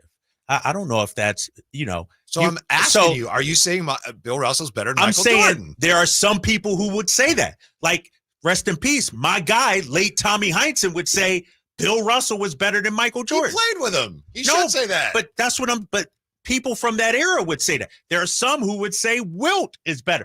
Why does, I used to say that. I used to say how long ago? Then when did you change? Well, Michael wasn't done yet when I said that originally. Well, I don't know. I just feel like Jordan is. They're all great. All those guys we're talking about are great. As we go on, people forget Jordan struggled too. Jordan lost as well. He wasn't perfect, and I feel like people think he's perfect, man. And I think he definitely wasn't perfect. You're right about that. And here's the thing, though, too, because. Why is Tom Brady considered the greatest football player or no? Greatest quarterback? Yeah. Greatest quarterback? Yeah. Why is that? Because he won more Super Bowls and he was at a very high level for a long, long time and even won a Super Bowl at the very end of his career. So that's what I'm saying. Why is Tom Brady viewed as the GOAT with more Super Bowl? Because the reason is he was great when he played. He won more Super Bowls than anybody. But Bill Russell can't be anointed that. Why is Wayne Gretzky considered the greatest? Because he was the best player. Bill Russell was not the best basketball player. He was a great player, but he just was not the best player ever. You play to win the games, though. Like is he the greatest winner of all time? Is that something he won different? The most rings. So I guess I'm out on Jordan being the GOAT. I look at. Sounds like you have him down the list of ways. Nah, he's Which probably is fair. He's number 2 to me. Probably. I'd probably throw Wilt, Kareem, and Bill Russell in that top 5, and Magic also, so top 6. What I'm saying though is, when it comes to LeBron James, LeBron's a better passer. LeBron is more versatile. Yeah. As quiet as it's kept, LeBron is a scorer too. People are saying LeBron's the perfect combination of scoring and assisting. And you look at the numbers, his numbers by far surpass Michael Jordan. By far surpass Michael Jordan. And his impact in terms of moving the league. Yeah. In terms of being a puppet master around the league. No, I get your point. That's my stuff. Yeah. That's my point. Yeah. LeBron got to, there's 2 ways you judge all-time greats. It's like peak value and career. Mm-hmm. And LeBron had both because he got to his peak that was as high as anybody, if not higher. And he stayed there for longer than anybody has ever stayed at that level. Mm-hmm. That's a fact. Right. That's a fact. You look it up. It's like, you can't argue that. Right. Everybody can say, no, I just think Jordan was better, whatever, but you can't deny LeBron got to his level as high as anybody, stayed there longer than anybody. Anybody, conceivably longer than anybody ever will, but we'll have to wait and find out. Let me ask you this, though, here. Somebody from the 801. You have to ask, when was basketball at its most competitive and who was the best player during that time? That should give you the answer. It's impossible to answer. You could say when Bill Russell and those guys played, there were only 16 teams or whatever, or 18, whatever. But that doesn't mean they were playing the game at as high of a level. I mean, it's a great point, but it's impossible to prove, I would say. Okay. All right. What do you think? No, don't you agree? But I would argue, too, can we say that basketball today is greater than basketball in the 60s? Just as I think it'll be 30 years from now, probably better than it is today. Because things evolve, right? Yeah. Exactly. And so if LeBron is the best player in the best era of basketball, why isn't he the best player? Well, I think a lot of people would say he is. Right. I'm with you on that. Okay. I'm with you. That's it's so like there will never be a right answer, though. There will never be 100%. Yup. Without a fact, this is correct, because a case could be made for LeBron. A case could be made for Jordan. Some old timers will say Wilt, Kobe, or you didn't see this guy play or whatever. And I just feel like look at this YouTube chat comment somebody made right here. Charms Mojo. He said Jordan was literally Jesus Christ with a basketball. What are we talking about, Jay? Yeah. You see what I'm saying? Like, well, you know what? Part of the, and this is something that I always argue about, Iverson, and you guys were adults while I was a child. One thing about Jordan is his success off the court, culture wise, has really pushed him to be like, the greatest. Right. And it's not only, you look around and you look at the grand scheme of things. This dude he was the brand. He was and I always liken it to, someone says Kleenex versus tissue. Yeah.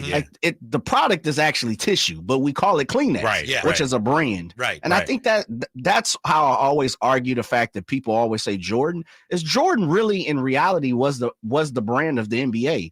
I always argue that, and you guys definitely could speak to this, without Bird and Magic, there's no Jordan. They changed the NBA to the point of, tape delayed basketball to live basketball to, like being a tradition. And Jordan, just as you talked about LeBron, Jordan took that and ran, but he was really like the first of the culture. And I think that's why people really give him so much of the love.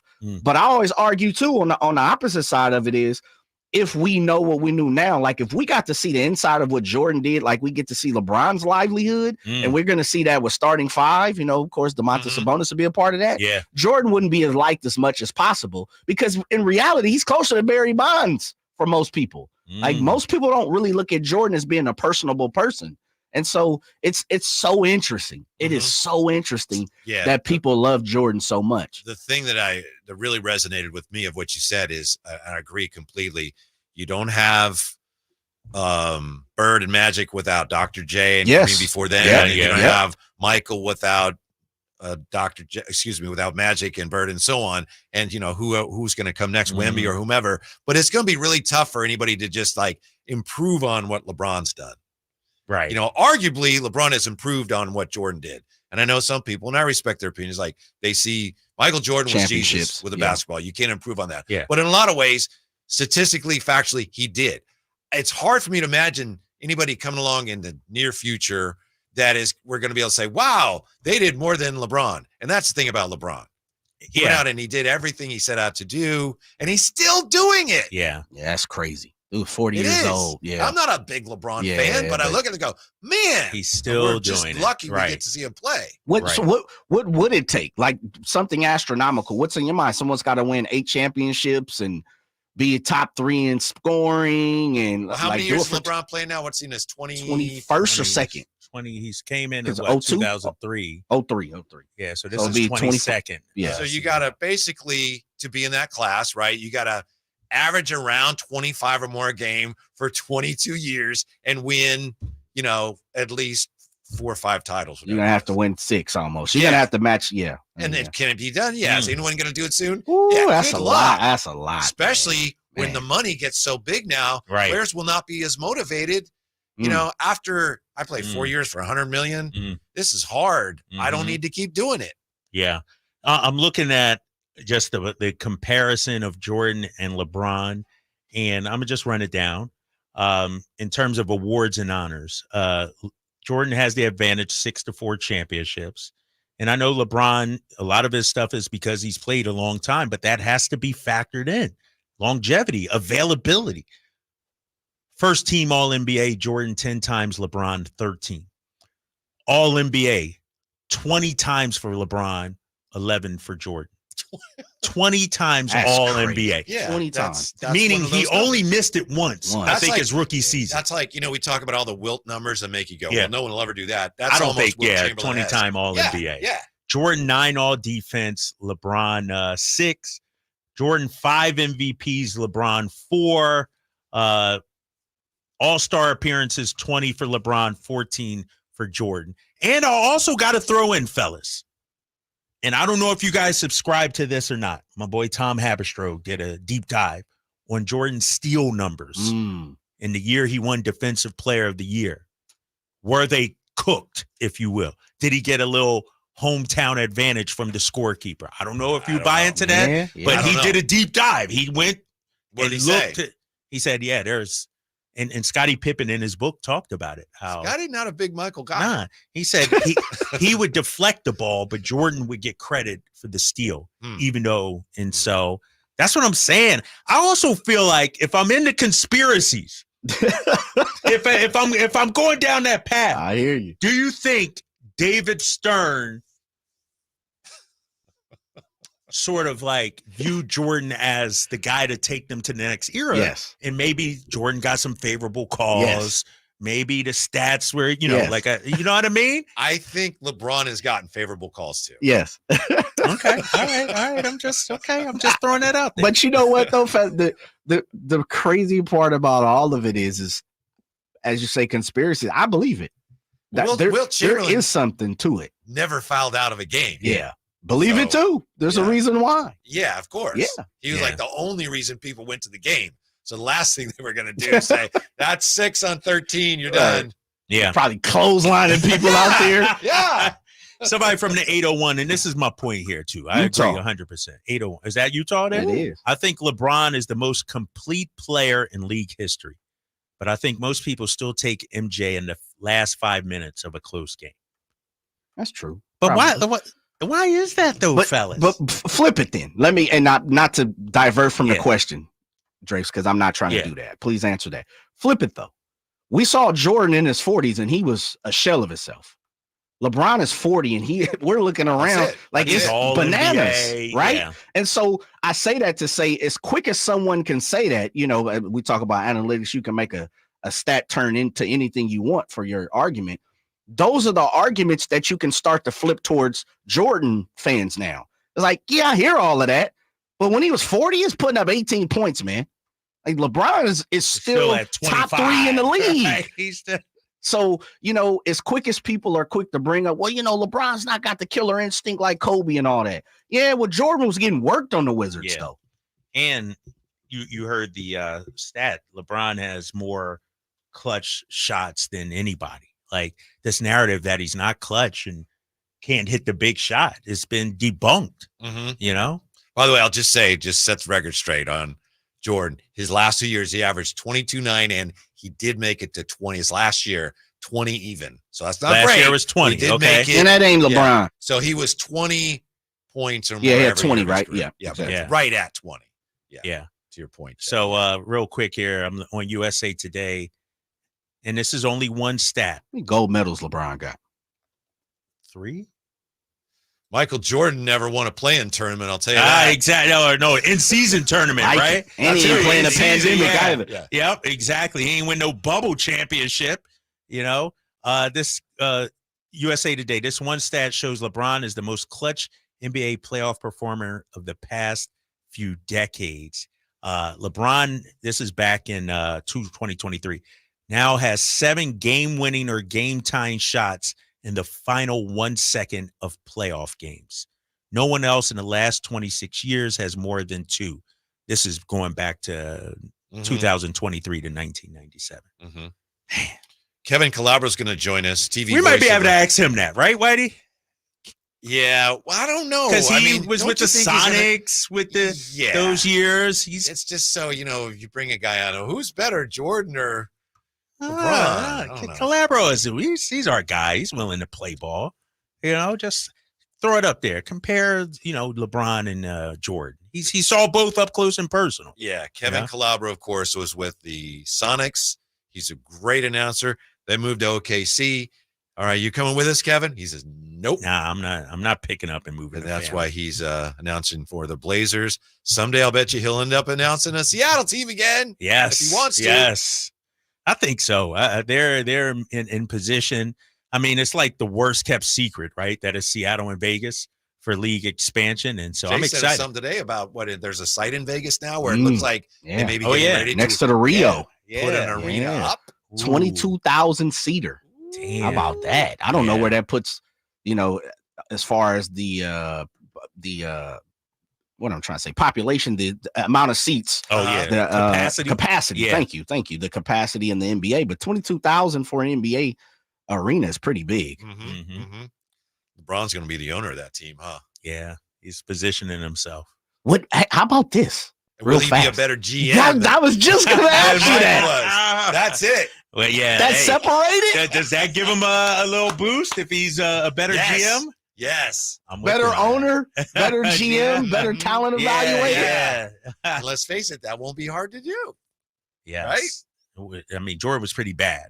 Yeah. That ownership was pretty bad. No doubt. All right, Kevin Calabro, voice of the Blazers. We'll take a look at the Blazers as our tour of the West continues on this wonderful Crazy Friday, Sacktown Sports. Don't let summer energy slip away. Live the active life you love year-round with a personally fit arch support system from the Good Feet store. Precision engineered to support all 4 arches. Good Feet puts your feet in a more ideal, comfortable, and pain-free position. And Good Feet arch supports are now HSA and FSA eligible. Book a free fitting at goodfeet.com or come in and get a free pair of OS First Performance socks. Free. Normally a $25 value at the Good Feet store. When shopping for a new car, what do you want? A great selection? A low monthly payment? More for your trade? At Northern California's #1 Honda dealer, Stockton Honda, you get it all. Model year-end savings are going on now. It's savings you just can't say no to. Come in today or go to StocktonHonda.com. Anytime, anywhere,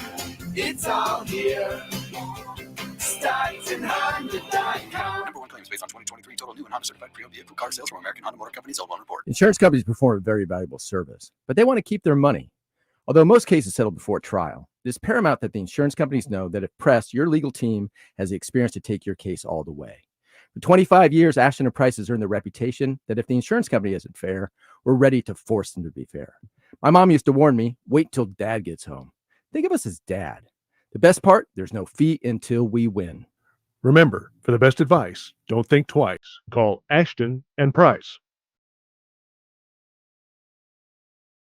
Tell me.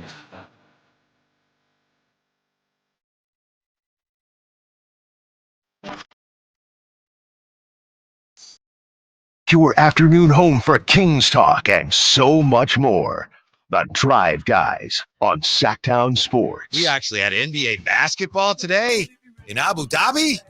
Russell Westbrook and the Denver Nuggets coming up short against your face it, Drapes, your beloved Boston Celtics. My former team. Still your beloved Celtics. They're my guys, but, I'm not rooting for the organization. How about that? Yeah. All right. We're previewing the Western Conference here. Yesterday, we touched on the Houston Rockets with Ryan Hollins. That's a team to be wary of, isn't it? I think so. They got some good young pieces. I like their drafts over the last few years. They got a budding star in Şengün and a good coach in Ime Udoka. I think they're on the come up. Mm-hmm. We're joined here by basketball royalty, I believe. Oh, still trying to get him on. Still efforting. Kevin Calabro. Didn't he join us when the Blazers were in town? Yeah, he came by, where we were at, our location. And this guy's been around basketball forever. The voice of the Sonics way back in the day during their heyday with Kemp. Nick Collision. And, Gary Payton and Nick Collision. Yeah. Nick Collison. Yeah. Yeah. All right, go ahead. Kevin Calabro's there. Yeah, the great Kevin Calabro. Nice enough to join us. How are you today, Kev? I'm doing great, fellas. Thanks for having me today. Well, we really appreciate your time, especially on a Friday. Just getting a little tour of the conference, such as it is. How happy were the Blazers to land Klingon in the draft, Kevin? Well, they badly need some rim protection. There's no doubt about that. And they need somebody that can potentially anchor the middle and spell DeAndre Ayton, who's, as we know, is a terrific offensive weapon and good rebounder. He averaged 11 rebounds a game last year, but is not a shot blocker and not a guy that protects the rim. So it was great to get Klingon with his mass at 7'2", 290 pounds, 20 years old. Coming off a couple of championships at Connecticut, so he has that winning pedigree. And if you followed him at college, you know that he's a guy that can move pretty well at 7'2", and has a real knack for where to go and where to be on the floor and good anticipation. That's what we've seen so far in 4 days of practice. People want to compare him to big guys. Today I heard an interesting comparison, Brook Lopez. So, as you know, if you follow Brook's career, he didn't really start shooting the threes till about, I think, the 6th or 7th year in the NBA, and has always been a terrific defender, but then added that aspect of the three-pointer with it. And, they hope eventually Klingon can space the floor a little bit and shoot the three. But, for now, he's a guy that I would project is going to, get 20 minutes a night, back up DeAndre Ayton, and that should be a pretty solid combination. And you add Dwap Reef, who's a pretty good three-point shooter as well. He killed the Kings last year, Kevin. Yeah. He came out of nowhere and killed the Kings. Yeah, I can play some 5. He plays some 4, and he's had a very good camp as well, pushing DeAndre Ayton in camp over the last 5 days. So it's that position I think is pretty solid. And then you have Robert Williams, who unfortunately today they announced that he's going to be out a couple of days with a strained hamstring. But the good news is that it doesn't involve the knees, where he's had multiple surgeries on the left knee and then had surgery on it last year, and they had to shut him down after he only played 6 games for the Blazers. So that I think is the upside. They can rest him while the reps go to Klingon, obviously DA and Dwap Reef at the 5. Kevin Calabro joining us here. Kevin, it's Kyle Draper, man. Thanks for jumping on. Hey, Kyle. Hey, man. I'm looking at your roster, and I see some talent there. You mentioned Ayton. You mentioned Klingon, Shaden Sharp, Simons. You got some players there. What's the key to this season? Is it just more seasoning for the young guys? What do you see? Yeah, Kyle, we're in that rebuilding phase where after 8 consecutive years of the playoffs, they got to the conference finals once, and that was against the Warriors in 18-19, and they really were not competitive. And the determination, I think, was made after the injury to Damian Lillard. C.J. McCollum got hurt. 3 years ago. They won 27 games. I think the writing was on the wall that group had gone about as far as they could go. I traded CJ, and then a year later they win 33 games. Lillard gets hurt, and they picked Shaedon Sharpe with the 7th pick in the draft when they won the 33 games. And then last year they win the 21 games. That's, of course, after they traded Damian Lillard a week before camp began in that multiplayer deal. And they traded Yusuf Nurkic, their big man, as well. And that's when they got DeAndre Ayton. They got a fellow by the name of Toumani Camara, 6'8", very athletic, terrific player with a defensive tenacity and intensity, and is starting to develop a three-point shot. He's had a very good camp as well. So that was a very good pickup for the Blazers. And, in addition, they got Drew Holiday, some first-round draft choices and capital in that. And then they flipped Holiday to Boston to get Robert Williams and Malcolm Brogdon, a couple of firsts.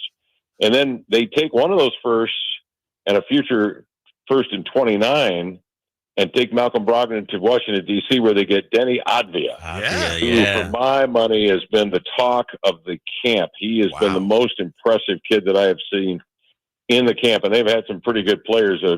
Anthony Simons has had a good camp.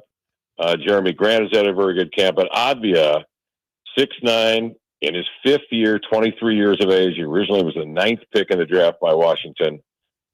This is a guy last year who was getting close to 15 a game, 7 boards, nearly 4 assists. He ranks 3rd in defensive rebounds per 36 minutes, behind a couple of centers, and shot 37% from 3 last year on 3 attempts. And he's a guy that is durable. Looking at his numbers, 82, 76, 75 games the last 3 years. They are very high on Advia. He's a terrific playmaker, and it's already apparent that he meshes extremely well with the likes of Anthony Simons, who's an extraordinary three-point shooter, Jeremy Grant, and Scoot Henderson. He's going to be a starter. There's no question about that. But he's a guy who's very versatile. He can play the small. He has defended big forwards, and he can also play the 2-guard and handle the ball up top. So he to me, was the biggest acquisition that the Blazers made, and the only trade that they made in the offseason, with possibly more to come, who knows. But for the time being, with Advia, they're an interesting mix. It's an interesting roster.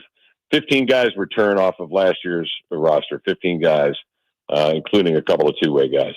Yeah, we're catching up with Kevin Calabro, voice of the Blazers. In a perfect world, Kevin, what kind of progress would the Blazers love to see from Scoot Henderson this year? Well, let's limit the turnovers. 4 turnovers a game last year. He came on strong late in the season. Over the last 20 or so ball games, he averaged 16 points and 7 assists. But look, he was 19 years of age, playing point, coming in, following an iconic future Hall of Fame player in Damian Lillard. There was a lot of pressure on the young fella, and it showed some nights. He needs to develop the three-point shot. That has got to be strengthened in his game. His superpower, as Chauncey Billups would say, is taking it strong to the rim and finishing above the rim. We didn't see a lot of that last year, but the emphasis was going to be offensively attacking the rack. In order to do that, you have to be able to shoot the three. So guys respect you. They're not dropping down under the screen, allowing you carte blanche outside the three-point arc as he had last year, but was unable to be effective out there because he just wasn't shooting it well. So that's got to be an improvement now as he's 20 years of age. He comes into camp. There's a very good chance that he won't be starting. It'll be coming off the bench, and then Anthony Simons will be starting at the point with Shaedon Sharpe at the 2. Sharpe has had some injury issues in camp. He nicked a shoulder a couple of nights ago, and he's not worked out the last couple of nights. So still waiting to see how Scoot Henderson, Shaedon Sharpe, the youthful 2 that the Blazers have, will complement one another, because they just didn't get enough data last year because the 2 guys were hurt last year. Sharpe played less than 40 games last year because of injury, and Scoot had an a rash of injuries as well, and about a month into the season last year that sidelined him for a number of games. Kevin, you brought up Scoot, and I remember a game against the Kings. He showed me an awful lot. Like, what did you see from Scoot, and did you see what the organization believed in him and how much promise he has in certain spurts last year? Well, he's just a powerful player. He's a lot like Dame. He's just a powerfully built guy. He's taller. He's 6'3", huge hands, He's got a good countenance about him, real nice presence when he's out on the floor. He needs, I think, to just get more seasoning in order to become more of a floor general. He's a pass-first kind of guy, but I could see this just unbelievable athleticism. That's definitely what the Blazer brass were seeing. And they believe that given the right coaching and instruction, and again, a lot of time and reps, he could become a really fine point guard. So, look, the jury's still out. I don't think you can make any determination or judgment on his game after 1 year. I think there's a whole lot of upside there to what he can potentially be. I think it would probably benefit him, though, to have that pressure released and have maybe come off the bench, start the game, being able to see the game, get a sense for where the game is going. And then obviously playing against second-string guys and going at people in that way could possibly help him, ignite those talents. All right, Kevin, how do you think DeMar DeRozan is going to fit in with this Sacramento team? We're very excited around here. Should we be? Well, he's just a consummate pro. He's a bucket getter. He's a terrific court presence and leader. There's no doubt about that. He gives you an honest effort on the defensive end. Now, he doesn't shoot threes. We all know that. But he can, like I say, he can go spot up anywhere inside that three-point arc and be effective, and a terrific post-up guy. But I'm anxious to see those, when he's going to work and doing his stuff in the paint, how does that affect Sabonis? That I think. And, look, I love Harrison Barnes' game, too. I got to be honest with you. I think losing Harrison Barnes and Barnes moving on, I think is something I'd be a little concerned about. But we'll see. DeRozan is, like I say, consummate pro and a bucket getter. You want a tough bucket. You want a clutch. He's one of the better clutch players in the league. Yeah. So last 5 minutes, he's a definite go-to guy and very dependable. Kevin, how do you stack up the Western Conference? A lot of people are saying it's going to be a dogfight. It's going to be brutal. But I feel like a lot of teams have some question marks as well. What do you see in the West overall? Well, it's the Oklahoma City with Hartenstein and Caruso going over there. Two elements that they badly needed. They needed rebounding, and they needed another long defender, and they get it in Caruso, and they get a guy that can crash, and Hartenstein takes the pressure off of Chet Holmgren to carry that load. I see where Jalen Williams is, the Jalen Williams with an I, Jaylin, the backup third-string center, is out for, I don't know, a period of time, 2-3 weeks with a hamstring. But look, you've got Shai Gilgeous-Alexander leading the way. Caruso alongside with Giddey going on to Chicago. You just get more consistency there. A tremendous defender in Caruso. I just think Oklahoma City is going to be the team to beat, with all due respect to the Dallas Mavericks. But Oklahoma City is just sitting there with a lot of draft capital as well, under the cap, and Sam Presti pushing the buttons. They still have the ability to make a move before the deadline if they need, once they evaluate their squad. I think they're the team to beat this year in the West without question. And that means even the Denver Nuggets, who've got 4 or 5 guys that can kill you, but Jamal Murray's got to prove that he can shoot the ball and stay healthy. Yeah. I think that's the biggest concern that they're going to have. And then, their depth. They're going to be counting on Julian Strother, who's going to be a second-year guy coming into the league. He had a very good year last year. Christian Brown, who's coming into his 3rd year in the league. I think he's going to definitely be a nice player, but he needs to prove that. And then Peyton Watson, who's another young guy. I think he's 2nd or 3rd year coming out of UCLA. He's been on the bench, and he's been a nice role guy for Denver. But those guys have really got to step up and replace the impact that Bruce Brown had a year ago, and then certainly losing KCP. Exactly, and going over to Orlando. That was a big pickup for Orlando to get that guy. Holy smokes. So, yeah. That's what they need, is just another nice defender on that ball. Right. Yeah. Kevin Calabro. Kevin, like we said, we appreciate your time, especially on a Friday. We appreciate it, and I know you guys will be here soon, so we'll see you soon, Kevin. Thanks again, and have a great weekend. Thanks, fellas. Great talking hoops. All right, Kevin. Yeah. When we come back, now we got to decide here. We got a tough decision to make here. We doing our picks, or we doing our way back quiz? We're going picks. All right, picks. Punishing Pigskin Picks. Yeah, coming up next, let's do it. As we wrap it up on Sacktown Sports. Order for Jennifer Hello, C. Sacramento. I'm Emran Pilati, owner of True Sports Cards and Collectible Store here in Rockland, California, and the host of the True Sports Cards Show that airs right here on Sacktown Sports 1140 every Saturday from 10 to 11 a.m., where we discuss the latest trends, hottest products, and deliver exclusive interviews with other industry leaders. And don't forget to visit our shop, True Sports Cards, at 6661 Stanford Ranch Road in Rockland and see what we have for all your sports card and memorabilia needs. Order for Jennifer C. Is this my double shot, double cream, double froth, double pump, double hot, double whip, double sleeve?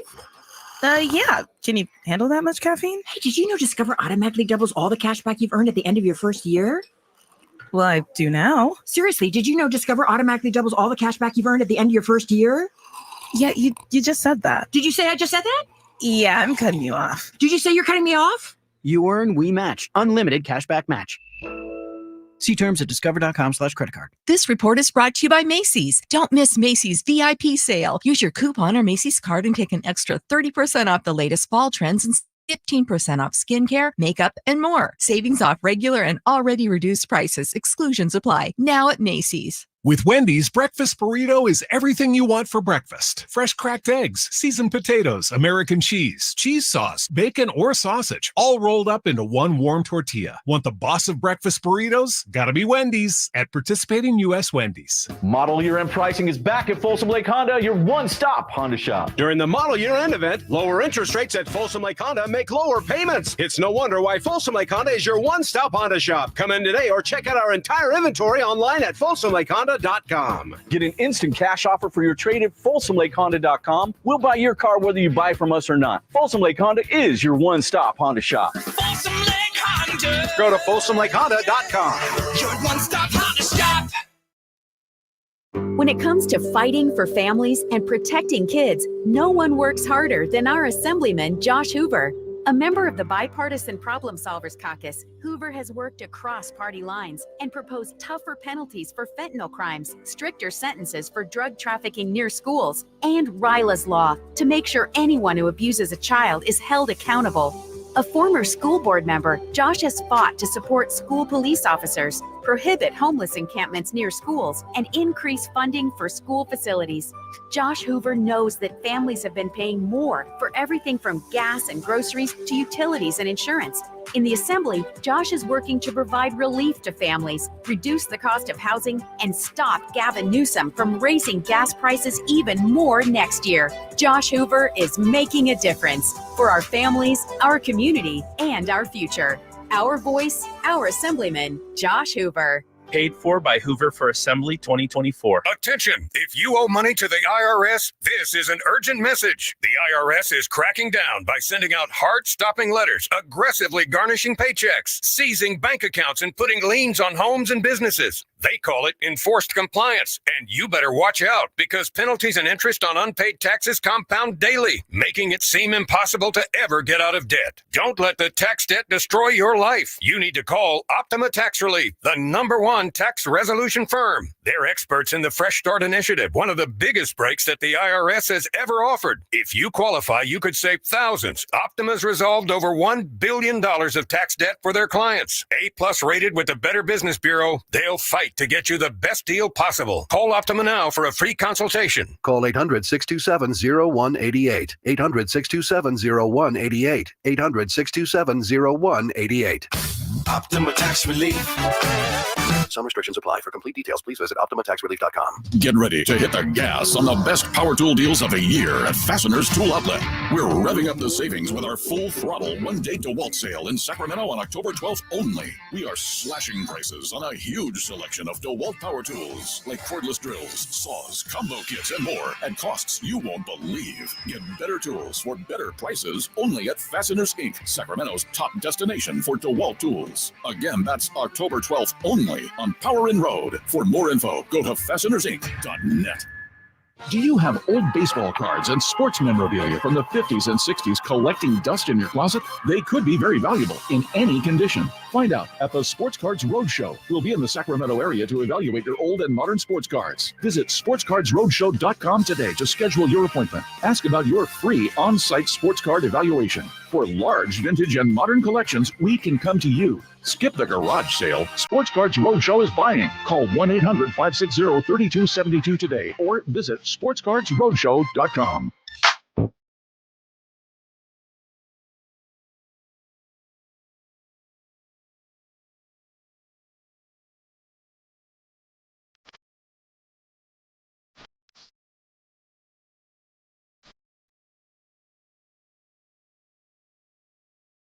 Your afternoon home for Kings talk and so much more. The Drive Guys on Sacktown Sports. Seeing a Football Friday, we got to wrap things up with our punishing pigskin picks, and I'm just going to turn it right over to Jay because A, he always does this, and B, he's the only one that predicted Atlanta last night. Unbelievable. He barely scraped by, but he got it done once again. Unbelievable. Congratulations, Jay. I hate football. I appreciate it. I'm going to reshuffle real more time so we have the latest up-to-date numbers. We're going to do this pretty quick and fast here, fellas. Yep. We start with 6:30 time slot tomorrow. Oh, yeah, the early game. Yes, sir. Sunday, we got the Jets and the Vikings. The Vikings are, as they should be, 2.5 favorites right now. The Jets are road dogs, I guess, if that's what you want to call them. Drapes, will kick it over to you. Who do you have, the Vikings or the Jets? 2.5. Give me Vikings. I like the Vikings this week. Jets are in the dumpster fire right now. Yeah, give me the Vikings and Jay. I don't know if you have the hardware over there. Lock it down. Oh, that's the lock it down. This dude's trying to make up for last week, Jay. I like it. I like it. That's a lock? Yeah, I got the Vikings as well. I'll make sure I put that down as your lock. I like where you're going right there. We move on to the 10 a.m. slot. The Panthers at the Bears. Two terrible teams, even though the Bears have got some wins on the board. Of course, Panthers have one right now. The Bears, who beat the Rams, are a 4-point favorite. Whitey, who do you have? 4 now, huh? Panthers have the worst defense in the league, and they lost Shaq Thompson, so Chicago Bears. Yeah, Bears, too. I'm going Bears. Man, that 4 scares me, but I'll take the Bears as well. We move on to the next game. That will be the Ravens. It's an AFC North battle. It will be Baltimore invading Cincinnati to take on your guys' guy, Joe Burrow. Right now, the Ravens are road favorites. They're giving up 2.5. Ooh, division road favorite? I'm going to take the Ravens. They're rocking and rolling right now. Ooh. Playing well. Give me the Ravens. By the way, Devontae Adams today on Twitter posted a picture of Edgar Allan Poe. Yeah. Quote, the Raven, nevermore. That's why they're the Ravens. Yeah, I've gone back and forth on this. I want to pick Cincinnati, but I don't have the guts. I'm going to Baltimore. Well, I do have the guts. And as much as I don't like Joe Burrow, I do think if the Bengals are almost playing for the seasons, fellas. Yeah, that's true. So I'm going to take Joe Burrow, and hopefully I'm wrong about Joe Burrow in this game. I'll take the Bengals at home, getting a 2.5. You like that home dog? Yeah, I do. We'll move on to the Bills and the Texans. Pretty much a pick 'em game. I don't know why the Texans are favored, but they are. They're giving up 1. Whitey, who do you have, Bills or the Texans? I got the Houston Texans. No Von Miller for Buffalo. Oh, Bills. This is in Houston. 1 point, so basically an outright. You know, I'm gonna go Texans. Also, I'm a Buffalo guy. I'm a fan of theirs. I believe in them, but I'm gonna go Texans at home. And as much as I want to go Texans, again, I'm gonna say it. I'll take the Texans. Before you leave that game. Upset pick of the week. Woo! You going with the Bills? Wait, the Bills are giving one. Yeah, I mean getting one. Yeah, so that wouldn't be an upset. Oh, I'm sorry. Yeah. Bills wrong. Texans are favorite. Yeah. I'll walk that one back. Yeah, don't worry. Lock them in, though. He said it. We got you. We stay in the 10 o'clock time period. We have Joe Flacco-led Colts. That look like Anthony Richards going to play. From everything I've read, they're taking on the lowly Jacksonville Jaguars. The Jags are actually favorites. What? They're favorites, Whitey. I believe we start with you on this one, right? No, excuse me, Drapes. We start with you on this one. The Jaguars giving up 3. Giving up 3. Give me the Colts. Upset special, baby. Wow. Cha-ching. Ooh. You can give me the Jags all day. What? Yeah. Jonathan Taylor's hurt. Joe Flacco. Jags are back. Saxonville, baby. Saxonville. I don't know if they're back, but I'll take the Jags with you, Whitey. I don't believe in Joe Flacco, even though he still can sling it, as we saw last week. year. You're right. He has. I guess he's going to have to prove me wrong one more time. The Dolphins. We shoot over to the AFC East. This game is you pick them how you want to. Game. The Dolphins are road favorites. It's pretty much a pick 'em game. They're giving up one. The Patriots are a home dog. They're getting one. Whitey, are you taking the Dolphins and or the Patriots? Should you watch this game if you have a chance? Negative. No. You got to go the home dog, New England. Oh, he's going New England, huh? I'm going Miami. New England got some issues. Gerard Mayo being questioned. I don't know if you guys saw the report. They had a podcast, and the team reporter said it's teetering on disaster, basically, and they pulled the podcast out there in New England, and so they're struggling right now. I'm going to take the easy upset of the week. The Patriots win at home as a home dog. I think that's your upset. Yeah, that's my upset. I mean, who knows? But I'm taking Jabril Peppers just because I like him on the defensive side. We stay in the 10 o'clock time zone. You took Miami in that game? Yeah, he took the Dolphins. Yes. Oh, you keeping receipts? We have the Washington Commanders. Yeah. Everybody's favorite at this point. Yeah. They're giving up 3.5 against the Browns. 3.5 against the Browns. Whitey, who do you have? I got Washington. Cleveland, by the way, the only team without a 300-yard game on offense in the whole league. Yeah. Haven't scored 20 points yet. Yeah. Washington.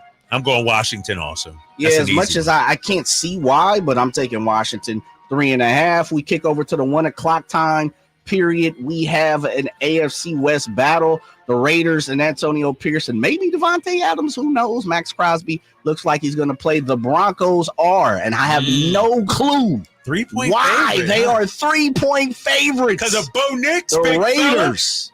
I'll go first here. Give me the Raiders to cover the 3.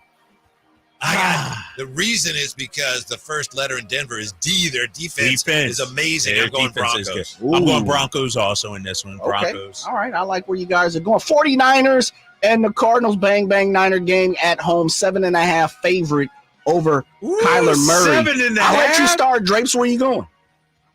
I'm going Arizona. I'm going Arizona. That 7.5 is a lot. I got a 34-28 game. Give me the 49ers. You can have your 7.5. Homer pick. Arizona is trash, and their offense is. What did Bob say about their offense? They stink. They stink right now. Yeah. 49ers. I'm going Arizona. Yeah, I'll take the 49ers. Easy pick Of for course me. you would. The LA Rams take on the Packers. The Rams are a home underdog. They're getting 3. Packers on the road. Jordan Love playing. They're giving 3. Whitey, you got the Packers or the Rams? Green Bay. And this one's an easy one for me. They're going to run roughshod over the Rams. No, I'm going to go Rams. Because they're getting 3, right? They are. Yeah. And they're at home. Give me the Rams this week. Yeah, I'm with you, Drapes, on that. Anytime the Packers come to LA, come to the West Coast, I'm always a little, I don't know how that's going to go. I'll take the Rams 3 at the house. Seahawks and Giants. Oh, why is this number so big? 7. Seahawks are a home favorite by 7.